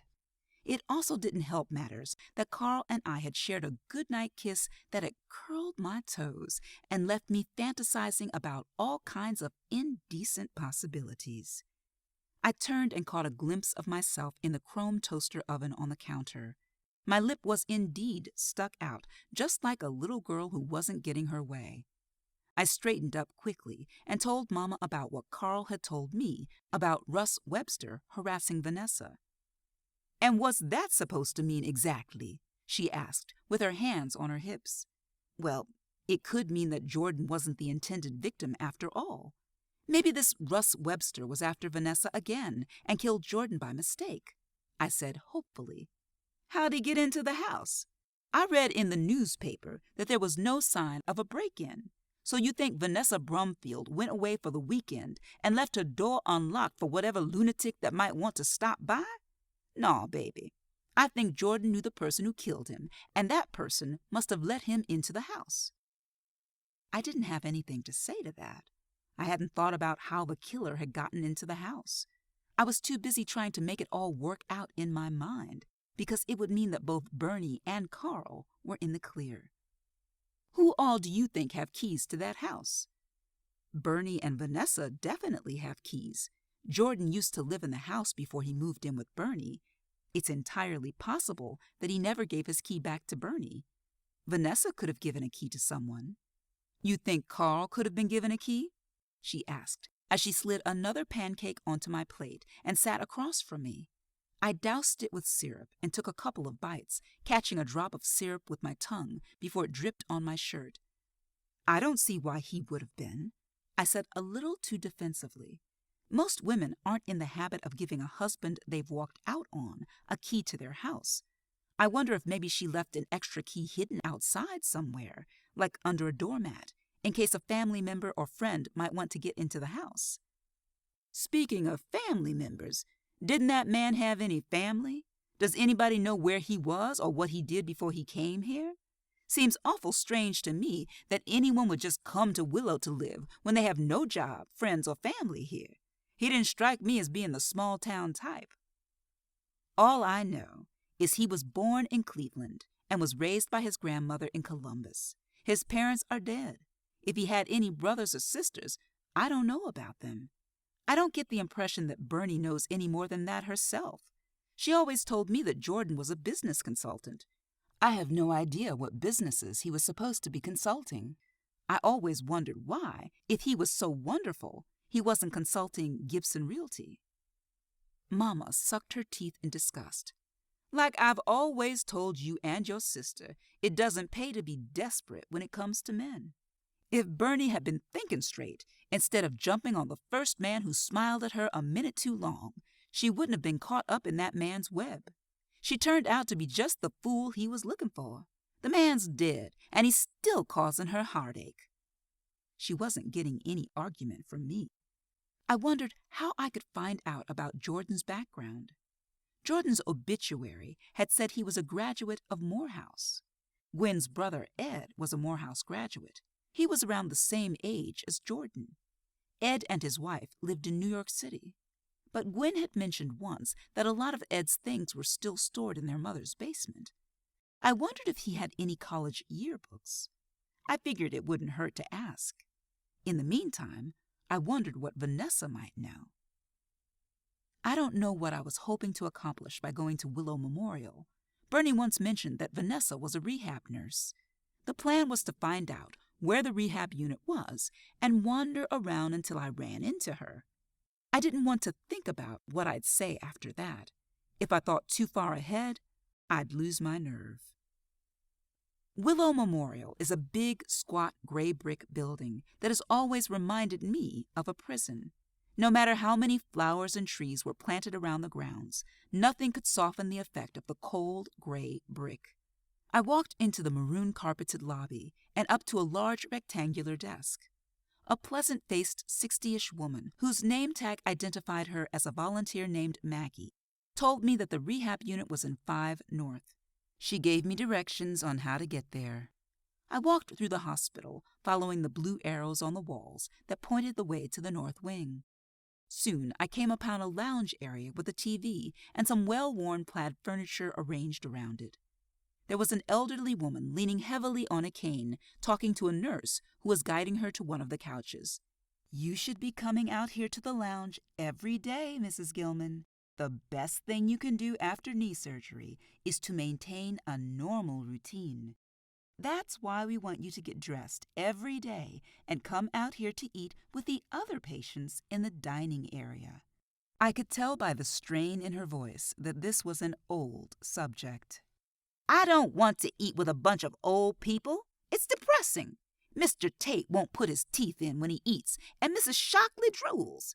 And every time I come out here to watch TV, that old man in the room across from mine is watching some stupid nature show on PBS. I don't give a damn about the mating habits of the tsetse fly. I haven't seen my soap since I got here. Why can't I have a TV in my room?" Off to the left of the lounge area was a nurse's station where 2 nurses were drinking coffee and looking on in amusement. Their backs were to me, so I could get close enough to hear what they were saying without them noticing. "I told Mary it was her turn to deal with Mrs. Gilman today. I had her yesterday," said one of the nurses. "Vanessa sure knows how to deal with her. She's the only one who can get her to come out of her room without a fight." "It's too bad about her father," said the other nurse. "I know. They released him this morning. There's nothing more they can do for him. He wants to die at home. Vanessa's moving back today to help take care of him. I'd be moving away if someone was murdered in my house. Does anybody have any idea what that man was doing there when she wasn't home? Well, now, I could be wrong, but I thought I heard something about her being involved with him. I don't know what to think anymore. Better not let Adamson hear you say that. He'd have a fit if—" They both turned around and saw me standing there. "May I help you?" they both asked automatically. "I was looking for the cafeteria. I must have gotten lost," I said, smiling. "It's on the other side of the building. Just follow the red arrows on the wall, and they'll take you right to it." I thanked them and left. I was hoping to catch Vanessa over on Archer before she moved out. I made my way through the hospital maze. It seemed as if there were more volunteers and employees than patients. I had tried, after my grandfather died, to get Mama to volunteer at the hospital so she could get out of the house for a few hours a day. She had flatly refused. She told me that the only reason for anybody to be in a hospital is if they were a patient, a visitor, or a paid employee. Even the free lunch given to volunteers wasn't enough of an incentive for her. That had shocked me, since free was Mama's favorite word. Every day her mailbox is filled with free samples and coupons for stuff she has absolutely no need for. Any free offer she sees on TV or in a magazine, she snaps up as if her life depends on it. Once she got a package of free condoms. When I'd sarcastically asked her what she was going to do with them, she'd said she had planned on giving them to me, but figured with the sorry state of my love life, I had as much need for them as she did. The sad part is, she was right. Instead, for reasons I've yet to figure out, she gave them to Alex. Gwen found them and, combined with her usual paranoia, swore he'd been cheating on her. They got into a big fight and didn't speak for a month. I walked past a woman in a white lab coat who was pushing a cart. As I walked past, she whirled and called my name. "Kendra Clayton, I know you're not going to just walk past me and not speak." Startled, I turned around to see who it was. "Gigi? Who else would it be?" she said, coming toward me, arms outstretched. We hugged, and I pulled back and looked at her in astonishment. The last time I'd seen Gina Gregory, or Gigi, as she's known to family and friends, had been about 7 years ago, after I graduated from college. She'd been dating a minister, or so he liked to call himself. Reverend Calvin Watkins of the House of Jesus Church, which actually was an old house 2 doors down from the Spotlight Bar and Grill. Gigi had sported no makeup and wore skirts past her ankles, no drinking, smoking, or fornicating. But I had a hard time believing that Gigi wasn't lifting those long skirts of hers for Reverend Cal. Then again, Gigi always did have what I like to call a tofu personality, meaning, like tofu, she was rather bland on her own. She got all of her flavor from the men she dated. When we were in high school, it was Gerald Tate, class president and preppy freak. The boy would have probably wiped his ass with Izod toilet paper if he could. Gigi was right by his side with a 4.0 grade point average and a preppy wardrobe of plaid pants, button-down shirts, and loafers. After high school, Gigi had followed her preppy prince to Miami University, where he promptly dumped her. We kept in touch throughout college, and I got the lowdown on all her exploits. She wasn't alone for long. Next in line was Malik Witherspoon, campus activist and president of CBS, Concerned Black Students. It was goodbye loafers and plaid, hello Birkenstocks and dreadlocks, or at least an attempt at them. Judging from the picture she sent me, she only succeeded in looking as if a dried-up baby spider plant had taken root on top of her head. After Malik, there was a brief fling with a member of the football team. But since Gigi is rhythmically challenged and not gymnastically inclined, cheerleading was out of the question.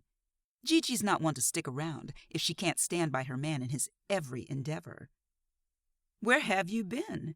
We were out in California for a while. Too many damned earthquakes. We brought our butts home. Man, it has been a long time, hasn't it? I've been married going on 3 years now. We've got a little girl, 18 months old, she said, beaming. That's great, Gigi. So, are you a nurse? I asked, gesturing toward the cart. A med tech. I work part-time in the lab. What about you? We stood and gabbed for about 10 minutes. The only way I could tear myself away was to promise to have lunch with her later that day. We both agreed to meet at Estelle's at 1 o'clock. I headed over to catch Vanessa before she was completely moved out, and I almost lost my nerve. I parked in front of the house. The red Mustang convertible was parked in the same spot in the driveway, and a brown station wagon was backed up into the driveway behind it. As I walked up the driveway, I saw that the station wagon was almost filled with clothes and boxes. The front door of the house was propped open. I noticed a piece of yellow crime scene tape hanging from the screen. Before I could knock, a young woman carrying a CD player came rushing out. Her head was down, and we almost collided. Vanessa Brumfield hadn't changed much since high school. She still had the same lean, boyish figure and the same long, dark, curly hair. She let out a small gasp upon looking up and seeing me, but recovered quickly. If you've come to look at the house, you'll have to come back later. As you can see, I haven't finished moving out. I came to see you, Vanessa. She looked at me hard. You look familiar, she said, finally. Where do I know you from? Springmont High, Mrs. Vance's home ec class. I'm Kendra Clayton. Oh, yeah, I remember now. Listen, Kendra, I don't mean to be rude, but I don't have time for a high school reunion. She walked past me to the passenger side of the station wagon and put the CD player on top of a box on the front seat. Actually, I came to see you about Jordan Wallace. What about him? She had stopped automatically at the mention of his name, and her cheeks turned pink. I was wondering if he ever talked about his past at all, or if you knew anything about his background. What exactly does this have to do with you? Are you a police officer? No, I'm a friend of Bernice Gibson's. I thought something in Jordan's past might hold a key to his murder. I barely knew the man. He came over here a few times to pick up the rent and to do some minor repairs. We certainly didn't know each other well enough to have any in-depth conversations. I guessed that rolling around in the sack didn't leave much time for intelligent, let alone coherent, conversation. I say guessed because it had been so long since I'd participated in the act myself that it was a hazy memory at best. I should have known Vanessa wasn't going to volunteer any information that would point to any intimacy between her and Jordan. If she wanted to play it that way, it was fine by me. Why don't you ask your friend what happened to Mr. Wallace? She thinks you did it, I blurted before thinking. Me? I was out of town. I have absolutely no reason to kill anyone, let alone someone I barely knew. She looked away from me when she made that last statement. Even she had to know how thin it sounded. It doesn't make any sense that he came here unless he thought you were home. Your car was in the driveway, wasn't it? He must have thought you were home. That car has been in the driveway for 3 weeks now. The transmission went out, and I don't have the money to get a new one put in. I've been driving my dad's car. He won't be needing it anymore. Her eyes filled with tears, and she quickly looked away. When she looked back at me, the tears were gone, replaced by weariness. Look, I'll tell you the same thing I told those detectives. I don't know why he was here. The last time I saw him was on the 1st of the month when he came by to get the rent. Why did you tell me to ask Bernie what happened to Jordan? Because she called me a couple of weeks ago and told me she was putting this house up for sale and that I'd have to move out at the end of the month. When I reminded her that I'd signed a year-long lease, she freaked out and told me she knew all about me and Mr. Wallace. I told her I didn't know what she was talking about. Like I said, I had no reason to kill him, but she acted like a crazy woman that day. She probably lured him over here and killed him and set me up. Do you know if Jordan had a key to the house? No, but Miss Gibson does. Before I could ask anything else, an electric blue BMW pulled in front of the house. A short, balding, pudgy man got out and came walking up the driveway. As he got closer, I could see that he was in his early 30s and was dressed in jeans, a red polo shirt, and expensive-looking cross-trainers that looked too clean to have ever been worn for exercise. I also recognized him as the man I'd seen in the birthday picture on Vanessa's refrigerator. Vanessa looked momentarily panicked, and then quickly pasted a smile on her face. "Hi, hun," he said, and planted a kiss on Vanessa's cheek. "Got here as soon as I could. I got tied up at the hospital at the last minute." He gave me a curious look. "Oh, this is Kendra, a friend of mine from high school. She just came by to look at the house. She's looking for a place to rent." "Ted Adamson," he said, extending a hand, which I shook. "I guess I'll be seeing you around, Vanessa," I said with meaning. Vanessa turned her phony smile up a notch and replied, "Just contact Miss Gibson, and I'm sure she'll answer any questions you still may have." "Nice meeting you," I told her friend, and left. I saw that Ted Adamson's car had vanity tags that read DRTED. Dr. Ted. How goofy can you get? I figured that this must be the Adamson that I'd heard the nurses at the hospital talking about. I wondered if he was the reason Vanessa had left Carl. He certainly looked like a man who could buy a house in Pine Knoll. I wondered how he would handle it if he knew that his sweetheart had been sleeping with her landlady's boyfriend. Not well, I'd bet. He'd take his money and run. I wondered what lengths Vanessa would go to keep her involvement with Jordan a secret. As I drove away, a thought suddenly came to me. I pulled my car into the alley that ran between Archer Street and River Avenue and got out. I walked quickly down the alley until I got to the fence that led into the backyard of Bernie's house. The fence was high enough that anyone approaching the house from the alley would have to open the gate to see through the yard to the driveway. I pushed the gate slightly, and it opened enough for me to see into the backyard. The gate that led to the backyard from the driveway was almost completely obscured by overgrown hedges. I couldn't even see the car in the driveway from where I was, which answered another question. The killer had to have figured that Vanessa was at work and had approached the house from the alley, not noticing that her car was parked in the driveway. But if the killer was Vanessa or someone she had been in cahoots with, it wouldn't matter whether there was a car in the driveway. I looked around the alley and saw that some of the other houses behind Bernie's didn't have fences as high as hers. I wondered if anyone in those houses had seen anything the morning Jordan was murdered. I knew just how I could find out, but I'd have to wait until Monday to put my plan into effect. I went home and cleaned my apartment. I usually tried to clean it once a week, whether it needed it or not. And today it needed it, badly. I lay down on the couch afterward for a couple of hours, trying to catch up on some of the lost sleep from the night before. I dreamed that I was in the house on Archer, staring down at Jordan's body. But instead of his head being all smashed and bloody, he just looked like he was sleeping. I heard a noise behind me and turned to see a person walking slowly toward me. As they came closer, I could see the person had no face. I tried to scream, but couldn't. I turned to run, and someone grabbed my leg. I looked down, and it was Jordan. His head looked like a smashed melon, and he had a vice-like grip on my leg. I woke with a start. I'd never been prone to bad dreams.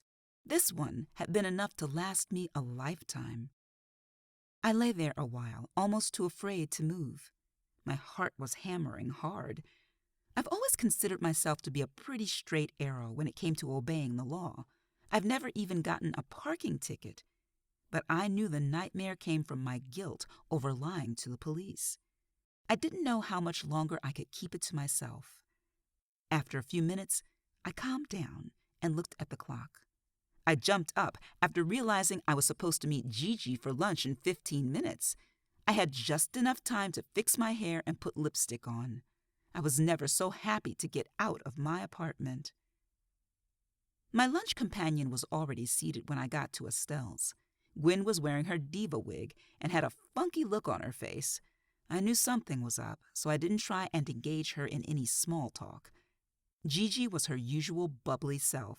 She'd brought a picture album with her. My bad dream was soon forgotten as we started reminiscing and going through the album. There were a lot of pictures of us from high school. Gigi and I had been acquaintances all throughout our school years. It wasn't until our senior year in high school that we became good friends. This was mainly because she tutored me in algebra and because Lynette was too busy being in love with Lamont Gaines to be a good friend to anybody. "This is my husband, Mitch," she said, pointing to a picture of a muscular brown-skinned man with glasses and a lopsided grin. "And this is our baby, Sasha. She'll be 2 this fall." Sasha had Gigi's dimples and big brown eyes and her daddy's smile. It would be impossible not to notice how happy Gigi was to be a wife and mother. I guess she finally found an identity she could stick with.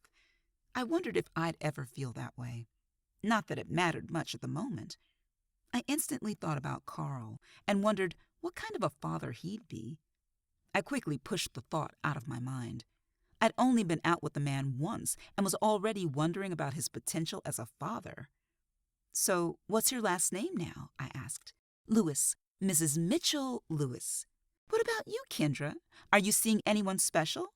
I'm surprised you're not married by now." "You sound like my grandmother. I met someone last week. We've been out once. I'd like to see him again. He just got a divorce, so he may not want to get involved again so soon."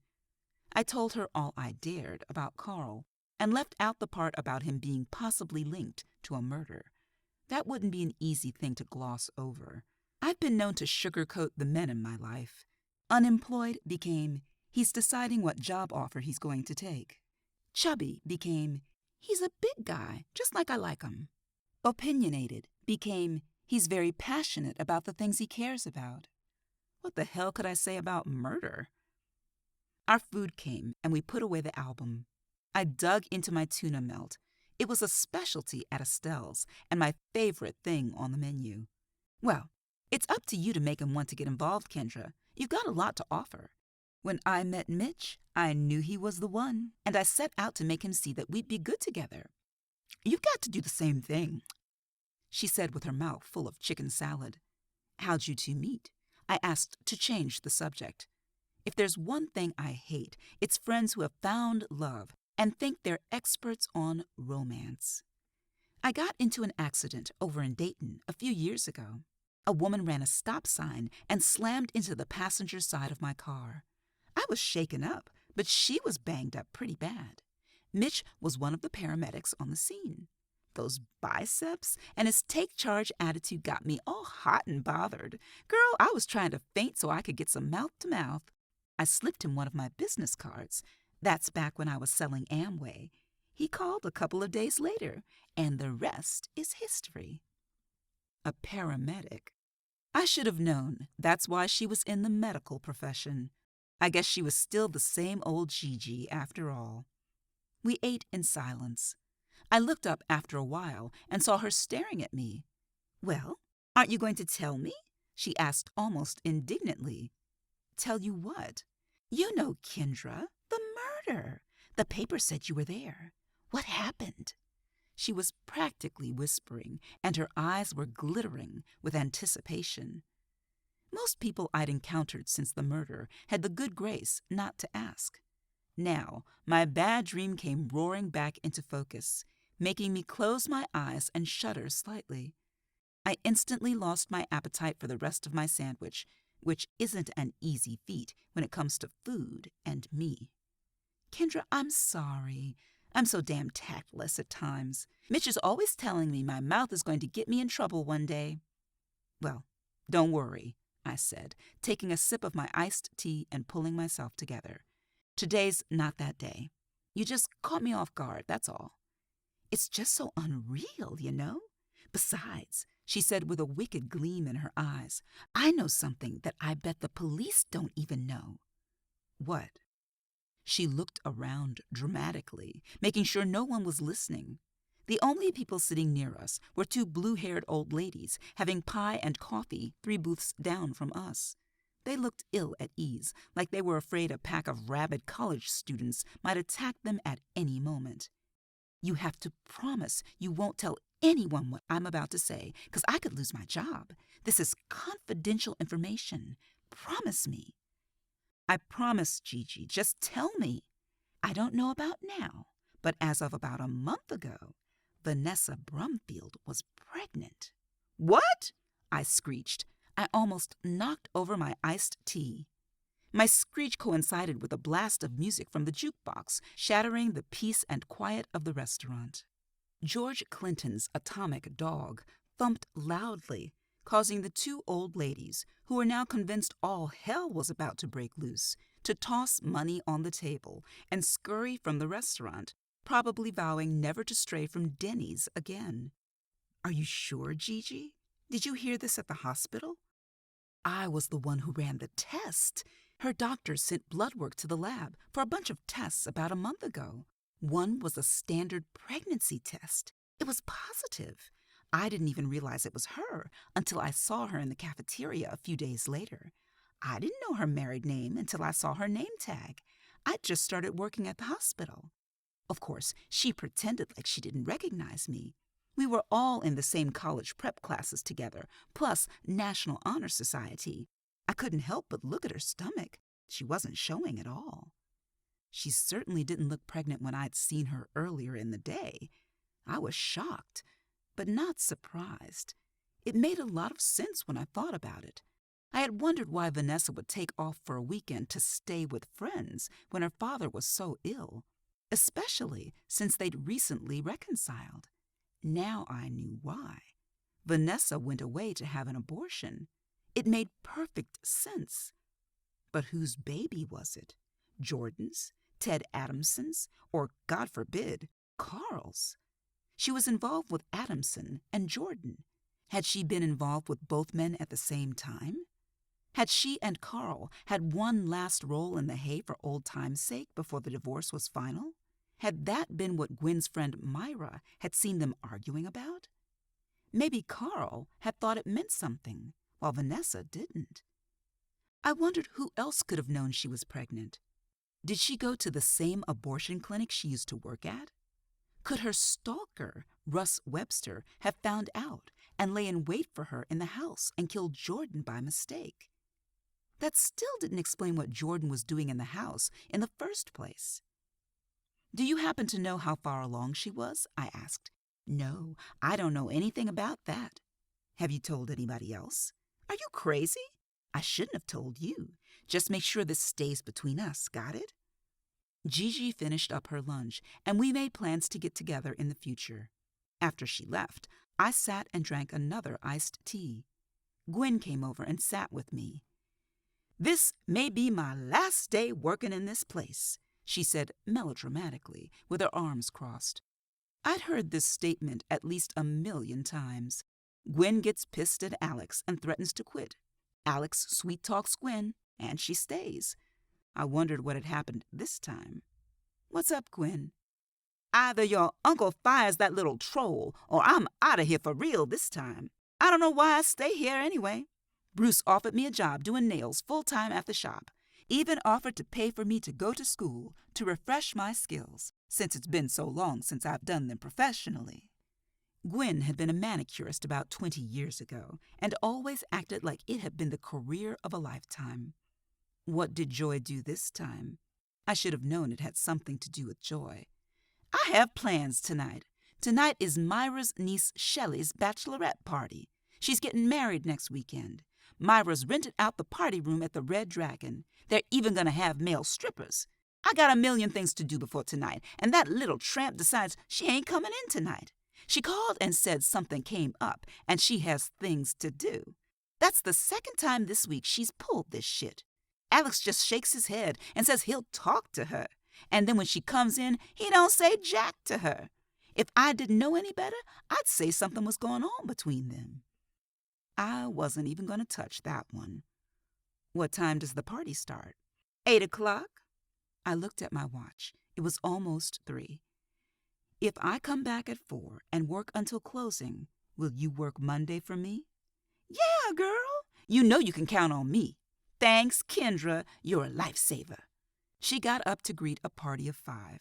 Her mood was greatly improved. "Oh, by the way," she said, turning back to me, "I got that graduation program of Ed's you asked me about. I'll slip it in your locker on Monday. Just make sure you give it back. Ma's real sentimental about that kind of stuff." I told Gwen, when I asked her earlier, that I had a friend who was trying to track down someone they graduated from Morehouse with back in 1976 and needed to find the exact spelling of the guy's name. She bought it and didn't ask any questions. I left the restaurant and tried not to feel like such a sucker. I don't know why Gwen didn't just come out and ask me to work for her in the first place. It's what she wanted all along anyway. But at least I had all day Monday to stick my nose where it didn't belong. Business had picked up a little by 6. The restaurant was almost half full. Alex was in his office. He and Gwen had had an argument before she left to go get ready for the party. I'd heard muffled shouts behind the closed door. Alex hadn't come out since. I wondered if Joy was aware of all the problems she was causing. I still couldn't imagine what she and Jordan could have been arguing about. Could it have been about bad service? Did Joy treat Jordan badly when he'd come into the restaurant? Was it something a free dessert couldn't fix, and when he saw her in the park, he decided to give her a piece of his mind? By 8 o'clock, the restaurant was almost empty again, except for a large party of teenagers that was spending the weekend at the college for early freshman orientation. Music blaring out of the jukebox and loud laughter made it seem as if the place was bursting at the seams with customers. Business would pick up again in another week when summer session started at the college. I told one of the servers to cover for me. I went back to see if I could pry Alex out of his office to keep me company while I had my break. I got 2 bottles of root beer out of the big fridge in the kitchen and knocked on the office door. "It's open," he called out. I opened the door and walked in. Alex's office is decorated in what I like to call principal office chic. He'd gotten his big gray metal desk and hard wooden chairs when the school board had had an auction of old classroom furniture. There was even a small blackboard on the wall behind his desk with work schedules written on it. An outdated Macintosh computer sat on one corner of the desk. He refused to buy a new computer, insisting that what he had suited his needs just fine. Black plastic letter trays stacked 4 high sat in the opposite corner. There were 2 metal bookcases filled with books on accounting for small businesses, restaurant management, cookbooks, and Walter Mosley and Stephen King novels. There wasn't a speck of dust anywhere. He kept his office like he wished he could keep his life orderly. Being involved with Gwen didn't leave much room for order. They had almost nothing in common. I figured the sex must really be good. He looked up at me, or rather, peered at me over the tops of his glasses. "Everything okay out there?" "Just fine." I set his root beer down on his desk. When I was a little girl, Allegra and I would spend just about every weekend with Mama and Grandpa. Alex was still living at home then. I used to wait until Allie and my grandparents were asleep and then sneak downstairs, and Alex and I would watch low-budget scary movies and eat popcorn and drink root beer. "So, what are you doing all closed up back here?" "Trying to put together some new specials." "I was thinking maybe some new specialty salads, like a cheeseburger one with ground beef and cheese with toasted bun croutons. What do you think?" I could tell he didn't want to talk about Gwen. "Sounds good," I lied. "You think maybe we could hire another hostess? Someone to maybe fill in when one of us can't come in? It's getting harder and harder to spread the three of us around, especially when Joy ups and decides at the last minute not to come in." "Actually, Debbie came in and talked to me yesterday. She's pregnant and doesn't want to be a server anymore with all the heavy lifting, but she can't afford not to work. She's going to start hostessing next week." "Did you tell Gwen?" "Yeah, I told her. But she's not going to be happy until I fire Joy. To tell you the truth, the way I'm feeling right now, if Gwen wants to quit and join the wild, wacky world of nail sculpture, then so be it. I'm tired of all the bitching," he said with the sarcasm that everyone in the family swears I've inherited from him. Besides, it might just help our relationship if we stopped working together. I was stunned, not just by what he said, but by the fact that he'd said it at all. Alex isn't one to confide in anyone, least of all me. He kept everything inside and dealt with it in his own way. He must really be fed up to have made a statement like that. Unless, of course, Gwen was right and there was something between Alex and Joy. I shuddered to think that there could be. You'd rather see Gwen quit than fire Joy? It's not just Joy. There are other problems. Joy is just adding fuel to the fire. Are you pleased with the job Joy's doing? How many free desserts have you had to give away because of her funky attitude? I'm just trying to give the kid a chance. She's had it rough. Her mother committed suicide when she was 15. She went to live with her aunt, but she didn't have much time for her because she was working 2 jobs to keep her own kids in college. When I first interviewed Joy for the hostessing job, I didn't hire her. She must have lied to her aunt and told her she got the job because her aunt called me and thanked me for giving her niece a chance. Then she told me about Joy's background, so I called her back and hired her. I don't know if I was suckered or not, but the girl has a king-sized chip on her shoulder about something. She never talks about her family, so I figured it must all be true. Whether or not Joy's aunt had known what she was doing, I knew that she'd really struck a nerve in Alex. Alex's best friend, Jesse Milton, had killed himself 4 years ago. They'd grown up together and had even worked together at Hampton's Truck Parts. But when they'd been laid off, Alex used the opportunity to start his own business, while Jesse got depressed and started drinking. He'd get jobs and then lose them because of his drinking. His wife left him and took their 2 boys with her. A month after she left, Jesse closed himself up in his garage and left his car running. Alex has felt guilty ever since. He was too busy getting the restaurant off the ground to notice that his best friend was in trouble. It was especially hard on him to see how the lives of Jesse's sons had taken a wrong turn. Their mother had taken them to Detroit to live, and they'd gotten mixed up with a bad crowd. Dell, the oldest, is currently serving a 5 to 15-year prison term for armed robbery. His younger brother, Timmy, is a crackhead. I knew now that hiring Joy had little to do with Joy herself, and everything to do with the guilt Alex still felt over Jesse and his sons. Don't you think that's all the more reason for her to do a good job? You took a chance on her, and look how she repays you, by offending your customers. I'm wondering how much longer she's going to be working here anyway. I was the one who talked to her when she called earlier. She was real excited because she was going to meet with someone who was interested in buying some of her paintings. She said if she could sell the paintings for what she was asking, then she wouldn't have to work, and she'd be able to take a full load in the fall so she can graduate on time. Well, I hope it works out for her. I meant that sincerely. Maybe she'd be a much happier person if she was doing something she enjoyed. 9. Monday morning, I forced myself out of bed. I've never been good at getting up when I have someplace to go. It's especially hard when I'm off on summer break and I don't have to be anywhere. What I planned on doing this morning wasn't anything I had to do, but I wanted some answers, especially since my own ass was on the line. Plus, I'm just plain nosy. I figured that going out and getting them on my own was the only sure way. I took a quick shower to wake myself up, then put on cut-off jean shorts, an Ohio State t-shirt, and my Nikes. I wolfed down a bowl of Cap'n Crunch and headed out. It was a little after 9 o'clock. The first place I went was the public library. I went to the reference section and got the most recent edition of the city directory.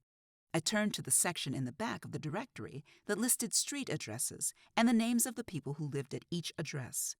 I made a copy of the names and addresses on River Avenue, the 300 block that runs directly behind Archer Street.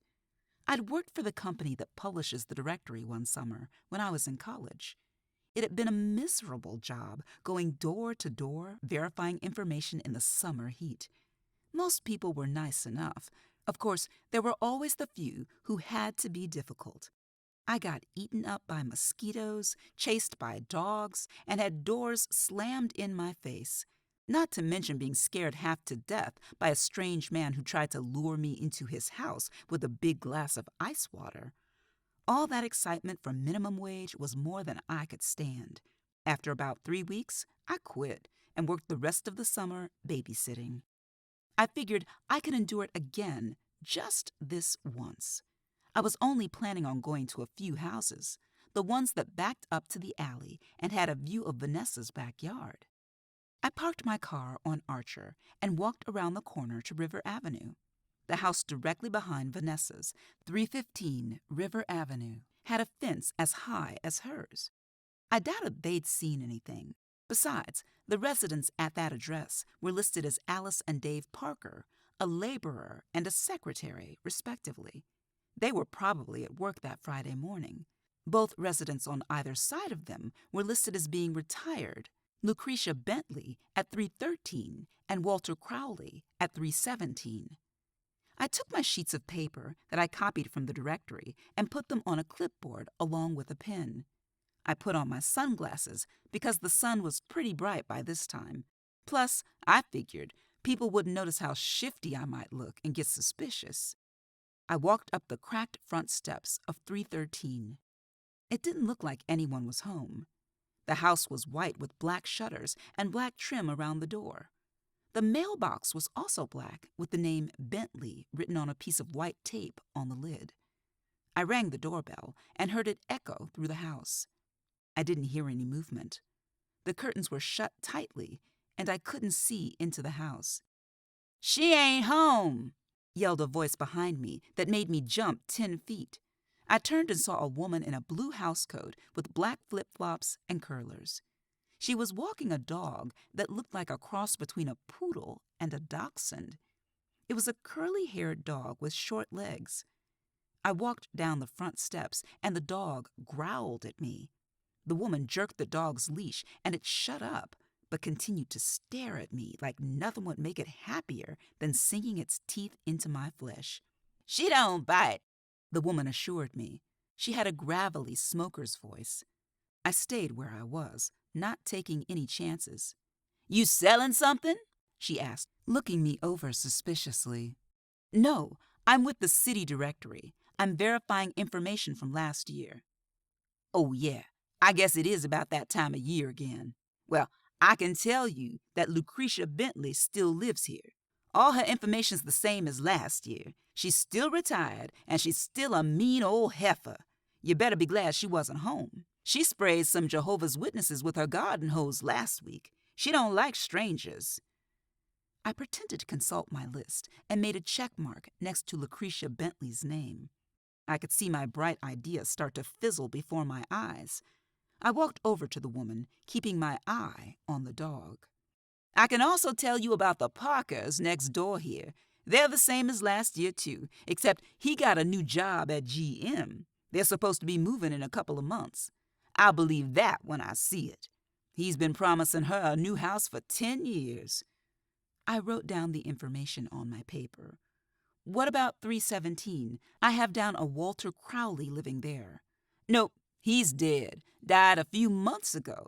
He was in his 90s and senile. His son and daughter-in-law moved in with him last year to take care of him. They're still living there. I don't know much about them because they ain't real friendly. He's not bad, but she's real uppity. Don't never speak. Do you know if they're home? She turned and looked while the dog sniffed my shoe and started barking. It probably knew I was a fraud. The woman jerked on the leash again. There's a car in the driveway. I guess someone's home. Thanks a lot. Do you live on this street? Yeah, Josephine Cooper, 322. All my information's the same, too. Wasn't it awful about that man who got killed around the corner? I asked, for the hell of it. Sure was, she said, shaking her head. I was out walking lady here that morning before it happened. I saw that white girl that lives there. Looked like she was leaving for a trip. Had a little suitcase with her. Got picked up by some woman. Course, we all knew what that brother was doing over there with her. He was working on her plumbing, she said with a smirk and a wink. I bet he surprised a burglar or something. Or something, I thought. I thanked her and watched her drag her little mutt down the street. I walked up the driveway of 317. There was a late model Buick in the driveway. The yard was very neat, with an immaculate lawn and pink and white impatiens by the front door. The small ranch house was brick in the front with white siding everywhere else. The front door was open. I looked through the screen door, which had a small tear in it, and rang the doorbell. When I saw who came to the door, I almost fainted. It was Delbert Ivory, Donna's henpecked husband. He came to the door and squinted at me through the screen. When he realized it was me, I thought he might pass out. Mr. Ivory, what a surprise, I exclaimed. I was trying to figure out how I was going to play this off. He was the last person I was expecting to see. I prayed his wife wasn't home. Hi there, young lady, he said nervously. He opened up the screen door and looked up and down the street quickly. What can I do for you? I'm working for the city directory this summer, and I need to verify information for this address. I figured, why ruin a good excuse? Is Walter Crowley at home? He was my stepfather, and he passed away back in March. Donna and me live here now. He left the house to us. Would you like to come in? He had regained his composure and had a sly gleam in his eye. I knew instantly that his wife wasn't at home. Sure, I'd like that. I stepped into a small living room, which was crowded with furniture. A big brown tweed couch took up most of the wall facing the door. A piano sat under the front picture window that looked over the front yard. The top of it was covered in family pictures. The wooden cross on the wall over the couch and the various ceramic figurines of Jesus and praying hands told me that this was a Christian home, even if the look Mr. Ivory was giving me wasn't very chaste. He gestured me toward a beige recliner that had a plastic cover on it. It made an obscene noise when I sat down. Now, what was it you needed to know, sweetheart? He sat down on the couch. He had directed the question at my legs. I just need to update information for this address. I had no idea that you and Mrs. Ivory weren't still living over on Harvey Street. Actually, Mama had probably mentioned it at some point, but the information was too useless for my brain to retain. We've been here almost a year now.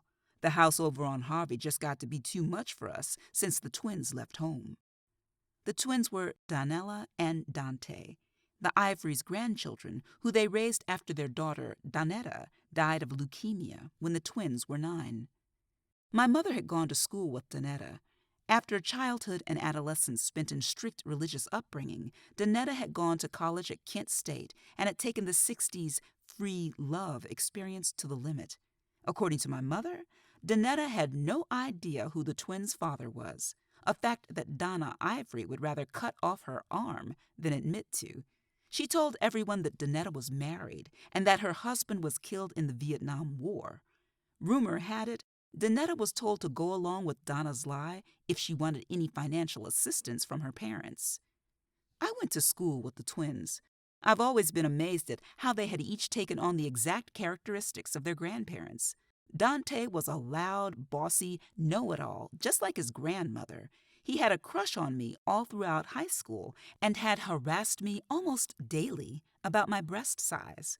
When I got an after-school job at the public library as a page, I caught him stealing the Beauty of the Week photos out of the Jet magazines and threatened to tell his grandmother. He left me alone after that. Donella, on the other hand, was as meek and mild as her grandfather. But I knew she had a secret side that few people were aware of. I'd had a feeling right around the time we graduated from high school that Donella was messing around with one of the married deacons at the church, a fact no one would believe until she turned up pregnant. The baby's father was never mentioned. Instead, she was shipped off to relatives down south, and the baby was put up for adoption. Last I'd heard, she'd joined some strange cult out west. How are the twins? I haven't seen them in years. Dante's a minister up in Cleveland. He's married with 2 kids. Donella, well, we pray for her. That's about all we can do. I just hope she'll come to her senses and come home one day. He started grinning at me with his big white dentures and leaned closer. So, why is it that a pretty young lady like yourself isn't married yet? The young men round here must be blind. I was more than willing to go along with that assessment. The Lord hasn't blessed me with a mate yet, like he has you, Mr. Ivory. How long have you and Mrs. Ivory been married? 49 years, he said with a grimace. I got the feeling that he wasn't feeling very blessed.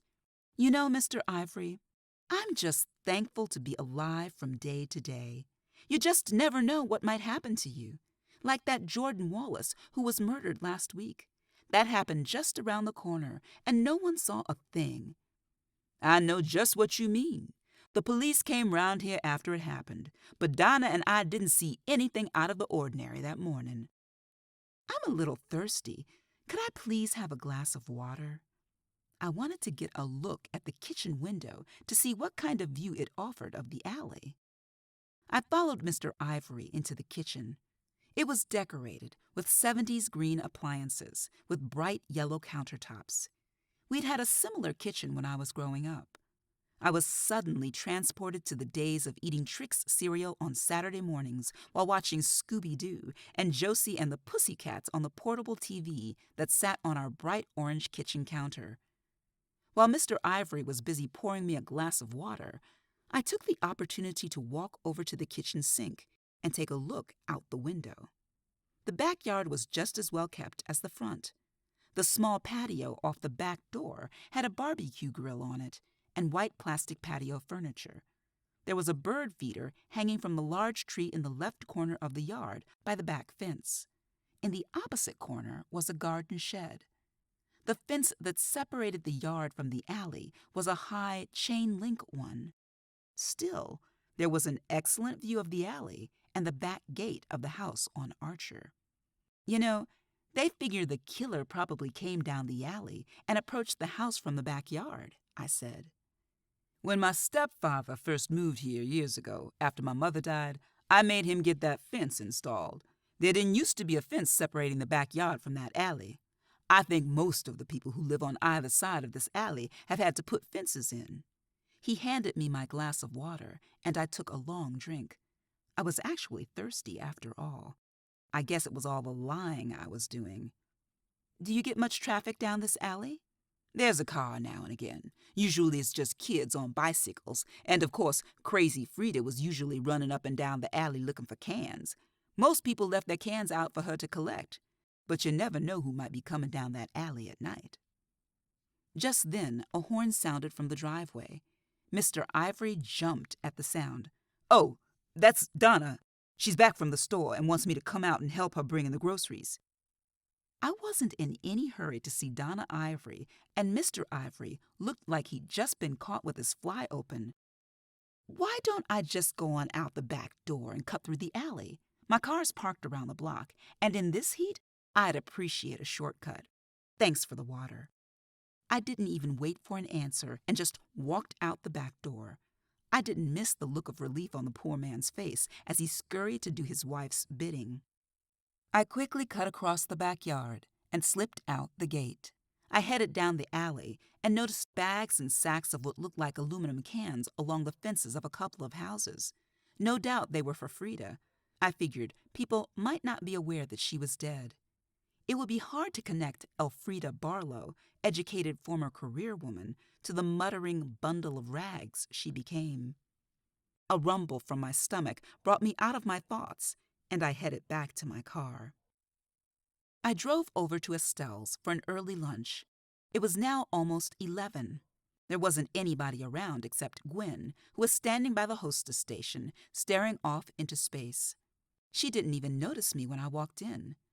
"Earth to Gwen. Come in, Gwen."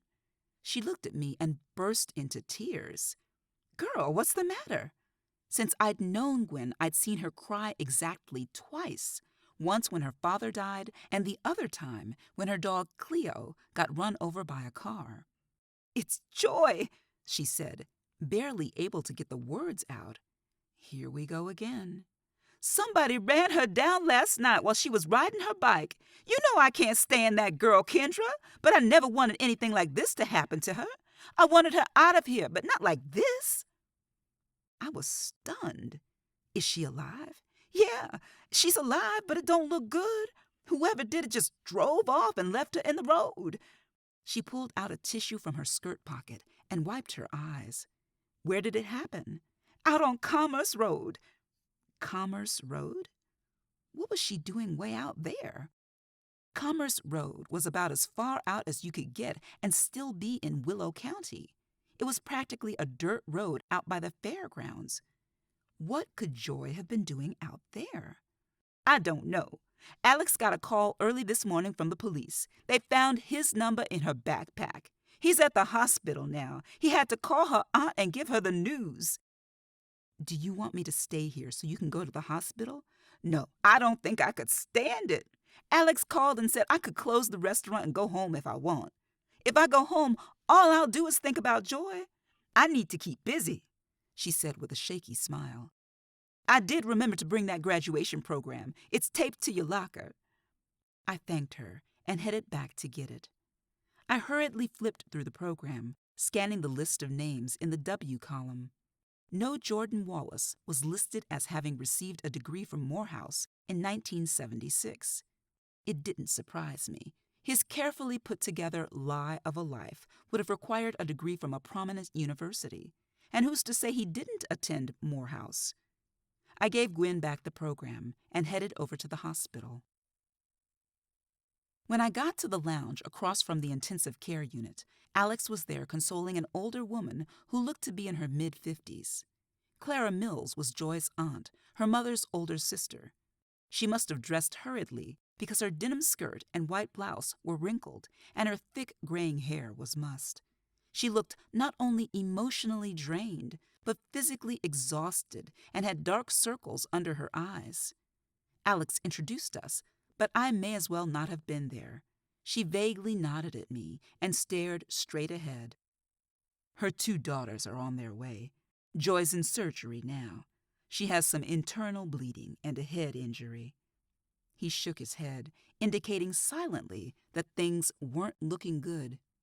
He gestured me over to the drinking fountain. Joy's aunt continued to stare into space as a single tear slipped down her cheek. "I just can't believe it. How could this have happened? Gwen said Joy was out on Commerce Road. Is that true?" My dislike for Joy wasn't as strong as Gwen's, but we both agreed on one point. She didn't deserve what happened to her, and I didn't want her to die. No one knows what she was doing out there. Some old man with a paper route found her about 5 this morning. I don't know how long she lay out there. It could have been all night, Alex said. His voice was thick with emotion. I can stay here with Mrs. Mills until her daughters get here, if you want to go get some coffee or fresh air. I knew that Alex hated for people to see him without his emotions in check. Thanks, he said, and headed down the hall. I walked back into the lounge. I noticed for the first time that it smelled like stale cigarette smoke. Some of the furniture had cigarette burns in it. I would have thought that being across the hall from a place as serious as the intensive care unit, the lounge would have been a more cheerful place with brighter colors instead of this drab tweed and plastic decor. "Can I get you anything, Mrs. Mills?" I asked. She shook her head no and looked down at her hands in her lap. I picked up an old copy of People magazine and half-heartedly started flipping through it. "How do you know my niece?" she asked suddenly in a surprisingly deep voice for a woman. "We both hostess at my Uncle Alex's restaurant." "Are you a friend of hers?" "No, ma'am, I'm not." The older woman sighed heavily. "Joy's never been good at making friends. She runs everyone away. I can't blame her for that, though. It's all her mother's fault. I loved my little sister, but she was an unfit mother. Rita never wanted Joy. She was too busy running around with some man to be any kind of a mother. She was always putting her boyfriends before Joy. The only time she paid any attention to that child was when she wanted to impress somebody and didn't want them thinking she was a bad mother. And if it wasn't some man, it was her business. Men and that damn coffee shop of hers. Everything came before Joy." "I understand Joy's mother is dead." "Committed suicide when Joy was barely 15. It was an overdose of sleeping pills. All over some man. The woman never did have a bit of sense. When things got bad, she always took the easy way out, leaving everyone else to clean up the mess." I got the impression that everyone else meant her, and her alone. "So you took Joy in?" "She moved here from Cincinnati. She hates it here. I did the best I could. Of course, the damage was already done. Joy was a sullen, moody, and argumentative girl. She loved to pick fights and start trouble. It was like she wanted everyone to be as miserable as she was. It got to the point where she'd become a problem in my home. I thought seriously about putting her in foster care. Then her art teacher at school recognized her talent for painting and really encouraged her. After that, things changed. She was never sweetness and light, but she was a lot better. Now, it may be all over," she said with a sob. I started to go to her and put my arm around her when 2 young women hurried into the lounge. I could immediately see the resemblance. They quickly came to the older woman and embraced her. Mrs. Mills introduced me to her daughters, and I left them to hope and pray in private. I met Lynette for lunch at Wendy's across the street from Willow Federal Bank, where she worked. I gave her the rundown on everything that had been happening. "Have you heard from Carl?" she asked. "No, but it's only Monday. It's too soon to start considering myself blown off. Mama thinks I should stay away from him anyway until Jordan's murder is solved," I said, spooning some Frosty into my mouth. "Do you know how many murders go unsolved? Then what are you supposed to do? Kendra, call that man. He and Vanessa are getting a divorce. Why would he want to kill Jordan?" I didn't mention anything about Vanessa being pregnant. "I just wish I knew more about Jordan's past. There has to be a key to this somewhere. Why don't you ask Bernie?" "Bernie hasn't been very forthcoming on the subject of Jordan. Besides, I don't think she knows much more herself." "What about possessions? Where are all his private papers and things?" "I really don't think the man had much by the way of possessions. Nothing except clothes, shoes, and that car of his. The police probably have everything that he owned." It suddenly dawned on me that Jordan's car had been in the shop at the time of his death. Could it still be there? Was there any valuable evidence in it? I knew that Jordan had used Frank Z's auto body once when he had a fender bender several months ago. I'd run into him when I was picking up my car. Someone had rear-ended me in the parking lot at work. It wouldn't hurt to go to Frank Z's and check it out. Frank Z's was on Fairmont Street. The garage itself is next to the house where Frank Zucker and his family live. It's a small business run by Frank, his son, and his brother-in-law.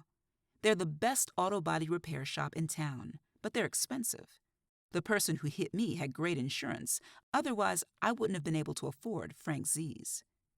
I parked in front of the house and walked around back to the garage. I looked to see if I could see Jordan's car anywhere. It was a navy blue Jaguar that had been his pride and joy. Bernie told me he wouldn't let anyone drive it, including her. It was an older model, a classic.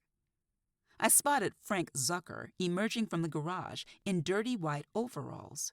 He was a short, squat, white man in his late 60s with a bushy mustache and thick, snow-white hair. He smiled when he spotted me. "How can I help you, miss?" He didn't seem to remember me. Good. "A friend of mine is selling his car. He said he already had about a dozen people interested in it and would be letting people look at it after it was out of the shop. I wanted to be the first in line with an offer, so I decided to come see it while it was here."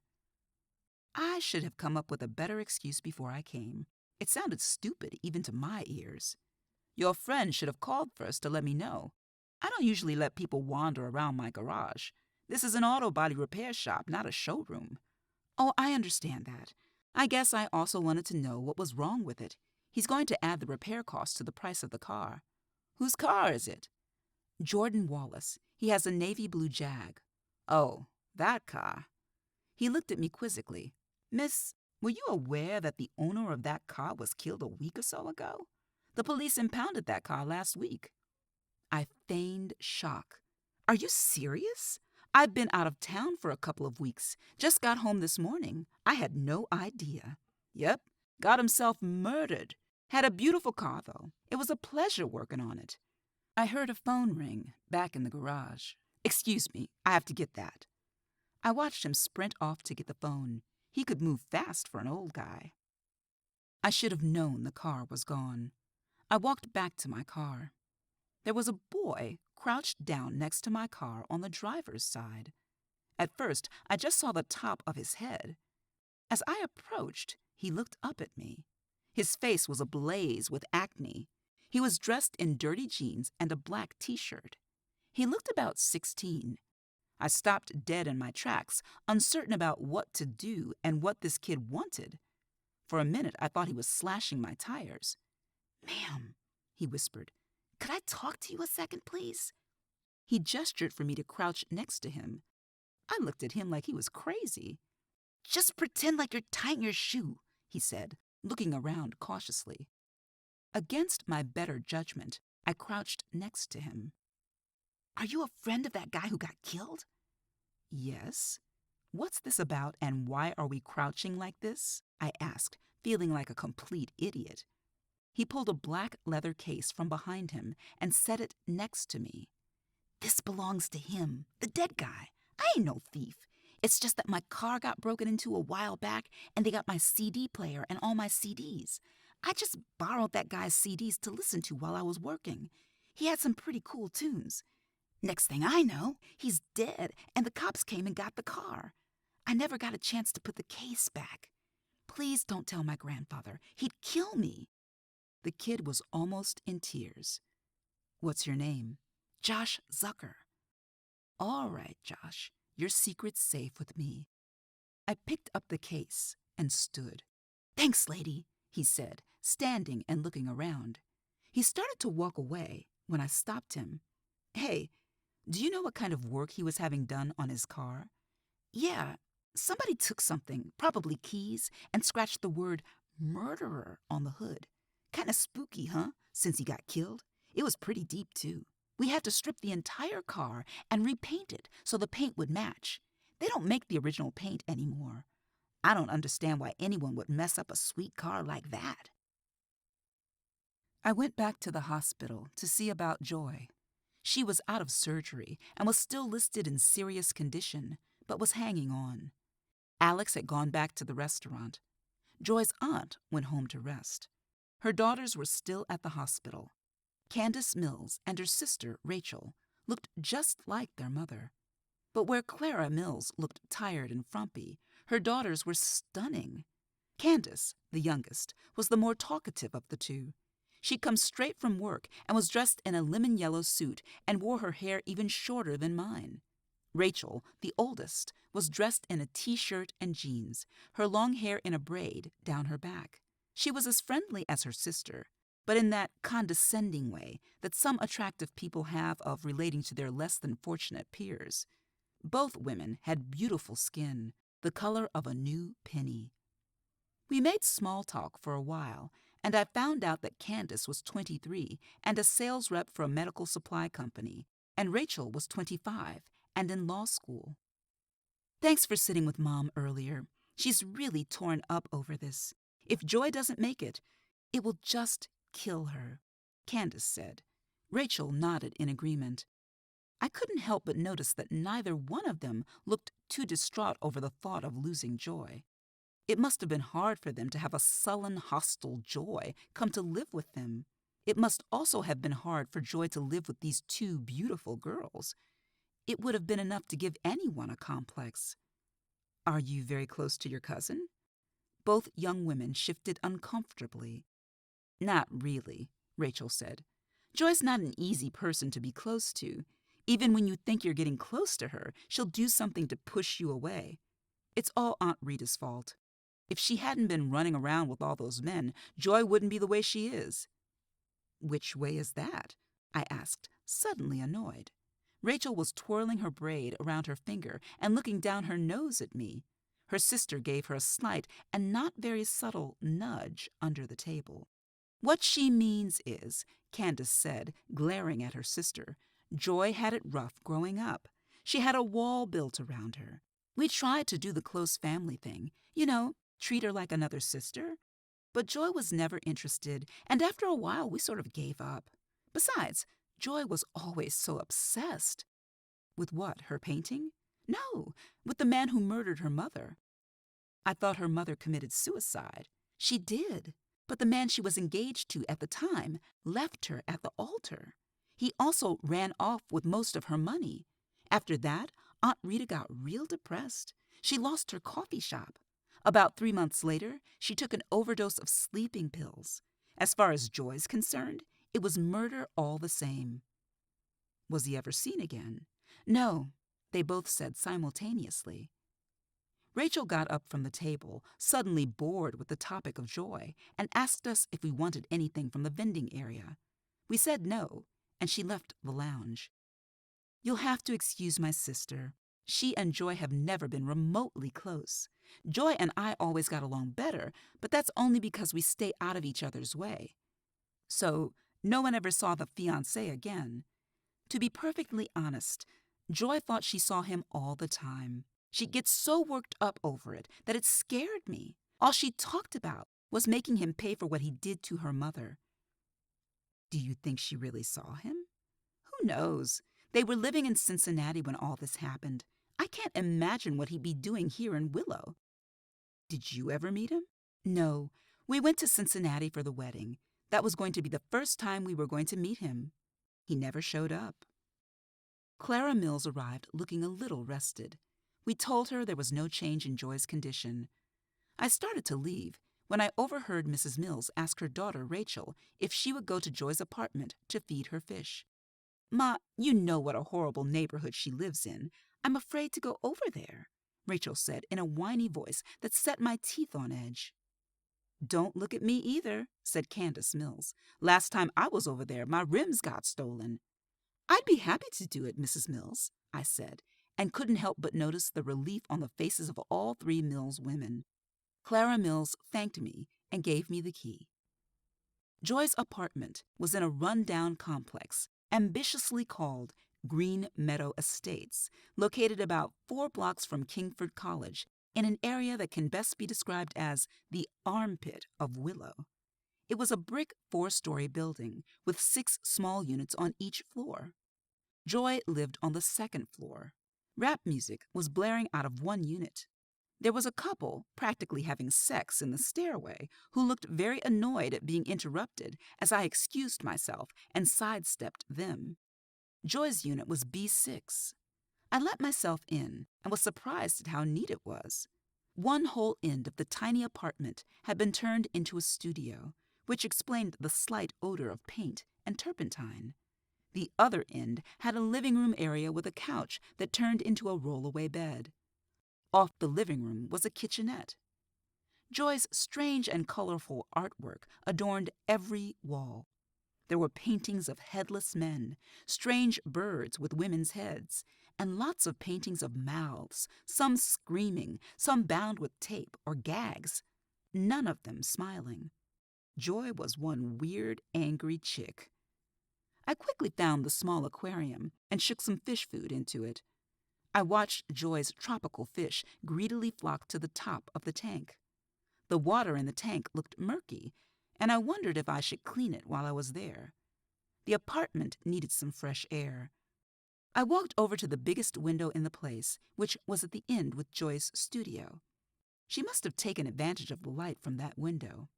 I noticed that there was a painting on the easel covered by a sheet, as well as a pile of paintings on the floor by the window. I resisted the urge to look under the sheet and opened the window a few inches to let some fresh air in. Then I went into the bathroom off the kitchen.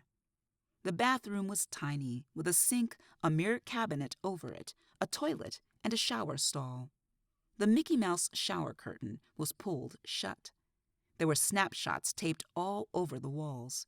There were pictures of a young, smiling Joy with a woman. Judging from the woman's resemblance, I figured it was Joy's mother. One picture in particular caught my eye, and I froze. It was taped to the bathroom mirror. In it was a teenaged Joy, no longer smiling, her mother, who was beaming, and a man who was also smiling, his familiar shark's tooth grin. It was Jordan Wallace. I took a closer look at the picture. It looked as if someone had taken an ink pen and drawn an X across Jordan's face. I wondered if Joy or her mother had done it. I didn't have time to wonder for very long. I saw in the mirror that the shower curtain behind me shook slightly. I whirled around just as a man jumped out of the shower. He was an older man, possibly in his mid-50s. He looked wild. His graying hair was in thick, long dreads hanging almost to his shoulders. He was thin, wiry, and dressed in black sweats and raggedy tennis shoes. He reeked of liquor. For one tense moment, we stared at each other. Then suddenly, he grabbed me, shoving me hard through the bathroom door. I landed on my back on the kitchen floor. The impact of my landing knocked the breath out of me before I could scream. The intruder sprinted toward the door for his getaway, and in his haste, stepped on my fingers. I cried out, clutching my hand to my chest. I rolled over on my stomach and saw the intruder collide with a young woman as he ran out the door.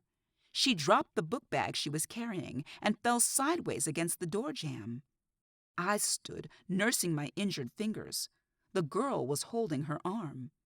We stared at each other for a moment before she asked me who the hell I was and what I was doing in her apartment. She thought the intruder was with me. I explained otherwise. It turned out the young woman's name was Corey, and she was Joy's girlfriend. Now I knew what Rachel had meant by the way Joy was. Joy was a lesbian. Talk about a newsflash. I had no idea. Corey was light-skinned, tall, thin, and small-boned, bird-like in her features. She wore her reddish hair in braids and wore granny glasses over eyes red from crying. She was pretty in an unadorned, natural way. She had just come from the hospital. She hadn't been able to see Joy. Joy's aunt and cousins didn't approve of their relationship. They didn't know Corey and Joy were living together because they hadn't visited in months. Corey gave me some ice for my hand. I could flex my fingers, so I figured nothing was broken. However, my back was killing me. Except for having been scared half to death, I was okay. Corey decided nothing was missing. I wondered how the man had gotten in and what he was looking for. "Oh, it's easy to break in here," Corey said, matter-of-factly. "Joyce locked herself out a lot and used a bobby pin to pick the lock. I used a credit card once to get in when Joy and I had a fight, and she locked me out. There are a lot of crackheads and winos around here. Some of them get desperate and break into apartments looking for money and anything they can sell for drugs and liquor." I sat on the couch while Corey made us some tea. I used the time alone to think. Jordan had been Joy's mother's fiancé. He'd run off with her money, leaving Rita Owens broke and depressed. She lost her business and later killed herself. Joy was the obvious candidate for vandalizing Jordan's car. She was probably responsible for the notes as well. She was seen arguing with him, and I caught her snooping around Bernie's house after the funeral. Did she kill him too? Where was Joy the morning Jordan was killed? The note I found would be proof she was there, but there would be no proof she wrote it or how long it had been there. Joy was tiny and rode a 10-speed bike. She could easily have been mistaken for a child. I got up from the couch and walked over to the window. On a whim, I uncovered the picture on the easel. The scene was a familiar one. The painting vividly depicted a man sprawled out on a floor and facing the wall next to him. His arms were stretched out in front of him. The man's head was a mass of blood, brains, and bone. Blood stained the collar of the man's shirt and splashed the wall next to him. I turned to Corey, who'd come in from the kitchen. "I think Joy's in big trouble," I told her. After much ranting, raving, crying, and pleading, Corey finally convinced me not to go to the police until Joy could talk to them herself and tell her side of the story. She swore that Joy had never mentioned Jordan Wallace to her, and as for the snapshot with the ex, Joy hated all her mother's boyfriends. Corey claimed she had no idea that the man in the picture was the same one who had been murdered a week ago. She also claimed that on the morning of the murder, Joy was taking a final exam, and although she could be nasty and hateful, Joy could never murder anyone. I didn't quite believe her, but didn't know what else to do. Neither one of us stated the obvious, that Joy might never regain consciousness. Corey refused to acknowledge that possibility, and I felt it cruel at this point to force it on her. Instead, not trusting her, I went into the bathroom and took the snapshot and started to take the painting. "What the hell do you think you're doing?" demanded Corey, who was standing in front of the door, blocking my way out. "I think these things will be safer with me until Joy wakes up." "You can't just come in here, accuse Joy of murder, and then run out of here with her shit. Put it back, now." Corey was pissed, and I guess I couldn't blame her. However, the evidence I was holding in my hands was proof that Joy was involved in some way with Jordan's murder, which could only mean good news for Bernie and me. I didn't want to antagonize Corey further, but I wasn't leaving empty-handed. I looked over my shoulder at the easel that I'd just taken the painting from and noticed the window next to it that I'd opened when I first got to the apartment. I walked slowly over to the easel, trying to figure out how to get the painting out of the window without Corey seeing me. "That's right. Put it back," said Corey, watching me closely. Thankfully, the phone rang, and as Corey turned to answer it, I quickly slid the painting out the open window and watched as it fell into the bushes below. I then grabbed another painting from the pile on the floor next to the window, put it on the easel, and covered it up with the sheet. Corey turned toward me, still on the phone, and nodded her approval. Then she held out her hand for the snapshot, which I'd already put in my purse. I pulled out an item from my purse and dropped it purposefully on the floor before Corey could grasp it. It sailed under the coffee table. She shot me a dirty look, then bent down to retrieve it. I shoved past her and ran out the door and down the hallway like the devil was on my heels. Corey was about to discover that what I dropped was actually my library card. I rounded the corner at full tilt and down the stairs 2 at a time. Then disaster struck. I tripped and went flying like a human cannonball, straight into the amorous couple that I'd encountered when I first arrived. We all tumbled down the remaining half-dozen steps and landed in an awkward heap at the bottom of the narrow stairway. There wasn't much room to move.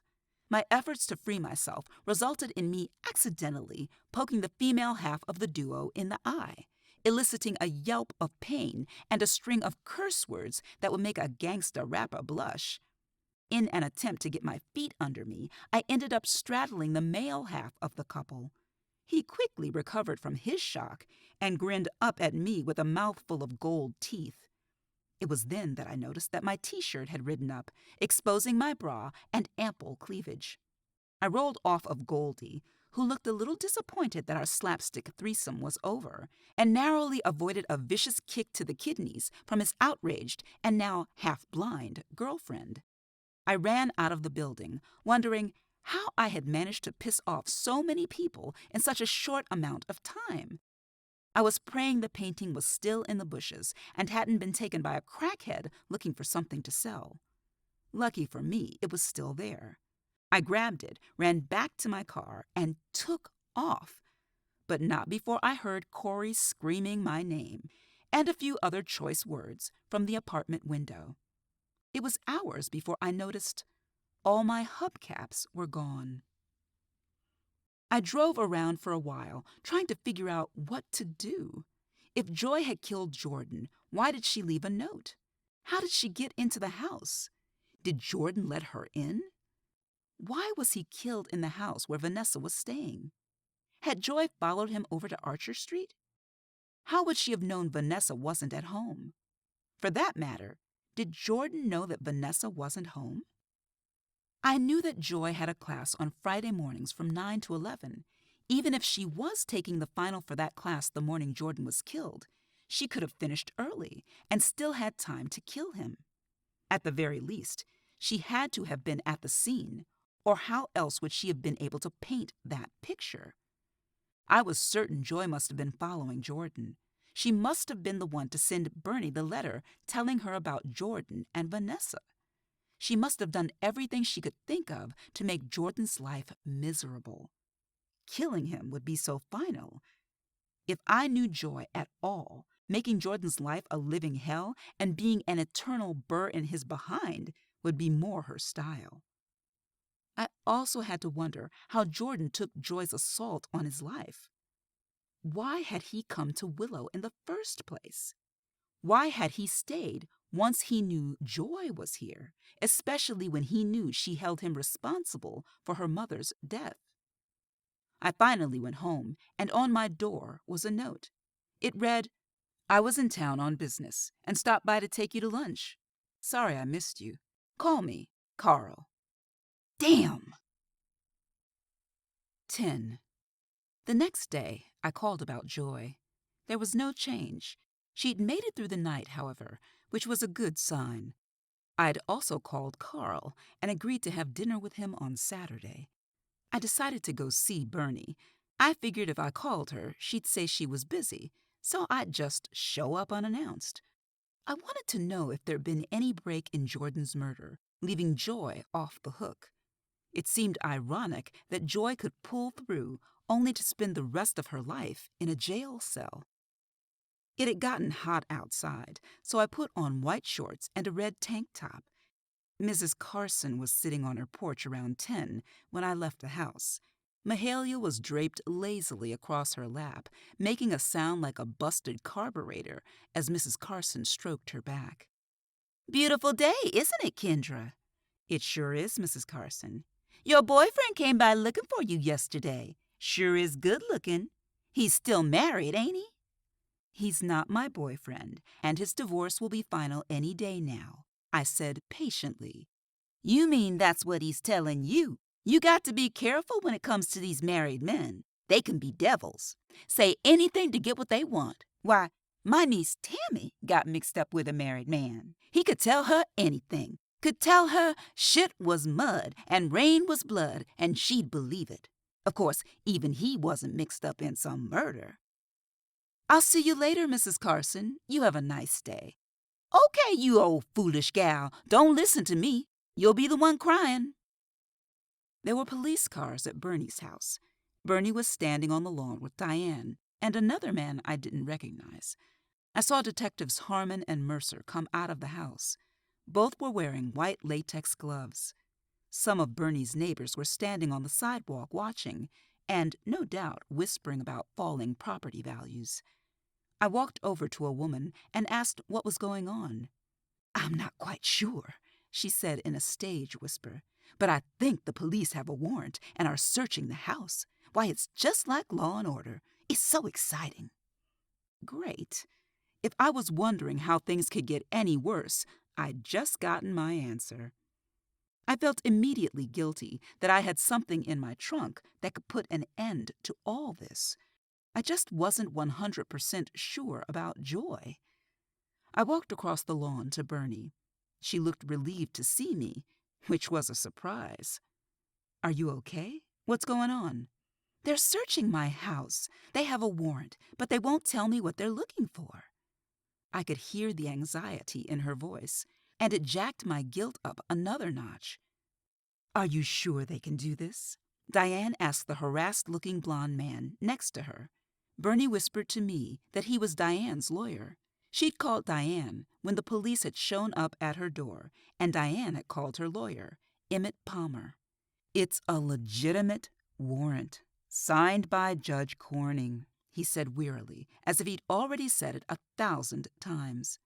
"I don't know why I called her. She's only making things worse," Bernie whispered. "When they showed up at my door, I panicked and couldn't think of who else to call." "How long have they been in there?" I asked. "Almost an hour. I couldn't stand to watch them tearing my house apart, so I came outside." I saw a police officer with white gloves on carrying a trash bag. He carried the bag over to Detective Mercer. Mercer looked inside the bag, then nodded for the officer to take it away. I felt sick. After another 20 minutes, the police were finished. I caught up with Detective Harmon and asked her what was going on. She would barely acknowledge me, let alone tell me anything. I happened to know that Vanessa Brumfield had been stalked by a man named Russ Webster. He could have killed Jordan Wallace, mistaking him for Vanessa. I was grasping at straws. "You mean Russell Webster, alias Russell Wells, a.k.a. Roger Williams, extradited back to New Jersey 6 months ago, and is in jail, without bail, awaiting trial for felonious assault on an abortion clinic doctor. Miss Clayton, we know what we're doing. Do you? Because if I were you, I'd follow your friend Miss Gibson's lead and get yourself a lawyer to advise you. You'll definitely need one when we decide to bring you in to give us a new statement concerning what really happened the night you took Miss Gibson to her house on Archer Street." She got into her car and drove away, leaving me standing open-mouthed on the curb. I went inside to help Bernie put the house back together. A half-assed attempt had been made by the officers to put things back where they were, but the overall effect was that of a tornado. Drawers had been pulled out, their contents stuffed hastily back inside. Cabinets had been emptied, and a planter housing a rubber plant had been overturned. Even the trash had been gone through. Diane had predictably left, claiming to have a lunch date, even though it was only 10:30. The neighbors, the show being over, reluctantly went about their business. Bernie and I cleaned in silence. Both of us were wondering what the police had carried out in that trash bag. I was haunted by Harmon's last statement to me. Who'd have thought a little lie could potentially get me into so much trouble? Now I had even more that I was holding back from the police. After an hour, Bernie came and told me she'd made coffee, and we sat down in the kitchen to drink it. "They know that I knew about Jordan and Vanessa. she said to me as I stirred sugar and cream into my coffee. How? And thanks for letting me know. Well, I didn't tell them. I don't know how they found out, she said defensively. Did you honestly think you could hide the fact that you knew from the police? I'll tell you another thing, too. I don't think Vanessa told either. She's involved with a doctor at Willow Memorial. She wants to bury any involvement she had with Jordan. I doubt she would have told them anything. That's all the more reason for her to kill him in my book. Damn! I wish I knew what they took out of here. Could it have been anything of Jordan's? No, they came and got all of his stuff right after it happened. They even impounded his car from Frank Z's. They think I did it. I can just feel it. Can you believe I've been down to that station twice more since I made my first statement? I don't know how many more times I can answer the same questions. I felt sorry for her, and at the same time relieved that I hadn't been called back down to the station. At least, not yet. What would I say if I were? Bernie, do you know anything at all about Jordan's past? Not really. He was born in Cleveland. I know his parents died in a car accident when he was little. He was an only child, and he went to live with his grandmother in Columbus, his father's mother. From what I gather, she had a lot of money, which is where Jordan got his expensive tastes. She must have spoiled the hell out of him. That's all I know. Jordan didn't like to talk about his past, or the future for that matter. He was a real here and now type person. I don't think he thought much beyond what he wanted at any given time. I don't think he thought about the future consequences of anything he did. Which was what got him killed, I said bluntly. Bernie looked at me strangely. Sorry, but you saw him just like I did. Whoever killed him was pissed as hell. What could he have done to make anybody that mad at him?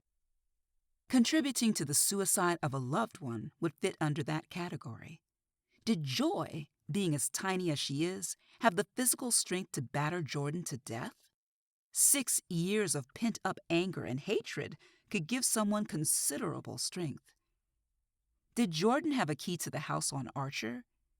He did when he lived there. He gave it back to me, but I couldn't find it anywhere. I just figured I lost it here in the house somewhere. Were any keys found on him? Just my car keys and his key to this house. I can't figure out how he got in over there. Vanessa had to have let him in and then killed him. She must have snuck back into town from wherever she was, killed him, and then snuck back out. It's the only thing that makes any sense. Could he have gotten a duplicate key made? I mean, he was seeing her behind your back.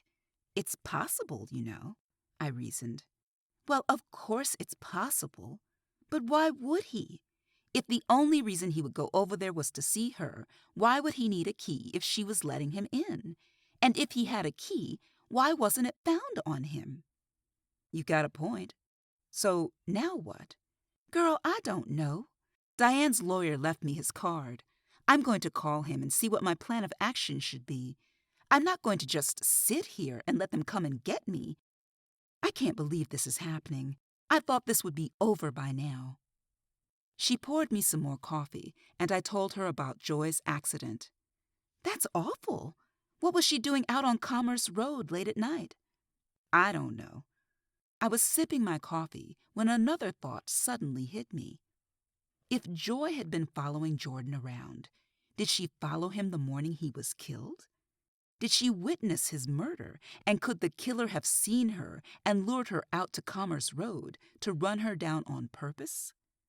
The thought made me nauseous. As much as I didn't want to, and despite the promise I'd made to Corey, I had to go to the police. You okay, Kendra? Bernie asked, placing a comforting hand on my arm. I'm fine, Bernie. I'm just thinking about what a mess this all is. So, is Diane still bugging you about selling the business? Yes, Lord. She's been bugging the hell out of me.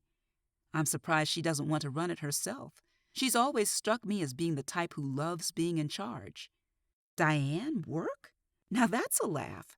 Working entails showing up and putting forth an effort. The only thing Diane puts any effort into is her appearance. Besides, she used to work at Gibson Realty when she first came to town. She was a part-time receptionist. As soon as she snagged Ben, she quit and hasn't looked back. Oh, I didn't realize she wasn't from here. Where's she from? Somewhere down south. Let me think. Macon. That's it, Macon, Georgia. How'd your mother feel about Diane? Couldn't stand her.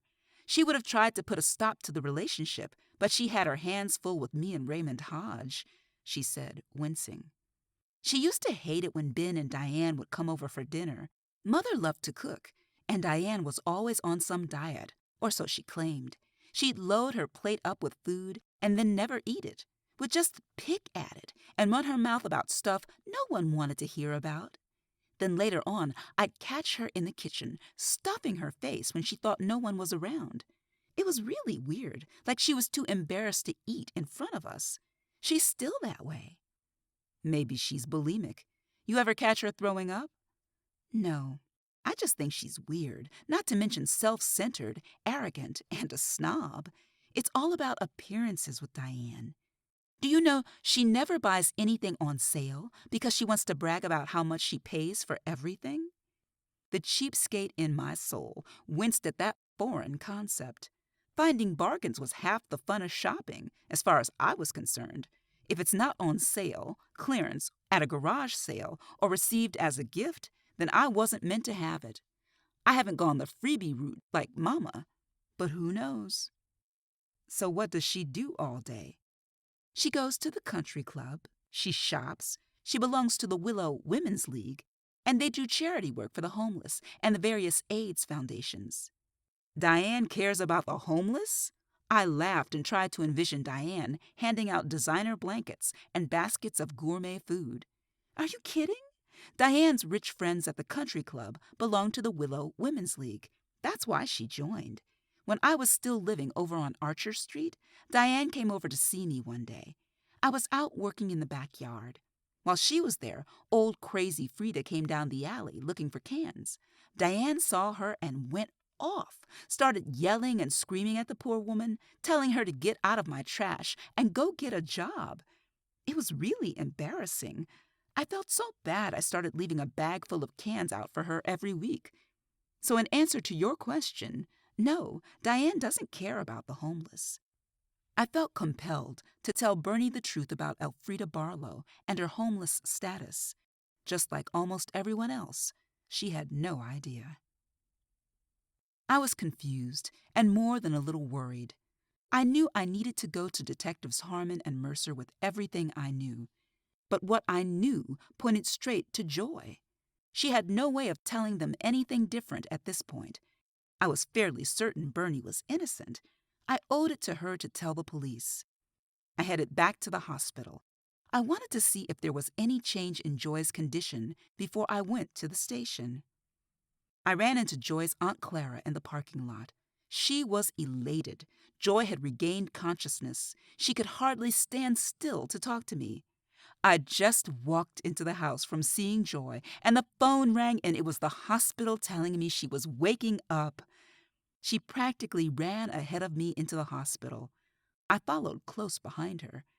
When we reached the intensive care unit, Clara Mills went straight into her niece's room. Not being a family member, I wasn't allowed in. I watched through the window to Joy's room, which had until now been closed off by many blinds. Joy looked very tiny in the big bed. Her face was swollen almost beyond recognition. Both eyes were black and opened to slits. Her head was wrapped in bandages, and her leg was in a cast.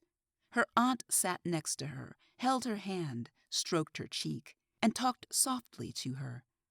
I had the feeling Joy knew everything that was going on, even though she just stared straight ahead the whole time.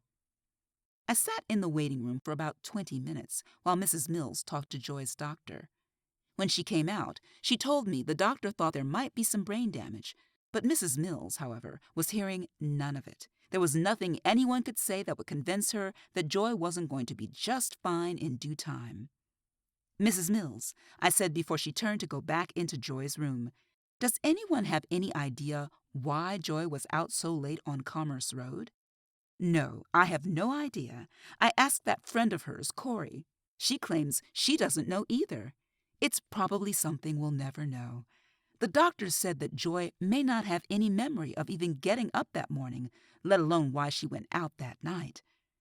She went back into Joy's room, happy in the knowledge that her niece was on the road to recovery, while I was on my way to do something that was going to cause her more grief. I felt like crap. I left the hospital and went straight to the police station. I was told that Detectives Mercer and Harmon weren't there. I left a message for one of them to contact me. I went through the drive-thru at Wendy's and got a burger and fries. I parked and ate in my car. Willow Federal Bank was across the street, and I watched the people who had business at the bank come and go. I was finishing up my burger when I noticed a man and a woman come out of the bank. I was shocked when I saw who the two people were. It was Carl and Vanessa. I watched them walk over to Carl's car.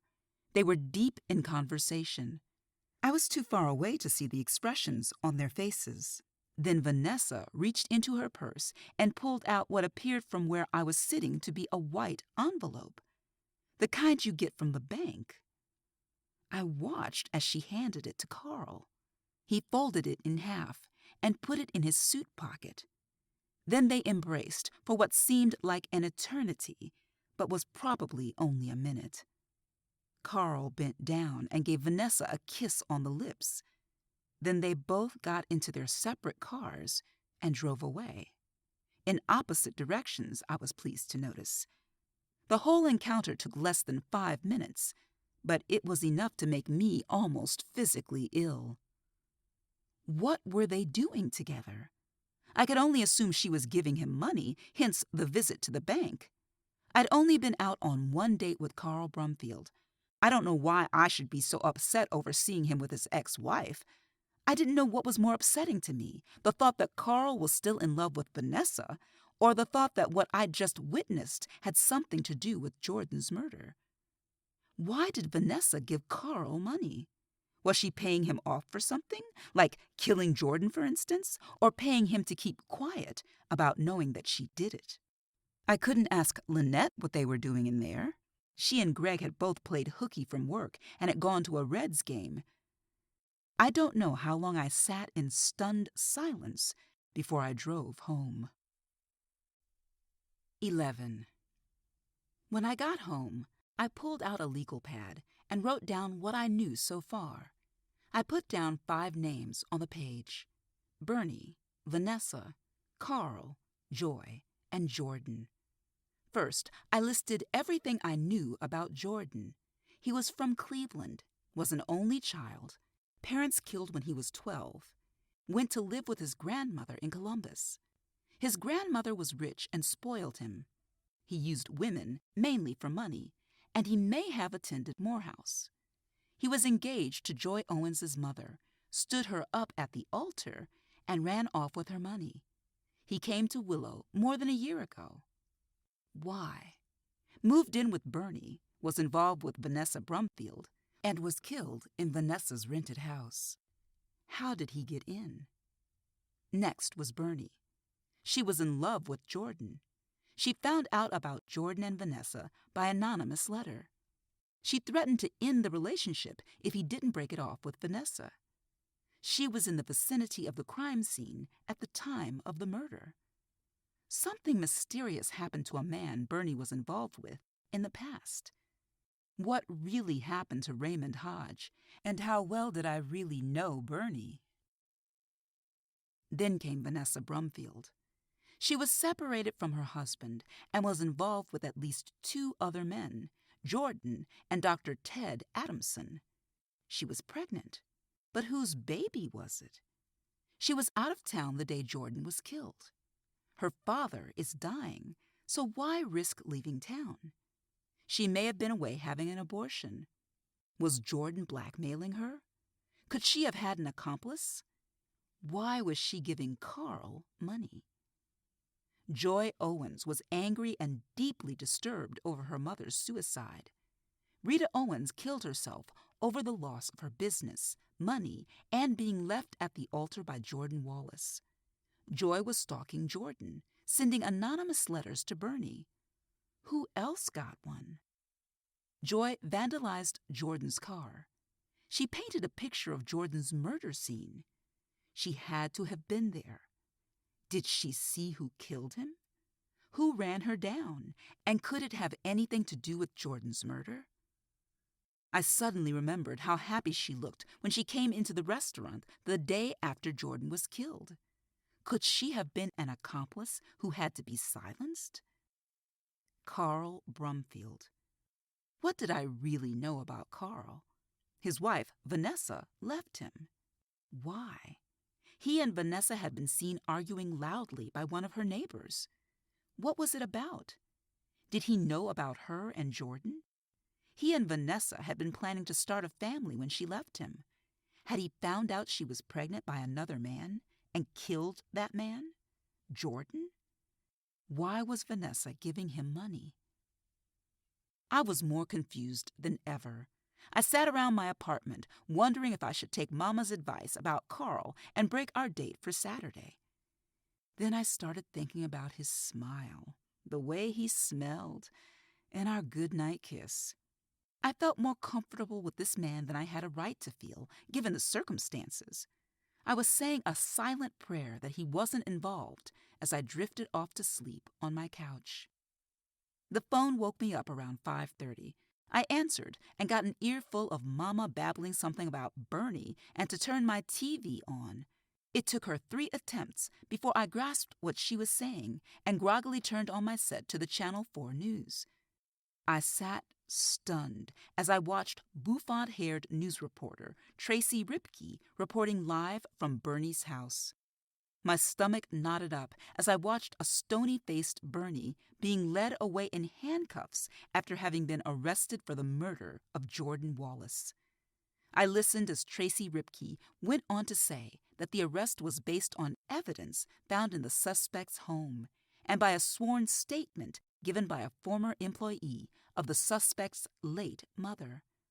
Footage was then shown of a trim black man in his early 50s coming out of the police station.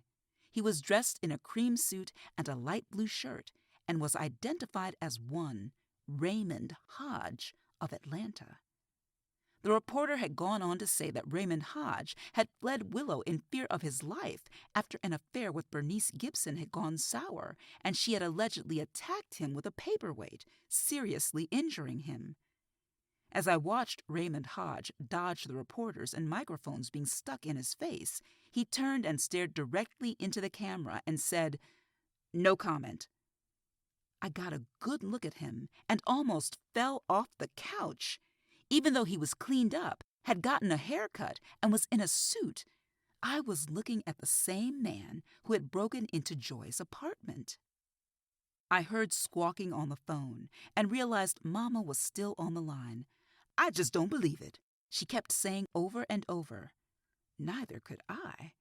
Why on earth are they arresting her over what some foolish man said happened more than 20 years ago? Althea told me about Bernie and that man. I'd have knocked him in his head, too. "Did you know about Bernie hitting him in the head with that paperweight?" I asked in amazement. "Yes, I knew all about that.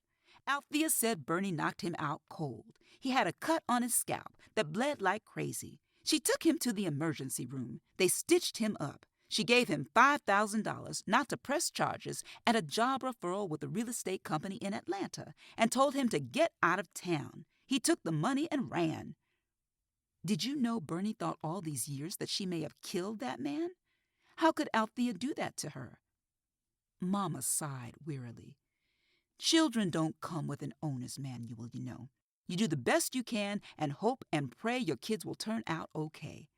I agree that Althea didn't handle that situation very well. She could have at least told Bernie what she'd done. But it's hard to watch someone you love making a big mistake. She thought she was doing the right thing. I think she was afraid Bernie would run off to Atlanta if she knew where he was." Well, it had all come full circle now, I thought.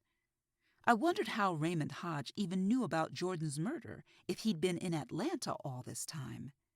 The raggedy, long-haired drunk I had encountered in Joy's apartment bore little resemblance to the polished, sharply dressed man I'd just seen on television, but I knew it was him. He had that same wild, trapped look in his eyes that I'd seen in Joy's apartment. They need to be arresting that Vanessa Brumfield. If they knew what they was doing, they'd be looking at her real close, Mama said indignantly. All right, what do you know that I don't? Well, I was in Denny's today with my ladies' senior circle from church. You know we go out to lunch every month. It was Maddie Lyon's turn to pick the restaurant this month. We were shocked because she usually picks Ponderosa. The chicken wings were almost raw the last time we went there.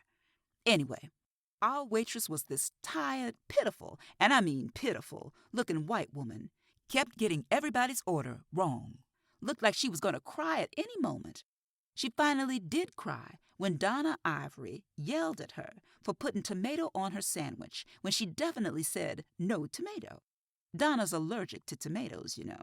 Her lips swell up as big as her behind if she eats any, and she gets these big, ugly red hives all over her body. Mama, please, I begged. It took her forever to tell a story, and the last mental image I needed was of Donna Ivory's butt-sized lips. All right, missy, don't rush me. As I was saying, our waitress ran off crying to the restroom. Another waitress came over and corrected all our orders. I asked if the poor woman was okay, and she pulled up a chair and started telling us all the woman's business. It seems our waitress had been none other than Edna Cox, Denton Cox's wife and Vanessa Brumfield's stepmother, and she has plenty to cry about. Not only is her husband dying, but she just found out that Vanessa is the sole beneficiary of a $250,000 life insurance policy. All poor Edna's going to get is the small house they live in and all her husband's debts. Vanessa has made it clear she's not sharing. You've got to be kidding. Now I knew why Vanessa had left Carl. Her father must have promised to make her his sole heir if she left him, not knowing how soon that would be. $250,000 would make a sizable down payment on a house in Pine Knoll. It would also entice a man like Jordan Wallace. Vanessa would be a single professional woman with her own money, just like Bernie and just like Rita Owens had been. I wondered if Jordan had known about Vanessa's inheritance and found out the hard way that she wasn't sharing. We're not looking at any other suspects at this time, Miss Clayton, said Detective Trish Harmon with what I swore was a smirk. I'd gone to see her the next morning and was waiting for her when she arrived at the station. I had laid out everything I knew, or rather, almost everything, to Detective Harmon, and she wasn't biting. As far as she was concerned, Joy Owens could have painted that picture based on the newspaper's description of the crime scene and a little imagination. She also pointed out that even if Joy had been stalking Jordan, there was absolutely no proof. The one note that was found had only one set of prints, mine. As for Vanessa, she had an alibi that had been verified, and as far as the detective knew, there was no crime in being left $250,000 by your dying father. I glared at her across her desk, which was as neat, orderly, and anal as she was. Today she was dressed in a dark brown pantsuit and a white high-button blouse. There was a picture of her with a dark-haired, bespectacled man who had his arm around her waist. I almost didn't recognize her. Her hair was long and dark brown, and she was actually smiling. She noticed me looking at the picture. That's my husband, Paul, and me. He died 10 years ago. Car accident. When Paul Harmon died, he must have taken a piece of his wife with him. She barely resembled the happy woman in the picture. I momentarily felt a stab of pity for Trish Harmon. It quickly disappeared with her next statement. We have strong evidence that Bernice Gibson killed Jordan Wallace. She knew he was cheating on her with her tenant, Vanessa Brumfield. She lured him over to her rented house on Archer with a note. We now know she borrowed a car from a co-worker, left work, let herself into the house, and killed Mr. Wallace. The rest, you know. We have a witness who can testify that Miss Gibson is a violent person. Now wait a minute, I said. What are you talking about? What note? I hoped she didn't notice that I hadn't asked whose car Bernie had borrowed. Do you honestly think I'd share that information with you? Harmon's phone rang, and she turned to answer it. I looked past her and noticed a slip of paper enclosed in a baggie sitting in a plastic tray on the table behind her desk. I got up, quickly reached past her, grabbed the baggie, and looked at the note. It was a half sheet of lined notebook paper that looked like it had been in the trash. It had what looked like coffee stains on it. There was some writing on it in a strange, pale pink, shiny ink. The note read, "Be at my place at 8 and don't be late." It was signed, Love V. The handwriting was a childish, looping scrawl. Harmon ended her call and turned to see me with the baggie in my hand. She jumped out of her chair and tried to snatch it out of my hand, but I took a step backwards. "Are you out of your mind?" she hissed, and looked around the room to make sure no one had witnessed her letting evidence get away from her. "Are you trying to tell me Bernie wrote this note? This isn't even her handwriting. And what kind of ink is this?" "Actually, it's lipstick," she said, sighing and snatching the baggie from my hand. "And of course Miss Gibson could have disguised her handwriting to make Mr. Wallace believe the note was from Vanessa Brumfield. We've already obtained a handwriting sample from her. I'm sure the results will be conclusive." I remembered a week or so ago when Bernie first told me about Raymond Hodge on Diane's patio. She told me that if the police really wanted her to be guilty, they would find a way for her to have done it. Her theory was coming true. So this is the smoking gun that made you arrest Bernie? A note that isn't even in her handwriting, doesn't have Jordan's name on it, and could have been written by anybody? Where did you find this? In Miss Gibson's purse. We also found Mr. Wallace's missing keys and half of a broken blood-stained baseball bat, which we believe to be the murder weapon, in her gardening shed. Is that enough of a smoking gun for you, Miss Clayton? You do realize that there must have been at least 100 people in and out of Bernie's house after Jordan's funeral?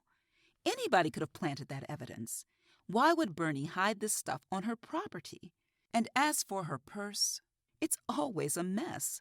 Someone could have slipped that note inside, and she would never have known it was there, I said vehemently. Be that as it may, Bernice Gibson has the strongest motive. We've yet to come up with any person who has a stronger one. I just gave you 2. I was practically vibrating with anger. And why did you decide to search Bernie's house anyway? I can't tell you that, Harmon said, glaring at me. Now, unless you have something you'd like to confess, I don't want to hear any more. Stay out of police business, Miss Clayton. Was it an anonymous tip, maybe a letter typed like the one I found? She looked up abruptly, letting me know I was right. I don't have time for this. Evidence is what we need, not speculation, and we have plenty of evidence against Miss Gibson. Now, if you'll excuse me, I have a lot of work to do. She bent over her paperwork without another word. Having been dismissed, I promptly got up to leave and almost ran into Charles Mercer carrying a box of donuts. He said something to me that I didn't catch. I was so pissed that I didn't stop to find out what it was. I arrived at the Willow County Courthouse later that morning for Bernie's appearance in front of the judge. It took all of 5 minutes. She was led into the courtroom dressed in an orange jumpsuit. Her usually immaculate French roll was coming undone. She looked tired and more than a little scared. She was led over to sit next to her lawyer, Emmett Palmer. The courtroom was packed. I was able to find a seat at the back. Diane was sitting in the row behind Bernie and her lawyer. Next to Diane, I was surprised to see Trevor, who was looking more than a little bored. I scanned the room to see if Raymond Hodge would make an appearance. I didn't see him. I did see Vanessa Brumfield, hiding behind a pair of dark sunglasses, slip into the back row, 2 seats down from me. She hadn't noticed me yet.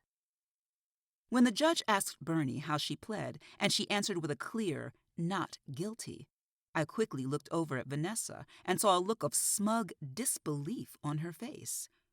After a few minutes of arguing over whether or not to grant bail, the judge set Bernie's at $500,000. I knew Bernie would be able to pay. I turned to leave just in time to see Vanessa quickly slip out the door. I followed her out to the parking lot and caught up with her. "I'm real surprised to see you here, Vanessa. Did you come to gloat?" She gave me a look that could have frozen water. "Look, I'm just as curious about this whole thing as anybody else, more so since it happened where I lived and I was questioned by the police. It's obvious to me that someone was trying to set me up, and it was more than likely your friend. If anyone was set up, it was Bernie. I have to wonder if maybe it should be you sitting in Bernie's place. $250,000 is a hell of a motive for murder in my book. What happened? Did Jordan want a piece of it to keep your affair secret from Daddy? Or was there something else he knew about that would have blown your inheritance?" I looked pointedly at her stomach. She backed away from me, openly shocked at my blatant innuendo. "You nosy bitch!" She practically spat at me. "Mind your own damn business!" She turned to walk away, and I started to follow her. Then she had a change of heart and turned back to me, smiling slyly. "Okay, you want to know the truth? Yeah, I fucked Jordan Wallace. I fucked him every chance I got. So what? He wasn't married, and I was on my way to being single again." "What about Dr. Adamson? Aren't the two of you an item?" "Ted's a nice man, but he's no red-hot lover, and I'm not married to him either. I can do whatever I want with whomever I want. I let good sex cloud my judgment, and I mistakenly confided in Jordan about my inheritance and how I had to leave Carl to get it. Jordan thought he could blackmail me into giving him half my inheritance by threatening to tell my father about us. He was wrong, dead wrong. Why all this honesty now? Is it because an innocent woman is in jail for something you did? Or maybe you had an accomplice?" She rolled her eyes. "I didn't kill him. And if she didn't do it, then she has nothing to worry about, does she? I can afford to be honest with you because I have nothing to lose now. Besides, it's just your word against mine." This time, when she walked away, I let her. I worked at Estelle's that afternoon. Things were better between Gwen and Alex.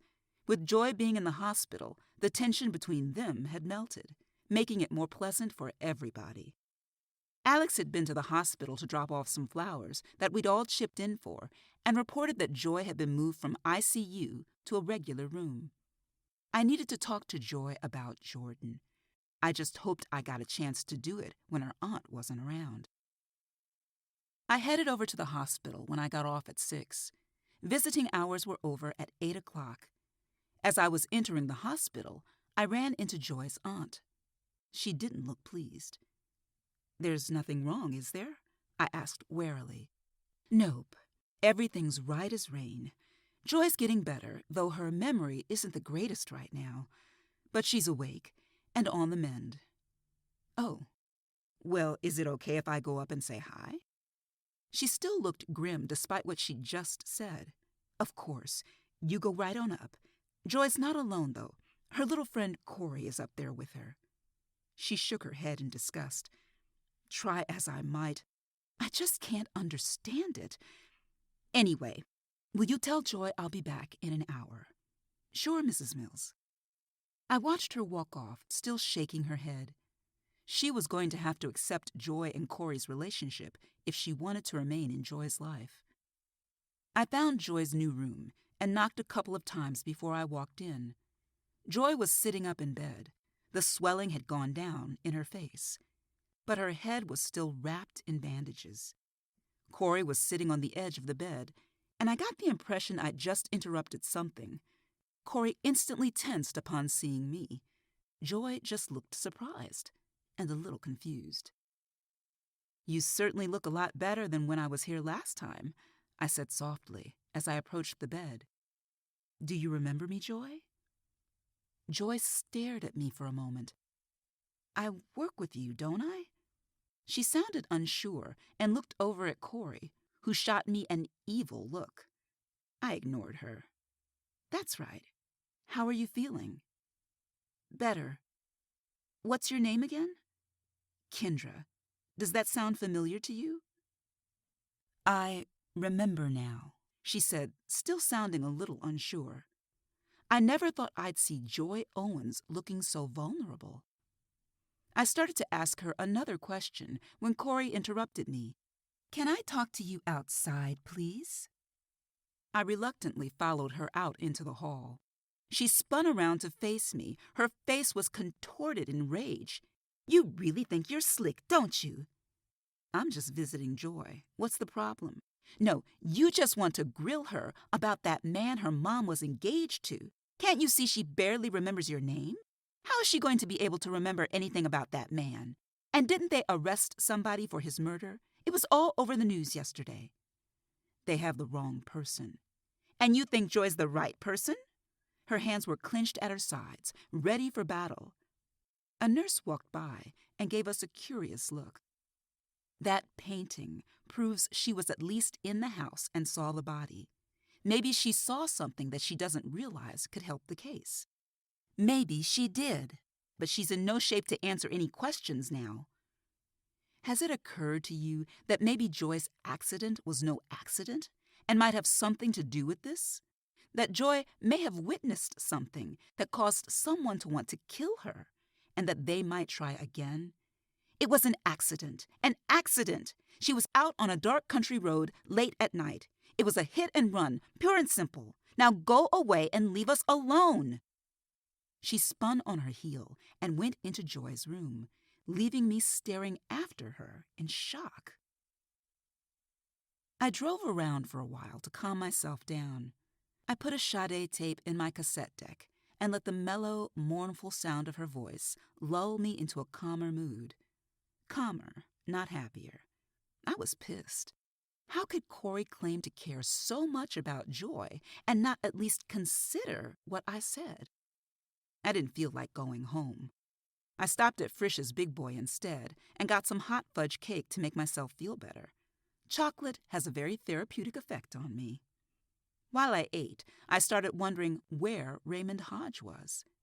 There are only a few places in Willow to stay. There was, of course, the Holiday Inn. I really couldn't see him being there. The media would easily find him. There were a couple of bed and breakfasts that mainly catered to the rich parents of Kingford College students and visiting professors. Then there was the Heritage Arms. It was a swanky name for what was actually a roach motel at the edge of town. I lost my virginity at the Heritage Arms the summer before I went away to college.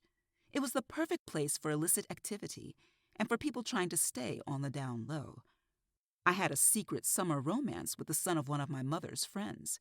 His name was Ricky Sanders, and it was a secret because he was older, engaged, and could have been arrested. I was too young and naive to have the good grace to feel guilty about helping him cheat on his fiancée. In the end, I went off to Ohio State, and he got married.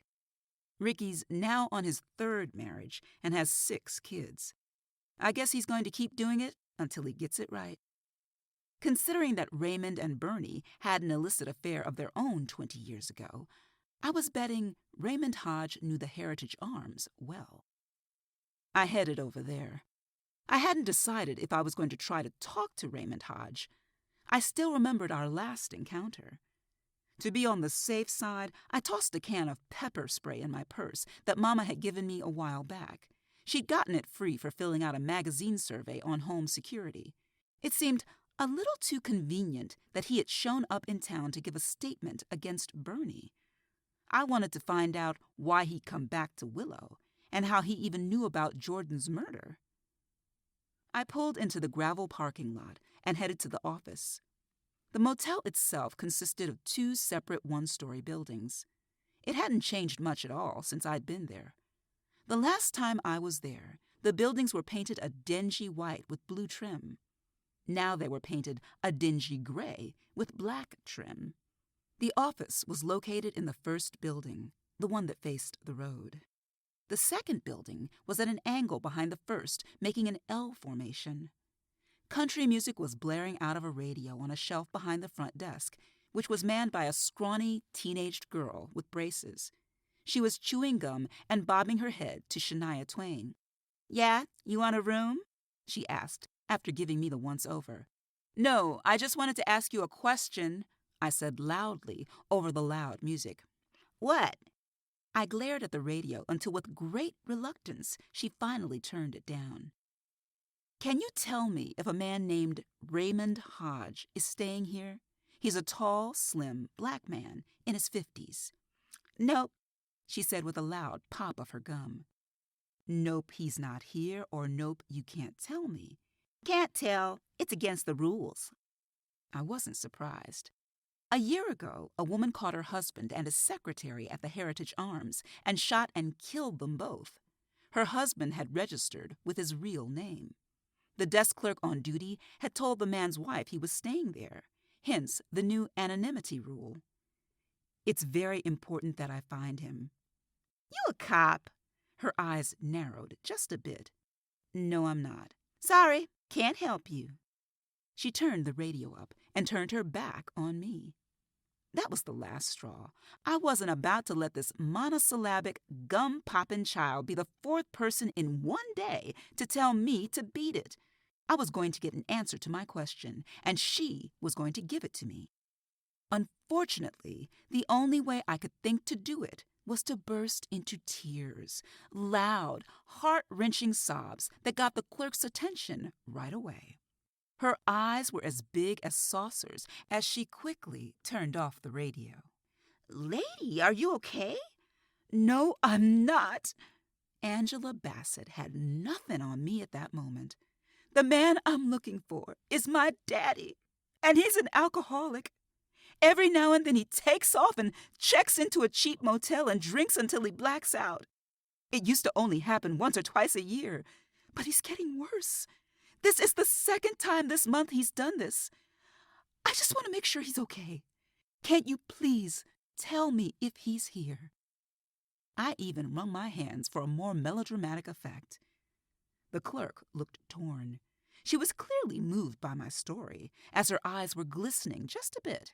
Maybe she, too, had a relative overly fond of alcohol. Most of us do. However, I could tell she was still reluctant to break the rules, so I made it easy for her. "Just nod yes or no. Is a man that fits the description I gave you staying here?" The clerk hesitated just a bit, then nodded yes. Bingo. "Is he staying here alone?" Another yes. "What room is he staying in?" A vigorous no. Okay. Is he staying in this building?" A slight no nod. I felt a little like I was playing charades. This was going to take forever. "The next building?" I finally found out that my drunk daddy was in room 10B.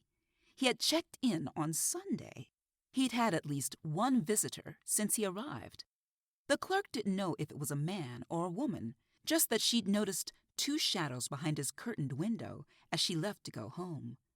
The clerk hadn't seen him all day and hadn't seen anyone go in or out of his room. Information gathering was hard. I didn't envy private investigators one bit. I decided to have a chat with dear old Dad since I was here. I felt around the bottom of my purse for the pepper spray.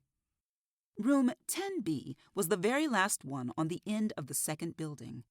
I approached it warily. The curtains were drawn, and I could see the dim glow of the TV.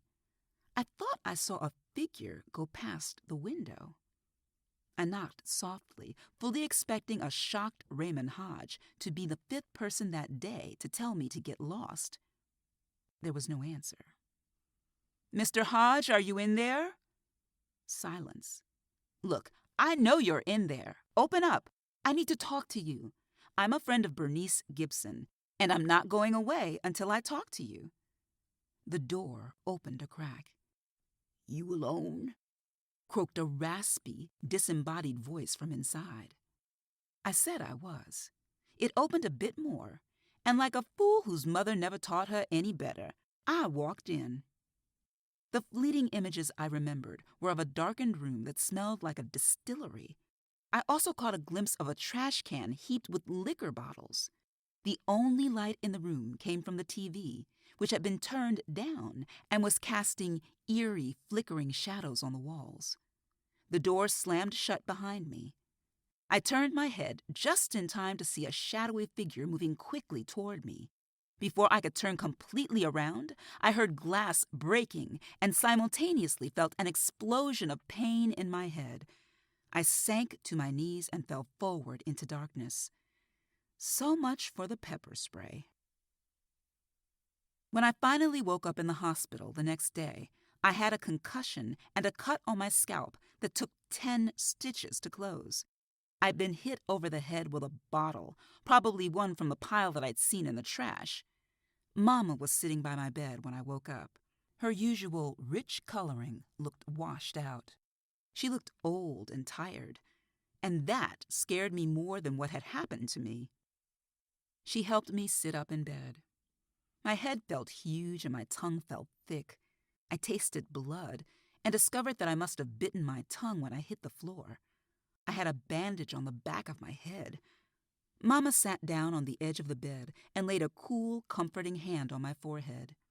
The tenderness of her touch overwhelmed me, and hot tears spilled down my cheeks. Mama's the only one I can be a complete baby around. I hated for anyone else to see me cry. Mama sat by silently, letting me get it all out of my system. When I was finished, she gently wiped my face. I gave her a weak smile. Then she let me have it. "Girl, are you trying to give me a heart attack? What in the world were you thinking?" I was thankful that she was speaking quietly in deference to my wounded head. I shook my head miserably and winced. I wasn't thinking. That was the problem. I just wanted to talk to Raymond Hodge. I didn't know he'd attack me. But was I really surprised, given our last encounter? The memory of his wild eyes in Joy's apartment should have kept me away. I felt incredibly stupid. Mama proceeded to tell me how the desk clerk had found me after seeing someone running from the room. When the ambulance and police arrived, the clerk had been babbling about how I'd been attacked by my drunken father. It took Mama forever to explain that my father was in fact living in Florida and didn't drink at all. She looked at me expectantly. One good thing about a head injury was that I could always pretend that I didn't know what she was talking about. She'd never believe me, though. She knew all of my tricks. "Well, I hope they caught him and put him in jail," I said quickly, changing the subject and taking on my role as victim in search of justice. Mama was momentarily speechless. I groaned. "Don't tell me. Let me guess. Raymond Hodge is still on the loose." "No, baby. Raymond Hodge is dead. They found him in the bathroom of that hotel room after they loaded you into the ambulance. He was stabbed to death in the bathtub. Whoever attacked you must have killed him." Now I was scared. Detectives Mercer and Harmon stopped by that morning to get a statement from me. They told me much the same thing as Mama had about Raymond Hodge. The knife used to kill him was found in the bushes outside the hotel room. There weren't any prints on it. I was lucky not to have been stabbed myself. I had been admonished by everyone who stepped into my room about interfering in police work, not to mention being threatened with a charge of obstructing justice by a tight-lipped Harmon. But they needn't have worried. I had learned my lesson. I was going back to minding my own business. I was released later that morning, even though I still felt like crap.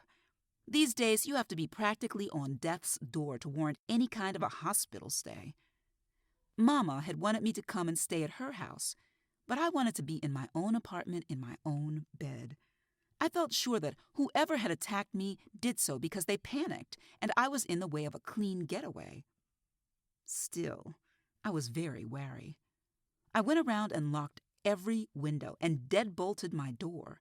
I even wedged a chair under it for good measure. My phone rang, and I almost jumped out of my skin. It was Bernie. "Are you okay? I heard about you being attacked." I explained to her what happened. "Kendra, I appreciate everything that you're trying to do for me, but you gotta promise me no more Nancy Drew. There's a lunatic running around. First Jordan, now Raymond. I just don't understand what's going on." "Well, at least now the police have to realize that you didn't kill Jordan, right?" "Wrong. I was just questioned again. Seems now they think that I killed Raymond Hodge in retaliation for telling what I did to him 20 years ago, and to keep him from testifying against me in the trial. Only this time they have no proof. I was out on bail, but I had been with Emmett Palmer all afternoon discussing my case. Raymond Hodge. I just can't believe it. Where did he come from, and where in the world has he been all this time?" I told her that according to the news, he'd been in Atlanta. I also told her what Althea had done. She was silent so long, I thought she'd hung up. "You know, I can't even be mad at her anymore. I'm sure she was just trying to protect me. I just wish she'd have told me that I hadn't killed him. Damn, I could really use Mother now. She'd know what to do. Plus, she'd tell that Detective Harmon where to go and how to get there." "Bernie, do you have any idea who could have planted that stuff in your house? I didn't even know half of those folks who came to the house after Jordan's funeral. It could have been anybody." It could also have been Joy, for that matter. I did find her snooping around Bernie's house. Was she trying to find a place to plant some stuff? As long as Corey and Joy's aunt were around, I'd never get a chance to talk to Joy alone. Neither Vanessa nor Carl had been at the house, but they could have paid someone to plant evidence there. Was I really still suspicious of Carl? We did still have a date for Saturday night. I couldn't believe I was still thinking like this. Hadn't I vowed I was going to mind my own business? This was going to be a lot easier said than done. I ran myself a hot bath and sprinkled in some of my favorite aromatherapy bath salts. I'd left all my good tapes in my car, which Alex had been nice enough to bring home for me, and I wasn't about to leave my apartment to go out to get them. Just then, I remembered that I still had Jordan's CD case sitting on my kitchen counter. I'd brought it in and meant to take it to Bernie, and forgot in the excitement of the past few days. It was a brown leather case, the size of an attaché case. I opened it and was surprised to see that Jordan had had very eclectic taste in music. There must have been about 100 CDs by everyone from B.B. King to Evelyn Champagne King, Kenny G to Warren G. I perused the tapes and finally decided on Phyllis Hyman. In my rush to get to the bathroom to check on my water, I knocked the case off the counter. Cursing, I bent to pick up the CDs that had skittered across the kitchen floor. When I went to put them back in the case, I noticed the lining was worn away and revealed something yellow. I pulled, and it came out. Underneath was a large manila envelope. I turned off my bathwater and sat down at the kitchen table to examine my find. There were several things inside the envelope. The first thing I pulled out was Jordan's driver's license, but I was surprised to see that the name on the license was Wallace Jordan Graham. The next thing I pulled out was the title to his car. Jordan had acquired the car in December 1976. The previous owner was listed as an Ina Graham with an address in Columbus. Next came a picture. It was an old, faded color snapshot showing a much younger, slimmer Jordan, sporting an afro and wearing a blue shirt opened almost to the waist with a large gold medallion around his neck. I'd be willing to guess that it was his zodiac sign. He was sitting next to an elderly woman whose floral print dress was clashing with the flowered print of the couch they were sitting on. Her hair was gray and curled into tight poodle curls all over her head. She was decked out in pearl jewelry. Jordan's arm was around her shoulder, and they both had the same toothy grin, though the woman's looked like hers was due to dentures. This had to be Jordan's grandmother. Standing behind them was another younger woman. She wasn't smiling. She was grossly overweight and had her hands on her large hips. She was wearing a tight red shirt, and her crocheted white vest was pulled tightly across the front of a shelf-like bosom.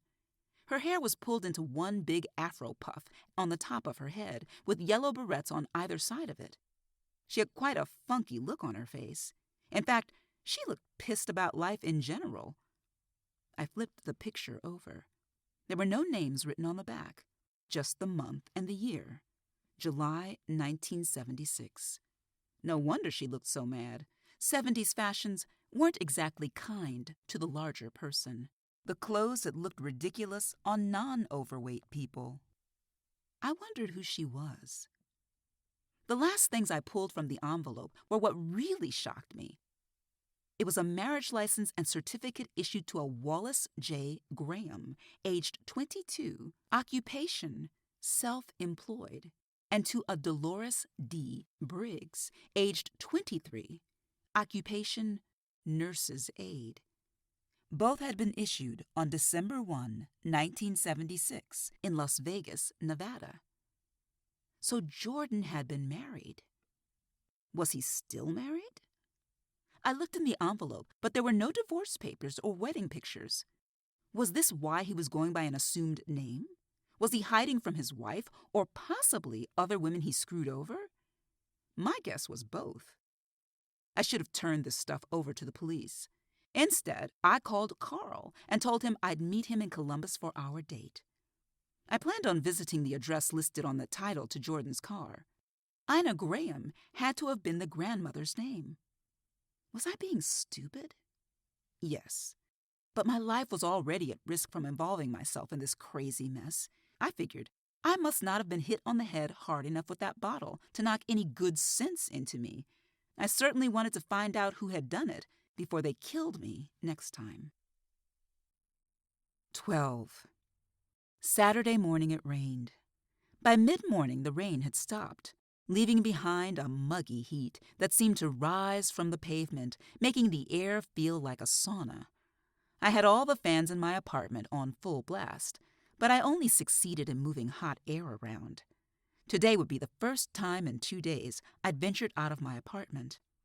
My head felt fine, although I still had stitches.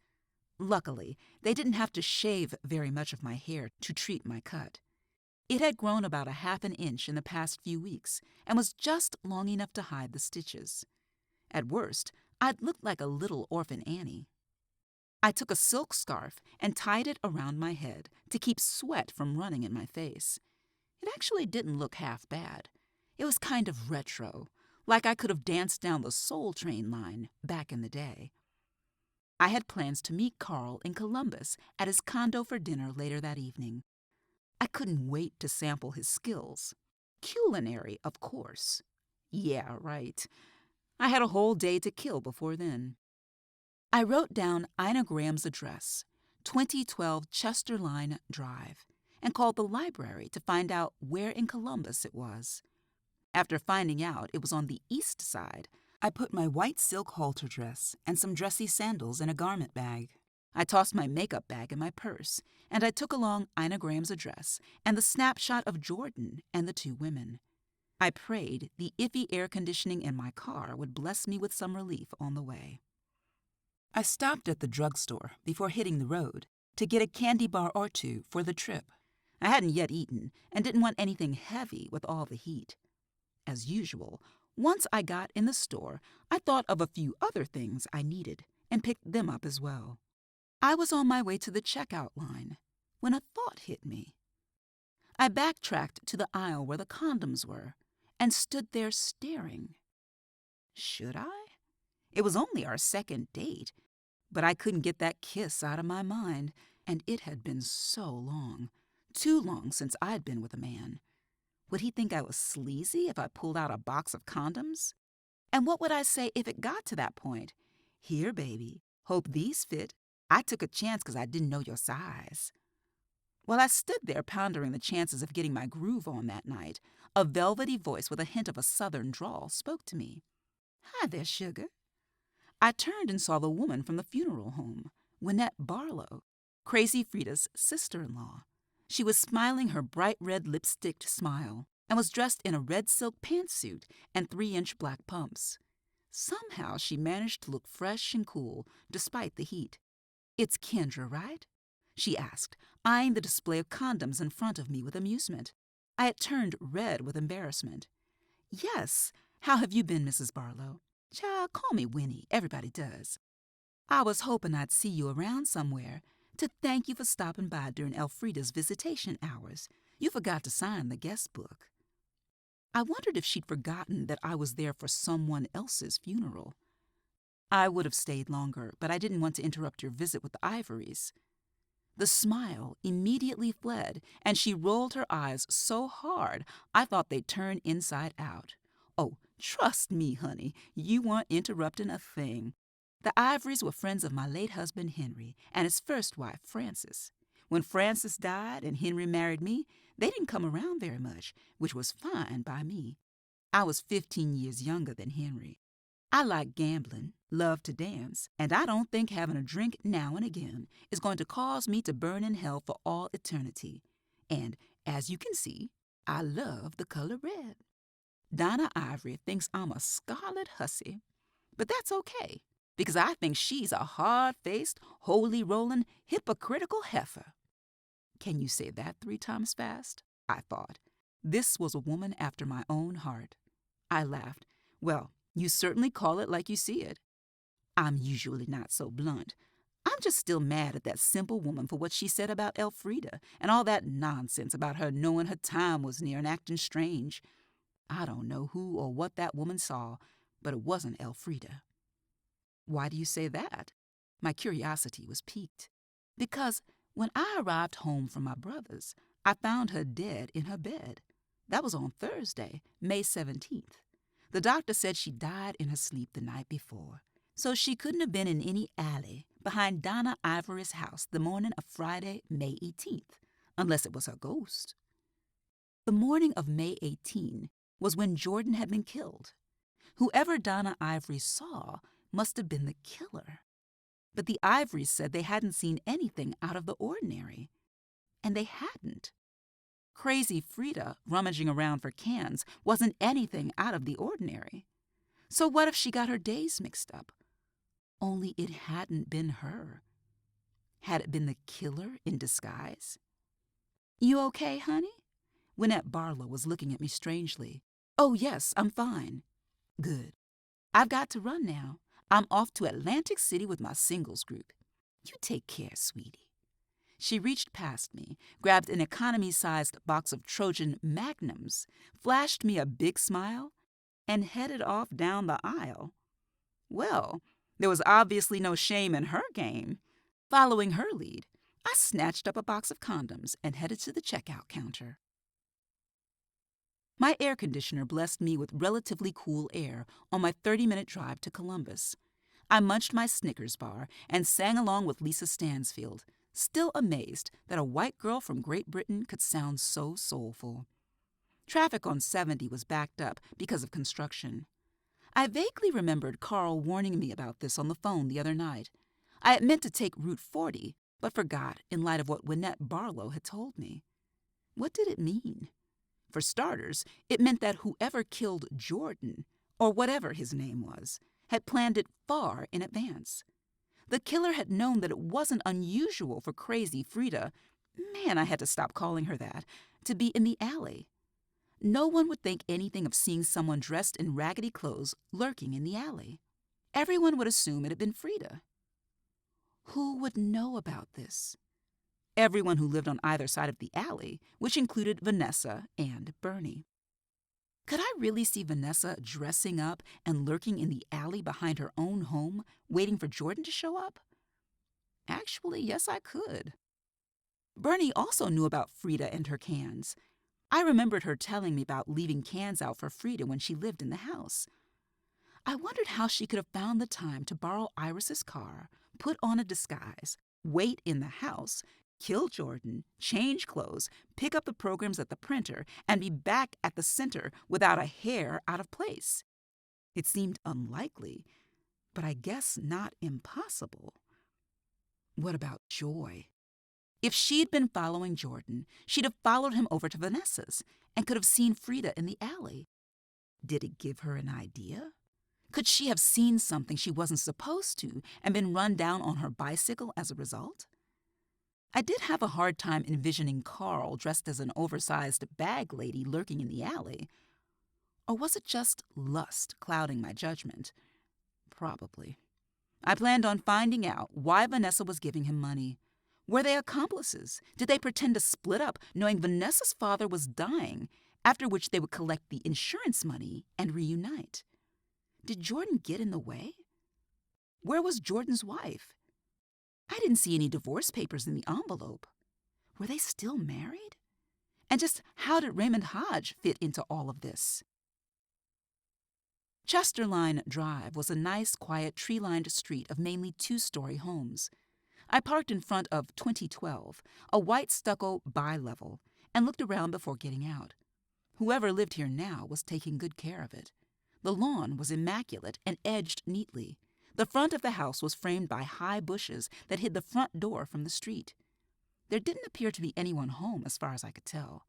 There was no car in the driveway and no signs of life coming from inside. I got out of my car and noticed an older woman across the street in front of a big brick two-story, sweeping grass from her sidewalk. I walked across the street. "Excuse me, ma'am. Do you know if anybody's home across the street?" She looked up at me and appeared slightly annoyed at having been interrupted from her task. "You try knocking on the door?" she asked sourly. She had on dirty gardening gloves, blue sweatpants, and a yellow T-shirt with a picture of a cat on it. Her white tennis shoes had grass stains on them and a hole in the left toe. I could see her black sock peeking through. Her face was heavily lined, and I guessed her age to be anywhere from 55 to 105. I couldn't tell. "It doesn't look like anybody's home. Do you know who lives there?"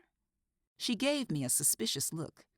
"Of course I know who lives there. What kind of person doesn't know her neighbors? Are you selling something? Because if you are, I'm not interested, and neither are the Taylors. They got enough problems. He just got laid off from his job, and they don't have money to spend on foolishness." "No, ma'am, I'm not. Actually, I'm wondering if you also knew the previous owners of that house, the Grahams?" I knew Mrs. Graham's grandson, Wallace. She stopped sweeping and stared at me. "If you're a friend of Wally's, then you know he hasn't lived across the street in over 20 years. "Wally?" "I just met him last year. He was involved with a friend of mine." She laughed, and her wrinkles arranged themselves into a smile. "Oh, really? Wally always was quite the ladies' man. You sure you're not the friend?" "No, Miss, Lambert. Tangy Lambert," she offered grudgingly. "No, Miss Lambert. To be perfectly honest with you, I knew Wallace Graham as Jordan Wallace. He was murdered a few weeks ago. A good friend of mine was involved with him and has been charged with his murder. I just need some questions answered. Can you help me?" She dropped her broom in the grass and invited me inside her house. Tangy Lambert's place was clean but cluttered. Almost every surface was covered with knickknacks and piles of newspapers and magazines. The whole place smelled strongly of cat, coffee, and cigarettes. She offered me a seat on a hard recliner, one of the few clear spaces for sitting, and disappeared into the kitchen. A large yellow cat pounced into my lap from out of nowhere, scaring the life out of me. It sat heavily in my lap, rubbing its head against my chest and purring. The thing must have weighed at least 30 pounds. What was she feeding this monster? She came back a few minutes later with 2 tall glasses of lemonade. I drank a third of it before I noticed a cat hair in it. "Caesar likes you. He likes very few people." She said it like I should be grateful. I smiled to show how honored I felt, and even stroked Caesar's head for good measure. Caesar decided he liked where he was and proceeded to fall asleep. I felt my legs start to go numb. "So what's this about Wally being murdered?" I told her all about what happened, including Bernie's arrest and Jordan's involvement with Vanessa. "That's too bad. Really it is. But it hardly surprises me." Wally always did have a way with women, starting with his grandmother. She spoiled him rotten. After her husband died in an accident at work, she came into a chunk of insurance money and moved across the street. It must have been 30-odd years ago.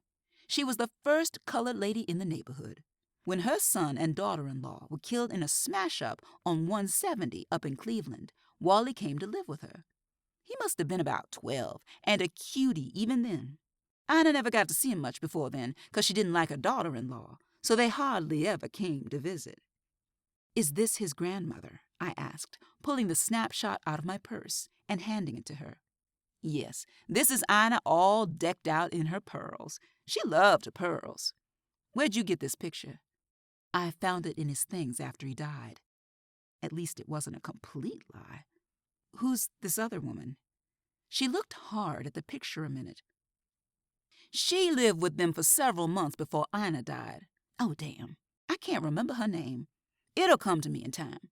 She was a nurse's aide. At least, that's what I was told. Took care of Ina when she was sick. Ina had Alzheimer's." The marriage license I found listed Jordan's wife as being a nurse's aide. Surely the sullen, obese woman in the picture wasn't Jordan's wife. She didn't exactly look like his type.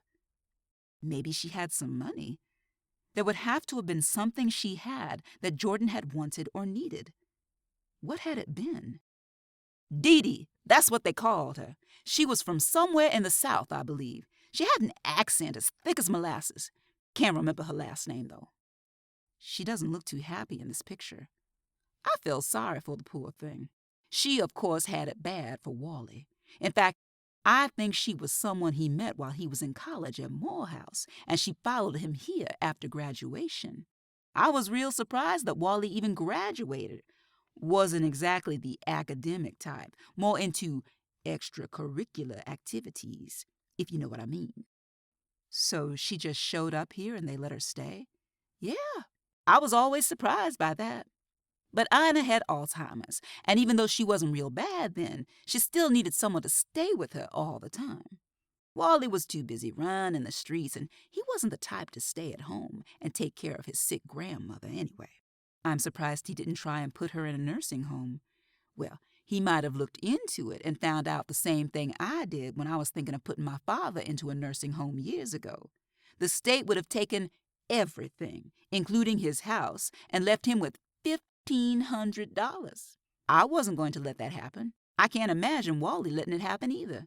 His grandmother was his meal ticket. What was Dee Dee like? Quiet, but not shy. Was real self-conscious about her weight. Ina treated the girl like crap, always making fun of her. Used to call her names.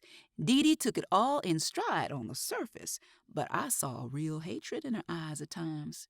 It scared me. And smart. The girl was smart as a whip. She wouldn't let many people see that side of her. Told me once men didn't want smart women. I told her she was crazy. I think she may have had that eating disorder, the one where you stuff yourself and then throw it all up later. You think she was bulimic? Why? I went over there for dinner once while Dee Dee was there. She hardly ate a thing. Later, I went into the kitchen to see if she needed any help cleaning up, and I saw her stuffing food in her mouth like she was starving. It was weird. It dawned on me that I'd recently had an almost identical conversation as the one I was having now. Who had it been about? I couldn't remember. How did Wally, treat her? He was kind of indifferent. The more she worshipped him, the more indifferent he became. I believe Ina used to try and pit the two of them against each other. She would be real nice to Dee Dee in front of Wally, making him think that Dee Dee was her new favorite and that she was going to leave all her money to her. Ina wanted Wally to stay home more, and he would for a week or two to get back into Ina's good graces. Then it would be back to the way it was. It sounds like Ina Graham wasn't a very nice woman. Oh, she had her good qualities. She could be very kind when she wanted. She was just very insecure and lonely. What happened to them? Ina died. It was right after Thanksgiving. She must have left everything to Wally because he sold the house and everything in it about 2 weeks later. I haven't seen him since. Dee Dee showed up here around that time. She'd gone back home after Ina died. She came back here looking for Wally. I told her he had sold up and left. She was heartbroken. I asked her how she'd been doing, and she told me she'd gotten married, but it hadn't worked out.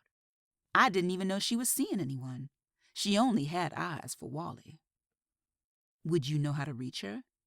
The funny thing is, her sister came looking for her. Must have been about 5 years ago. Seems Dee Dee never went back home after she came up here looking for Wally. Just disappeared. Her sister needed to find her because their mother was dying, and her last wish was to see Dee Dee again. I don't know if she ever found her. She left me her card. Let me see if I can find it. She got up and left the room, and I took the opportunity to gently nudge Caesar out of my lap. He shot me a reproachful look and went to finish his nap on the couch, wedged between a pile of Life magazines and a stack of newspapers. I stretched my legs out to get the circulation going again and wondered for a split second if the cat still liked me. "Here it is," she said, gleefully waving a small square of paper. "It pays to be a pack rat." I took the card and looked at it. Carol Briggs Mason, CPA. It listed an address and phone number in Atlanta, Georgia. "Can I have this?" "Yeah, keep it if you want. But it's 5-year-old information. It might not be the same anymore." I'd just have to take a chance. "Who can I say is calling?" asked the woman who answered the phone. Luckily, Carol Briggs Mason was still at the number listed on the card and was working on Saturday, to my great surprise. I was at a payphone at the Eastland Mall and was hoping I had enough time left on my phone card to complete the call. "My name is Kendra Clayton. I'm calling from Ohio. Tell her it's about her sister, Dee Dee." "One moment, please." I listened to a Muzak version of a Celine Dion song for a few minutes before she finally came on the line. "Yes, Miss Clayton, how can I help you?" She sounded very professional, with a husky southern drawl. Suddenly, I was tongue-tied. I explained who I was in one breathless rush. There was no sound from the other end of the line, and for a minute I thought she'd hung up on me. "I guess I don't know how I can help you," she said finally with a tired sigh. "I haven't seen or heard from Dee Dee in more than 20 years. She could be dead for all I know." "I was just wondering what you could tell me about her. It might help me to understand Wallace Jordan's past and why he was killed." "You mean you want to know if she could have killed him?" "Yes. There was no reason to beat around the bush." "I don't have time to talk about this right now. I just came in to finish up some work before they close the building at noon. You can give me your number, but I'm afraid I won't be able to call you until tomorrow." I was disappointed, but gave her my number and Mama's number, thanked her for her time, and hung up. 13. 7:30 found me sitting in Carl Brumfield's condo in Worthington. The condo was a 2-bedroom unit with white walls and beige carpeting throughout. Not much personality, and it had probably cost him an arm and a leg. Carl had livened it up with a few Jonathan Green prints, an aquarium of tropical fish, and a few plants courtesy of his mother. The furniture was the typical bachelor sparse, with a caramel-colored leather sofa as soft as butter and a great entertainment center, complete with a Sony PlayStation and an assortment of video games.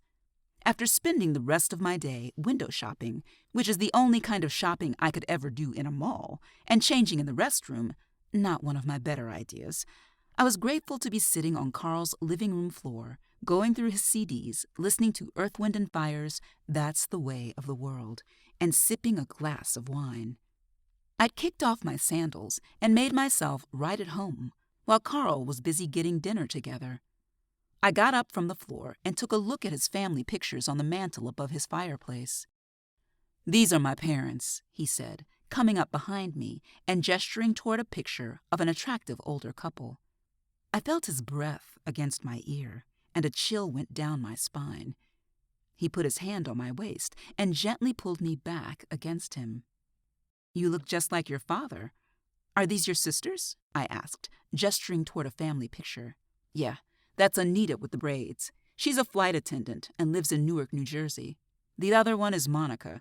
She and her husband own a car dealership up in Cleveland. He was still standing close behind me and had started kneading my shoulders ever so slightly. They're very pretty, I said, pulling away just a bit. Your parents must be very proud of all of you. I think so. We haven't given them too much grief, and we've all done pretty well. Of course, I'm the only divorced one. That doesn't sit too well with my mom. Did your family like Vanessa? My family, in their hearts, wanted to see me with a black woman. They didn't know Nessa very well, and they didn't try to. But they weren't unkind to her, just sort of indifferent. You know, I could have sworn I saw you earlier this week. I was at Wendy's on State Street in the drive-thru. I thought I saw you at the bank. He nodded and gave me a sheepish, I'm busted grin. Yeah, that was me. Vanessa and I were closing our joint accounts. I'd been wanting to do it for weeks, but with her father being sick and the other stuff going on, she didn't have time. Carl, it's okay, I said, cutting him off. You don't owe me any explanation. I just wondered if it was you. I breathed a silent sigh of relief and prayed he was telling the truth. I hope you like lasagna. It's one of the few things I know how to make. I'm glad you called and said you wanted to come here for dinner tonight. I've been eating out all week because I've been busy moving and putting stuff away. That's another reason why I was in Willow. I really needed to get my share of our savings account. I closed on this place Thursday, and closing costs were more than I expected. Vanessa had been putting me off for weeks. I was beginning to wonder if she'd spent the money buying fancy clothes trying to impress her new boyfriend. She has a new man in her life? I asked innocently, peering over the top of my wine glass. Oh, yeah, some doctor at Willow Memorial. I'm sure her father's pleased as hell. How do you feel about it? Me? He said, a little surprised by my question. I'm fine. As far as I'm concerned, she's a free woman and can do what she wants with whomever she wants, just like I'm a free man. I wondered how I'd feel once I got my half of our savings. Getting that money meant it was really over. But it was cool. Wasn't bad at all. And in case you're wondering, I also knew about her and that dude who was murdered. Saw them through the window when I went over there one night to talk about the divorce, he said, looking away from me. Did you ever think she may have been involved in his murder? I asked carefully. Nah, Nessa's harmless. She has her faults and she's greedy, but murder? I don't think so. We were silent for an awkward minute. Then Carl broke out one of his brilliant smiles. Man, how do we get on this subject? Come on, dinner's getting cold. He took my hand, pulling me toward the dining room where dinner was on the table and smelling good. I wondered if I should tell Carl about my attack.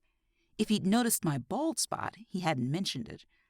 I was also relieved that he didn't seem to care who Vanessa had been sleeping with and that he had an alibi for Thursday night when I was attacked. The lasagna was great, as were the salad and homemade bread. Carl had acquired the bread maker in his divorce settlement. We were having a great time. I drank a little too much wine and was feeling no pain. You know, if you drink much more of that stuff, I'll have to insist you stay the night. I can think of worse places to spend the night, such as my lonely apartment. I gave him a look that should have dispelled any questions he may have had as to my meaning. Carl's eyes widened in surprise. Then he smiled. Would you like to dance? I nodded my agreement, and we headed into the living room. 5 minutes later, the lights were low. Peebo Bryson's Feel the Fire was playing on the CD player, and damn it, I was feeling that fire too as we danced slowly. He smelled great, and I buried my face in his neck.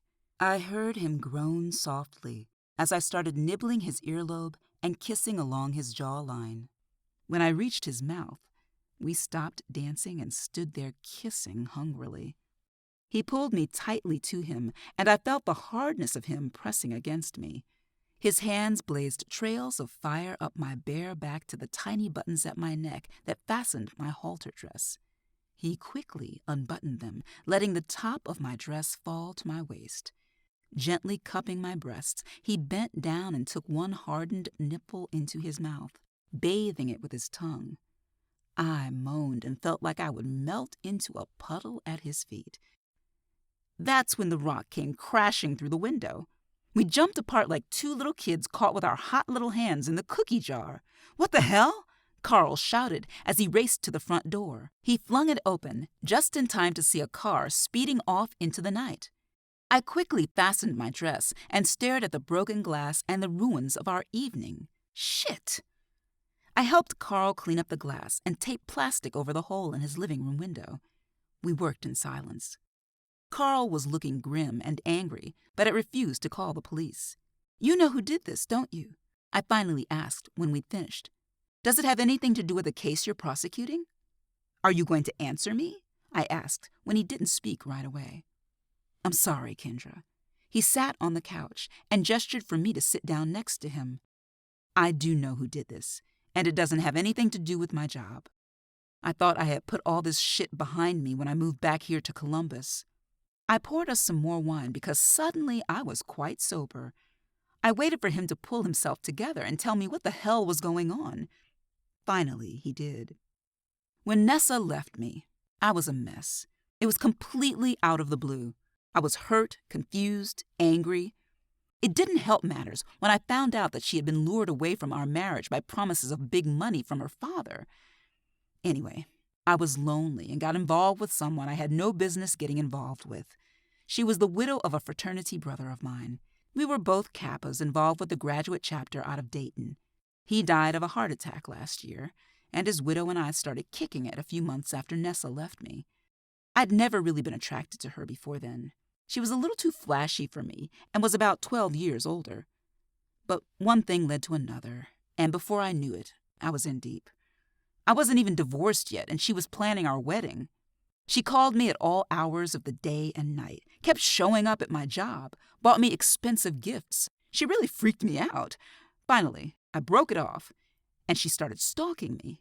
It was like that movie, Fatal Attraction, only with no rabbit boiling in my pot. He gave me a weak smile.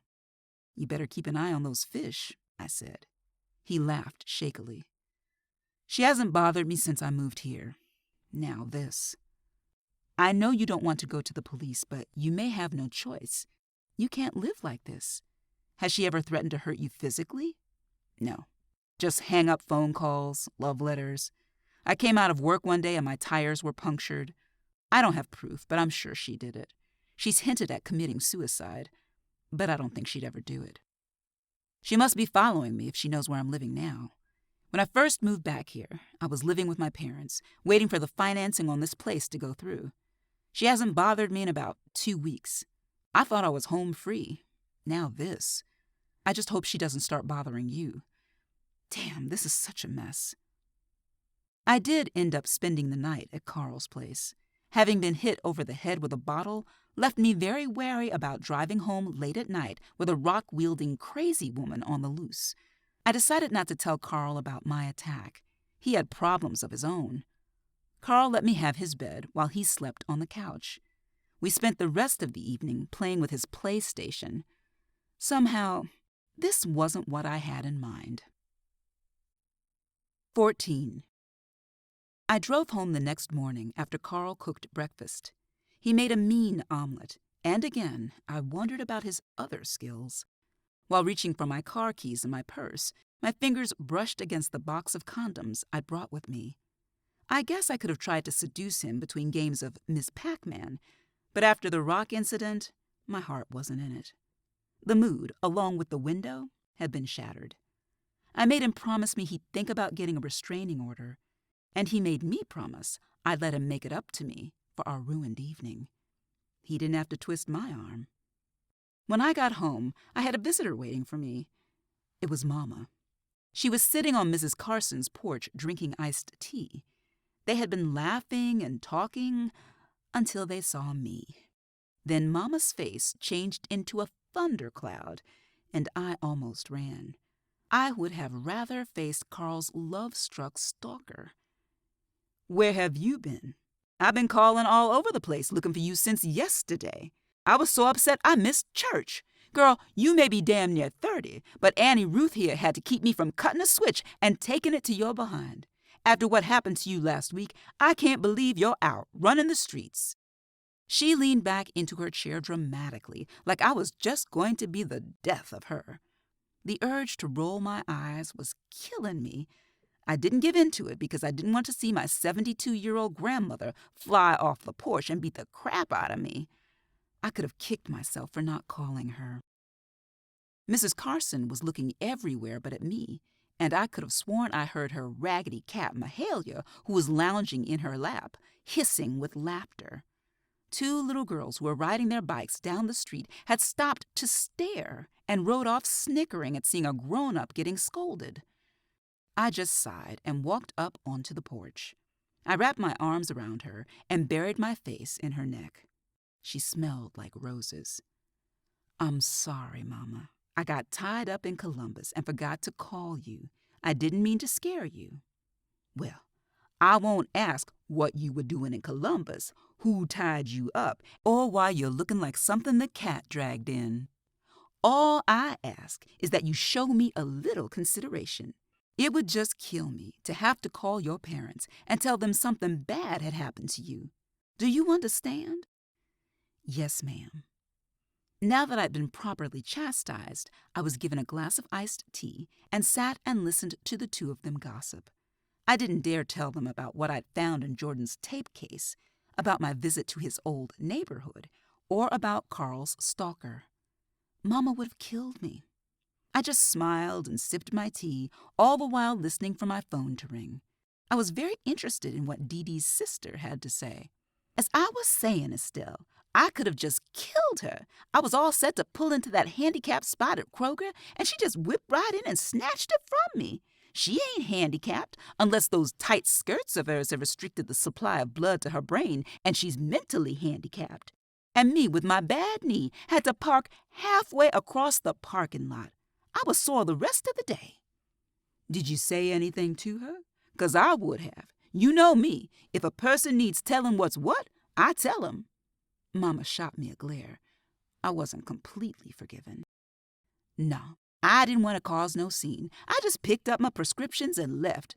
I did see her in the store with her little miniskirt on. She's too old to be dressing like that. She looked like a middle-aged hooker in that getup she had on." "Who are you talking about?" I asked finally. "Diane Gibson," they both said simultaneously. Mama took a sip from her glass and continued.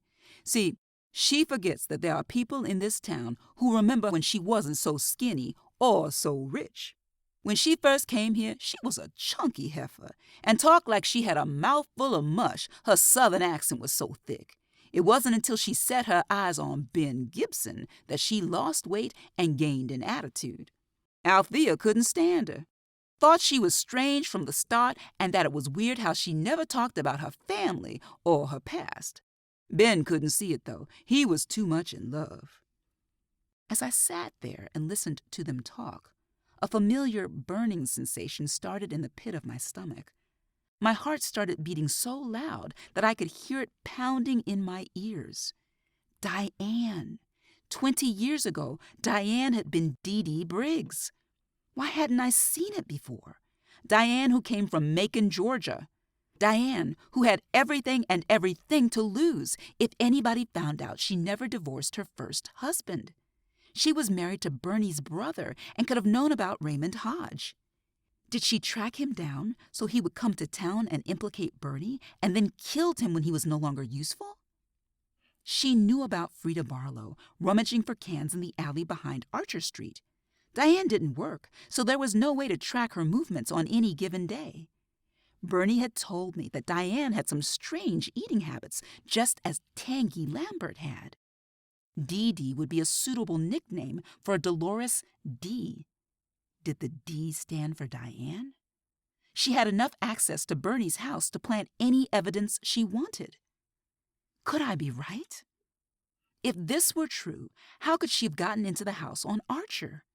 Did she steal Bernie's keys?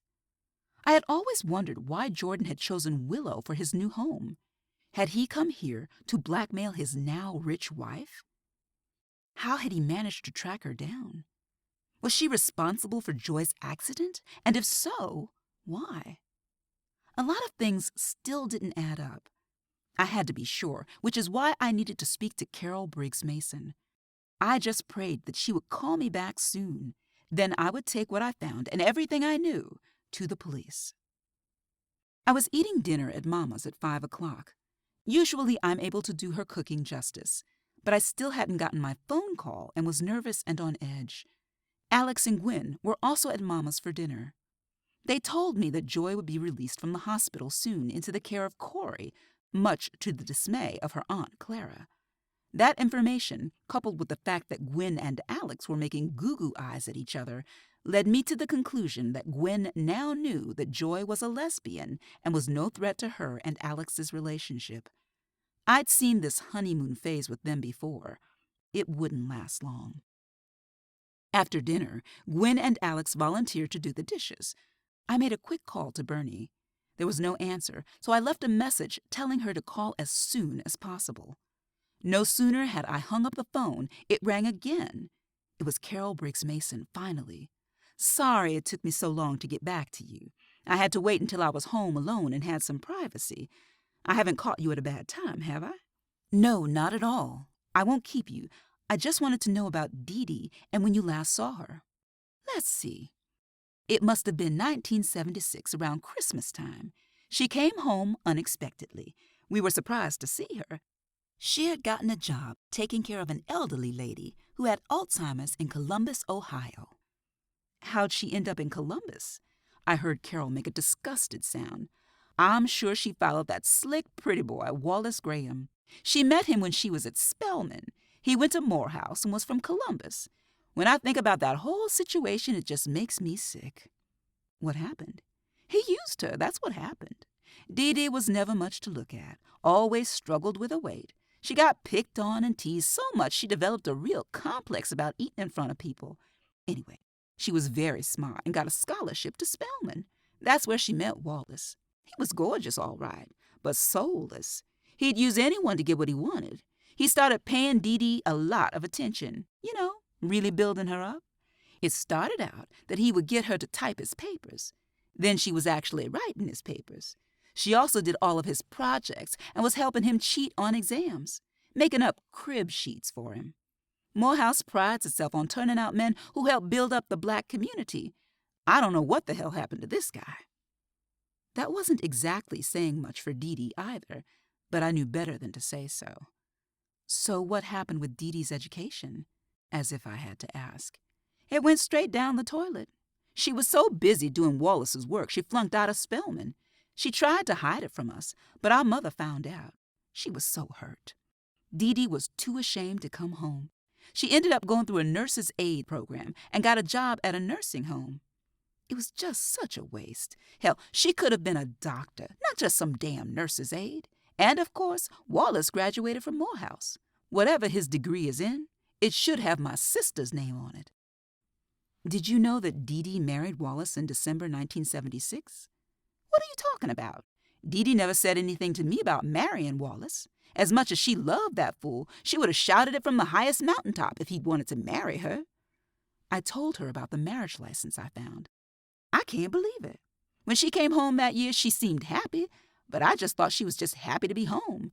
She never said a word to me about Wallace, probably because she knew how I felt about him. She said the lady she was taking care of died, and she was taking time off before finding another job. We were hoping she'd go back to school. The lady she was taking care of was Wallace's grandmother, Ina Graham. I understand you were looking for her at Ina Graham's address several years ago. You didn't know it was Wallace's grandmother? No, I had no idea. I just had an address from a birthday card she sent me when she worked there. I was hoping maybe the woman had relatives still living in the house that might know where Dee Dee was. I talked to a woman who lived across the street, but she hadn't seen her in years. Dee Dee left right before Christmas, and we never saw her again.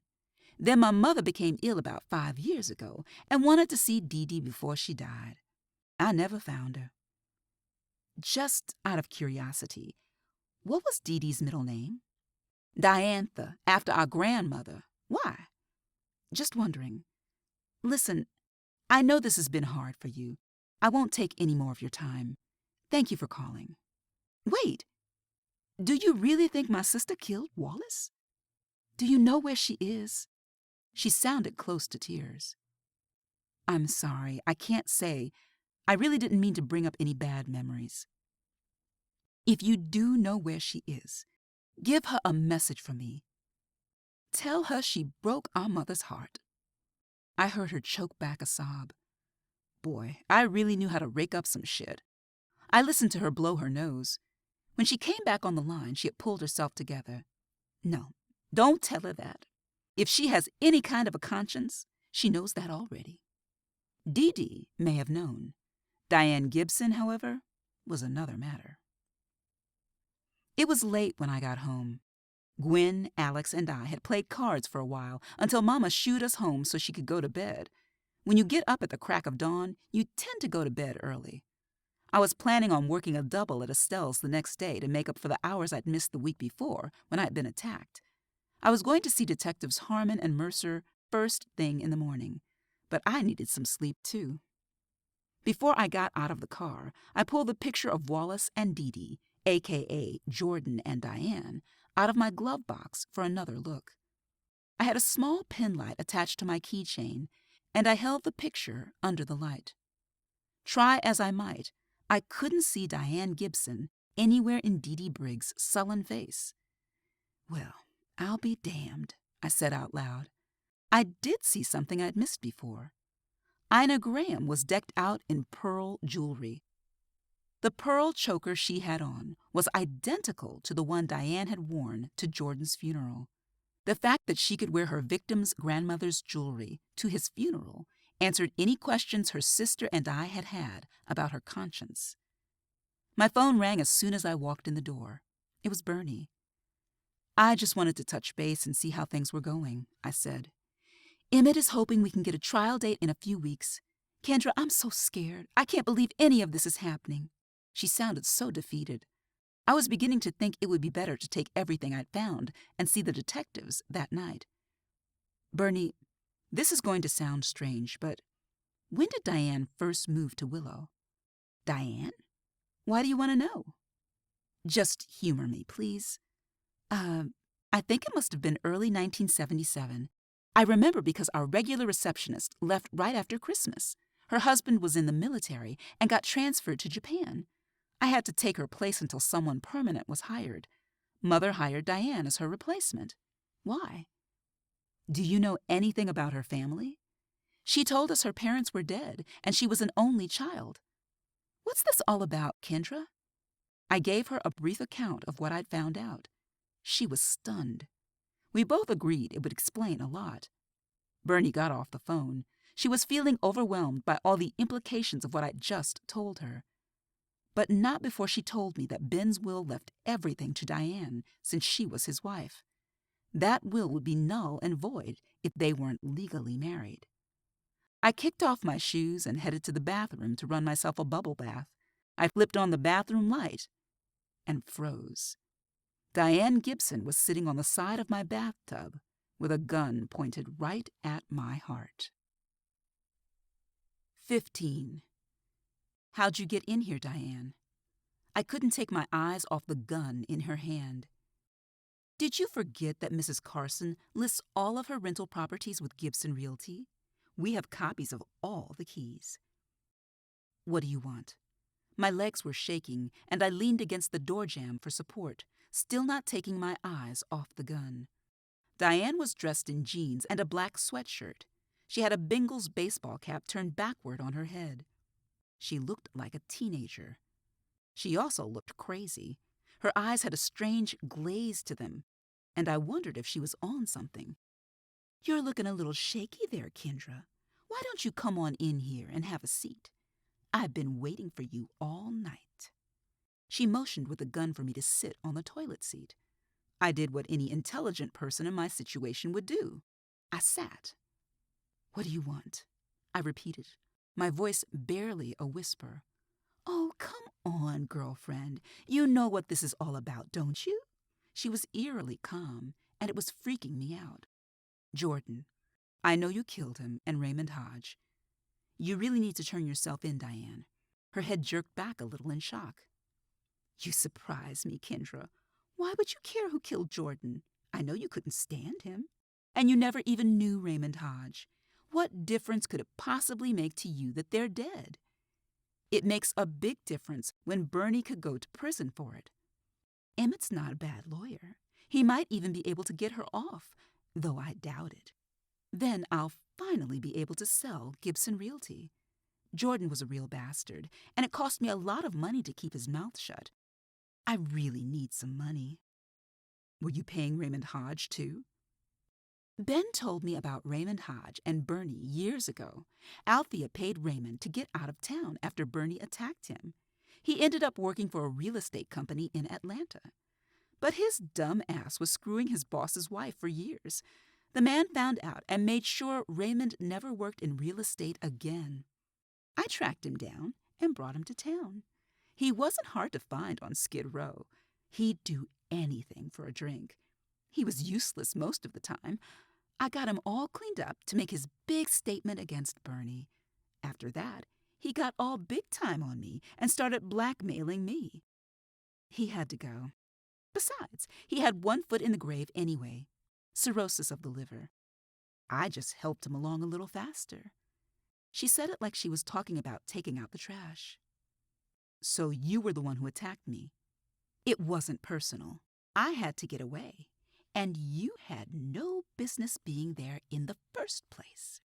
She emphasized each word by tapping my knee with the barrel of the gun. I was so scared I had to concentrate on the towel rack to keep from peeing my pants.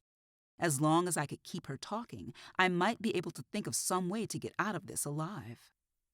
How did Jordan find you after all this time? There was an article about Gibson Realty that ran in both the newspaper here and in Dayton about 1.5 years ago. There was a picture of Ben and me with the article. Jordan saw it because he was living in Dayton at the time. I still can't believe he recognized me. Next thing I know, he was screwing Bernie and threatening to tell Ben we were still legally married unless I paid him. So he had to go too. Oh yes, he had to go. After everything I did for him, he stabbed me in the back. He used me, then threw me away. After I'd found happiness, he tried to take it from me, not once, but twice. She was staring off into space, as if she were reliving some distant past. If I positioned my foot just right, I might be able to kick the gun out of her hand.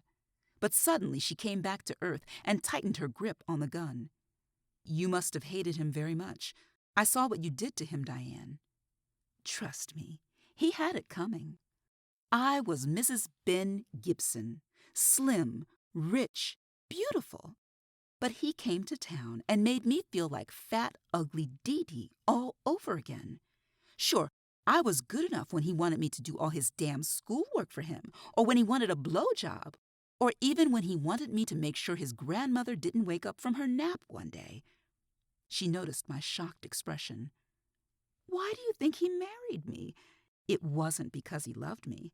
It was all part of the plan. He was afraid she'd change her will and leave him out. She wasn't in her right mind, and he thought she might actually do it. So, one day when she lay down to take a nap, I smothered her with a pillow. He got his grandmother's house and money, and I got him. Only I didn't know that he never planned to keep his end of the bargain. And no one suspected. I was feeling more and more panicked with each passing second. Ina Graham was an old black biddy who had Alzheimer's. She was in her 80s. As far as anyone was concerned, it was natural causes. There was no autopsy. We flew out to Las Vegas the next week and got married. He even cheated me out of my honeymoon. He spent all of his time in the casinos. I spent all my time crying in the hotel room. Then he told me to go home to Macon, and he would come get me. He never came. I went back to Columbus looking for him. The house had been sold, and he was long gone. But there was one thing he forgot about. Ina had all of her jewelry in a safe deposit box at the bank. I had the key because she would have me go down to the bank and put certain pieces in and take others out. I went down to the bank and took everything out.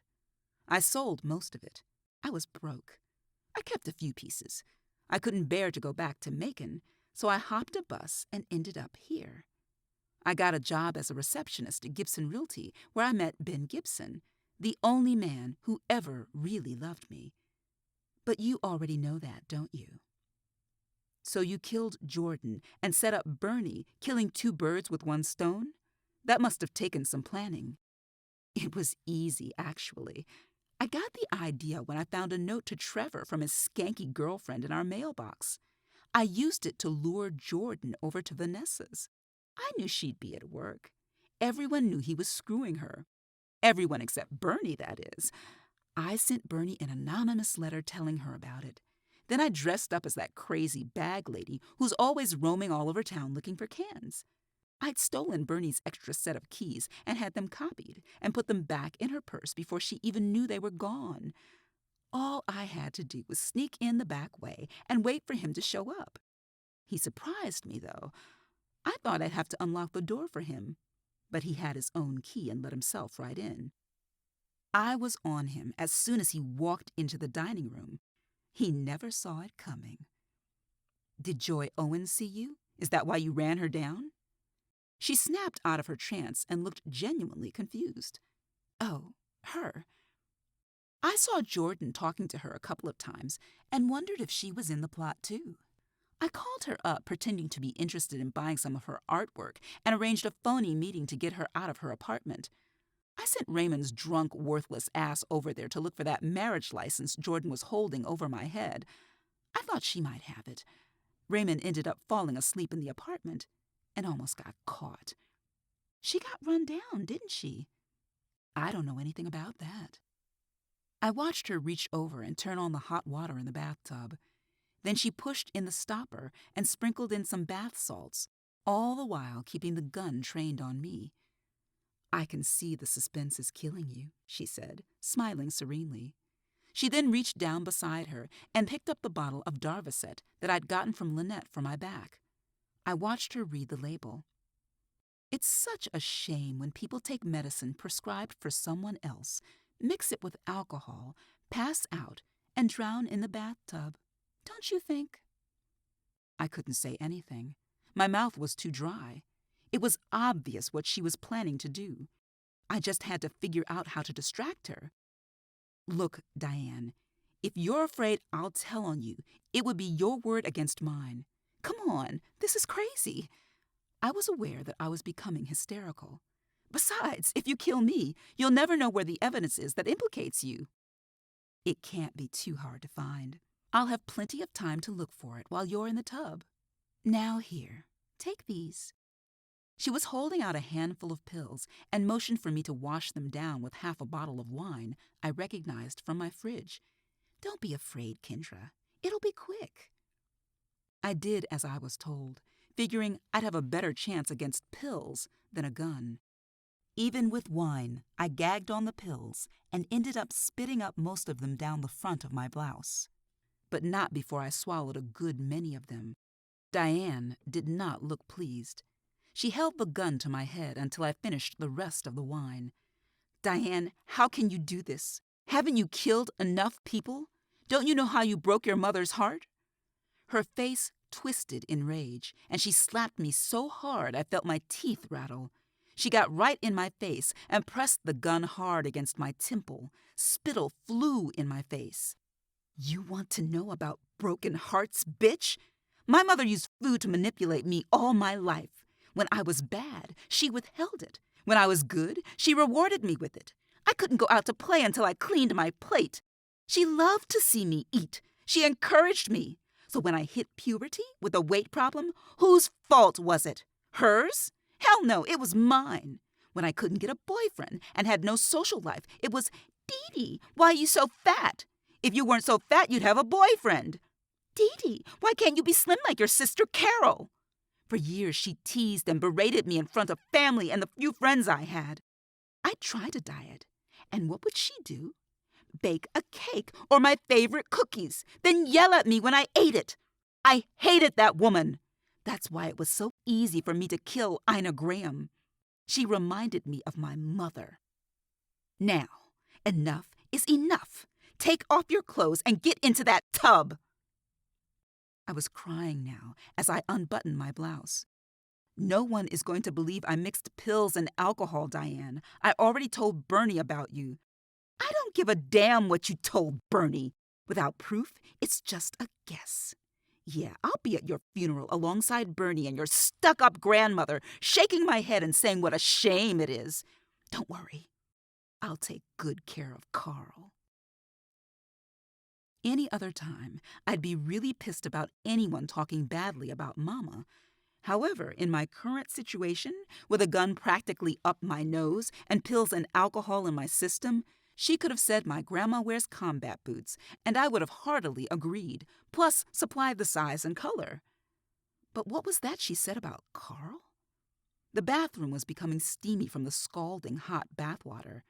At this point, drowning was the least of my worries. I'd boil like a lobster if I got into the tub. What did you mean about Carl? The pills were starting to take effect, and my words came out in a slur. I mean, when I'm rid of you, I'll have my man back. How do you think I felt when I went over there last night with a housewarming gift and saw the two of you through the window? You had your hands all over my damn man. Mine. See, that was Jordan's fatal mistake. After Ben died and I fell in love with Carl, Jordan found out and threatened to tell him we were still married. He tried to take away my second chance at happiness. Well, he found out the hard way that I wasn't going to let him take anything else away from me.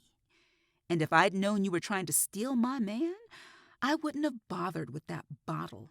I'd have stuck that knife in you just like I did Raymond. Now get in that tub. So this had been about Carl all along. In her anger, she backed into the stand against my bathroom wall and knocked over a glass jar of cotton balls, sending it crashing to the floor. She glanced at the broken glass, and I took that instant and gathered what little strength and nerve I had left to shove her with all my might against the wall. As she hit it with a thud, her hand flew up and the gun went off in an explosive blast. I felt the bullet graze my right ear and heard more shattering glass as the bullet hit the bathroom mirror behind me. I managed to knock the gun out of her hand and watched it skitter across the bathroom floor. Diane dove after it, and I dove after Diane, grabbing her legs in a vain attempt to pull her out of reach. I felt the burning sting of broken glass as it bit into my knees. I could hear a voice calling my name from down below and a pounding noise. I was in a fog, but realized it was Mrs. Carson pounding on her ceiling with her cane and calling me. Diane half turned onto her back. I still had one of her legs. She kicked out with her free leg and caught me hard, right in the head. She grabbed the gun and aimed it at me. Mrs. Carson's loud voice called from down below. "Kendra, what's going on up there? Answer me. Are you all right? I'm coming up there." Diane gave me one last dark look and then sprinted off down my hallway and out the door. I laid my head on the bathroom floor, and before I lost consciousness, I heard three sounds that I'll never forget. A woman's scream, the yowl of an angry cat, and the crack of splitting wood. Epilogue. It's been almost a month since this all happened, and I still can't believe it. Diane's dead. In her haste to get away, she tripped over Mahalia, who was lying across my top step. She fell headlong down my steep steps, and she tried to catch herself by grabbing the wooden railing. It gave way, sending her crashing to the ground below. The railing had been weakened when I'd fallen against it the month before. Diane had broken her neck and died instantly. I was taken to the hospital and had my stomach pumped, a disgusting experience, and was again kept overnight with another concussion. I decided to stay with Mama for a while after I was released.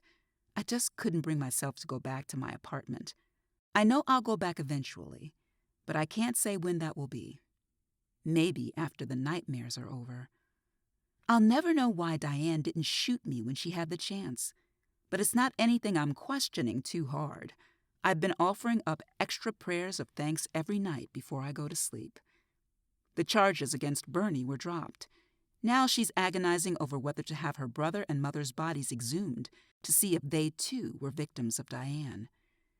Trevor is, of course, in denial and is telling anyone who'll listen that his mother was innocent. He had even contemplated suing Mrs. Carson and me over the steps his mother fell down. I hear Vonnie talked him out of it. She's pregnant and doesn't want the father of her unborn child caught up in litigation. Vanessa's father died 2 days after my near-fatal encounter with Diane. Vanessa had promptly taken the insurance money and bought a luxury condo in Pine Knoll. Her doctor boyfriend dumped her soon afterward. From what I heard, he found Vanessa's credit card statement with a charge to an abortion clinic on it. Being a staunch pro-life advocate and not knowing if it had been his child Vanessa had aborted, he broke off his relationship with her. Vanessa didn't let any grass grow under her feet, though. Lynette and I went to the Red Dragon for lunch one day, and who did we see cuddling in a booth together? Vanessa and my blind date, Drew Carver. Some people deserve each other. As for Carl and me, well, what can I say? We've been seeing each other on weekends and talking almost daily on the phone. He's been very supportive and understanding when I need my space, and I've been able to convince him that what Diane did as a result of her obsession with him was not his fault. So far, so good. Things are slowly getting back to normal. The summer session is in full swing at the Literacy Center, but there was still one thing that was bothering me, which is why I found myself knocking on the door of Joy Owens's apartment. Corey answered the door. She looked tired and wary upon seeing me. "Joy's asleep," she said by way of greeting. "I'll tell her you stopped by." She started to close the door when I stopped her. "How's she doing?" She closed the door behind her and leaned wearily against it. "She has her good and bad days. She gets the cast off her leg next week. She's not her old self yet. Her memory is still bad. It'll take some time for her to be 100% again." "Corey, you're the one who ran Joy down that night, aren't you?" I asked as gently as possible. Corey looked as if she was about to cuss me out. Then she buried her face in her hands and slid into a heap on the floor. "I didn't mean to. I swear, it was an accident," she said, sobbing. "What happened?" "I followed her that night. I didn't believe that story about meeting a buyer for her paintings. She's cheated on me before, and I wanted to see who she was meeting.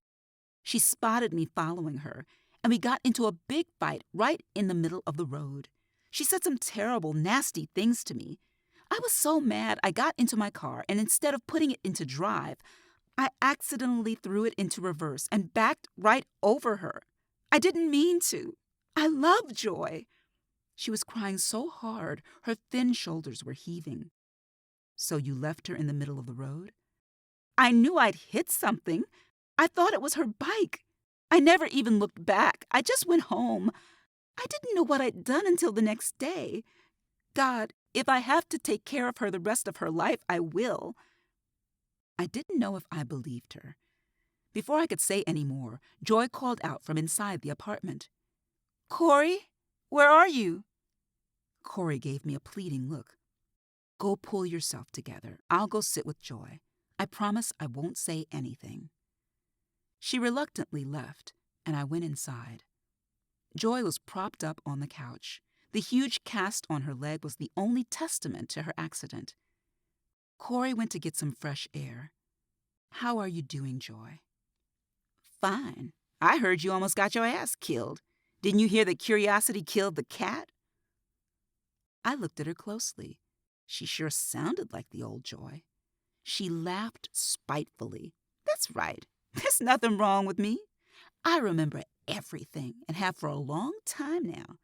I just want to teach Corey a lesson. I'm going to work her ass into the ground. Running over me and leaving me for dead isn't anything I'm likely to forget anytime soon.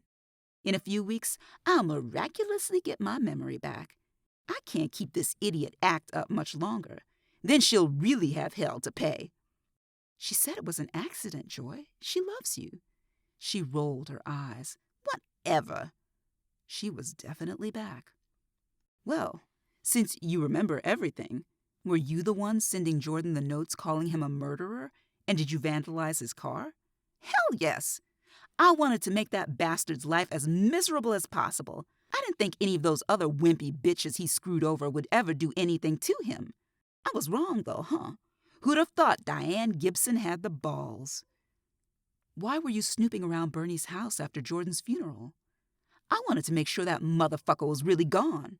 I saw his body in that house that night. I used to go over there and peek through the window while he was screwing that Vanessa chick. Sometimes he'd see me and chase me down the alley. That night I went over there and the back door was standing open. So I walked in, and there he was, dead on the floor in his own blood. It was over. All those years of hating him for what he did to my mother, and it was over. I looked through that big mansion. I wanted to make sure I couldn't find a trace of his ass anywhere. You were the one Bernie heard in the house the night she found his body. Why didn't you come forward? It could have saved us all a lot of trouble. For a second, she looked as close to being sorry as I was ever going to see her look. In an instant, however, the look was gone. Damn, I was scared, okay? I ain't never seen no dead body before. I didn't want the police thinking I killed him. It all turned out right in the end, didn't it? She said defiantly. And it had. Just barely, though. And for the record, you were the one who told the police about what happened between me and Jordan in the parking lot that night, weren't you? You need to unknot those panties, girlfriend, 'cause you'd have told on my ass if it had been the other way round, and you know it. I had to do my civic duty, didn't I? She smiled sweetly. I shook my head in disgust and wondered how much bad karma I'd incur if I bitch-slapped an invalid. Corey slipped back into the apartment and gave Joy a loving look. Joy's face instantly became slack, and her eyes glazed over as she fell back into her act. I desperately wanted to tell Joy that she was playing a dangerous game. I wanted to tell her about the pitfalls of playing with people's emotions and stretching the limits of their love and devotion. I'd witnessed the outcome firsthand. But I knew she'd never listen to me. It was a lesson she'd have to learn, needed to learn, on her own. I got up, said my goodbyes, and without a backward glance, I left. This has been The Company You Keep, a Kendra Clayton mystery, the Kendra Clayton Series Volume 1. Written by Angela Henry, narrated by Janina Edwards. Copyright 2014 by Angela Henry. Production copyright 2015 by Angela Henry.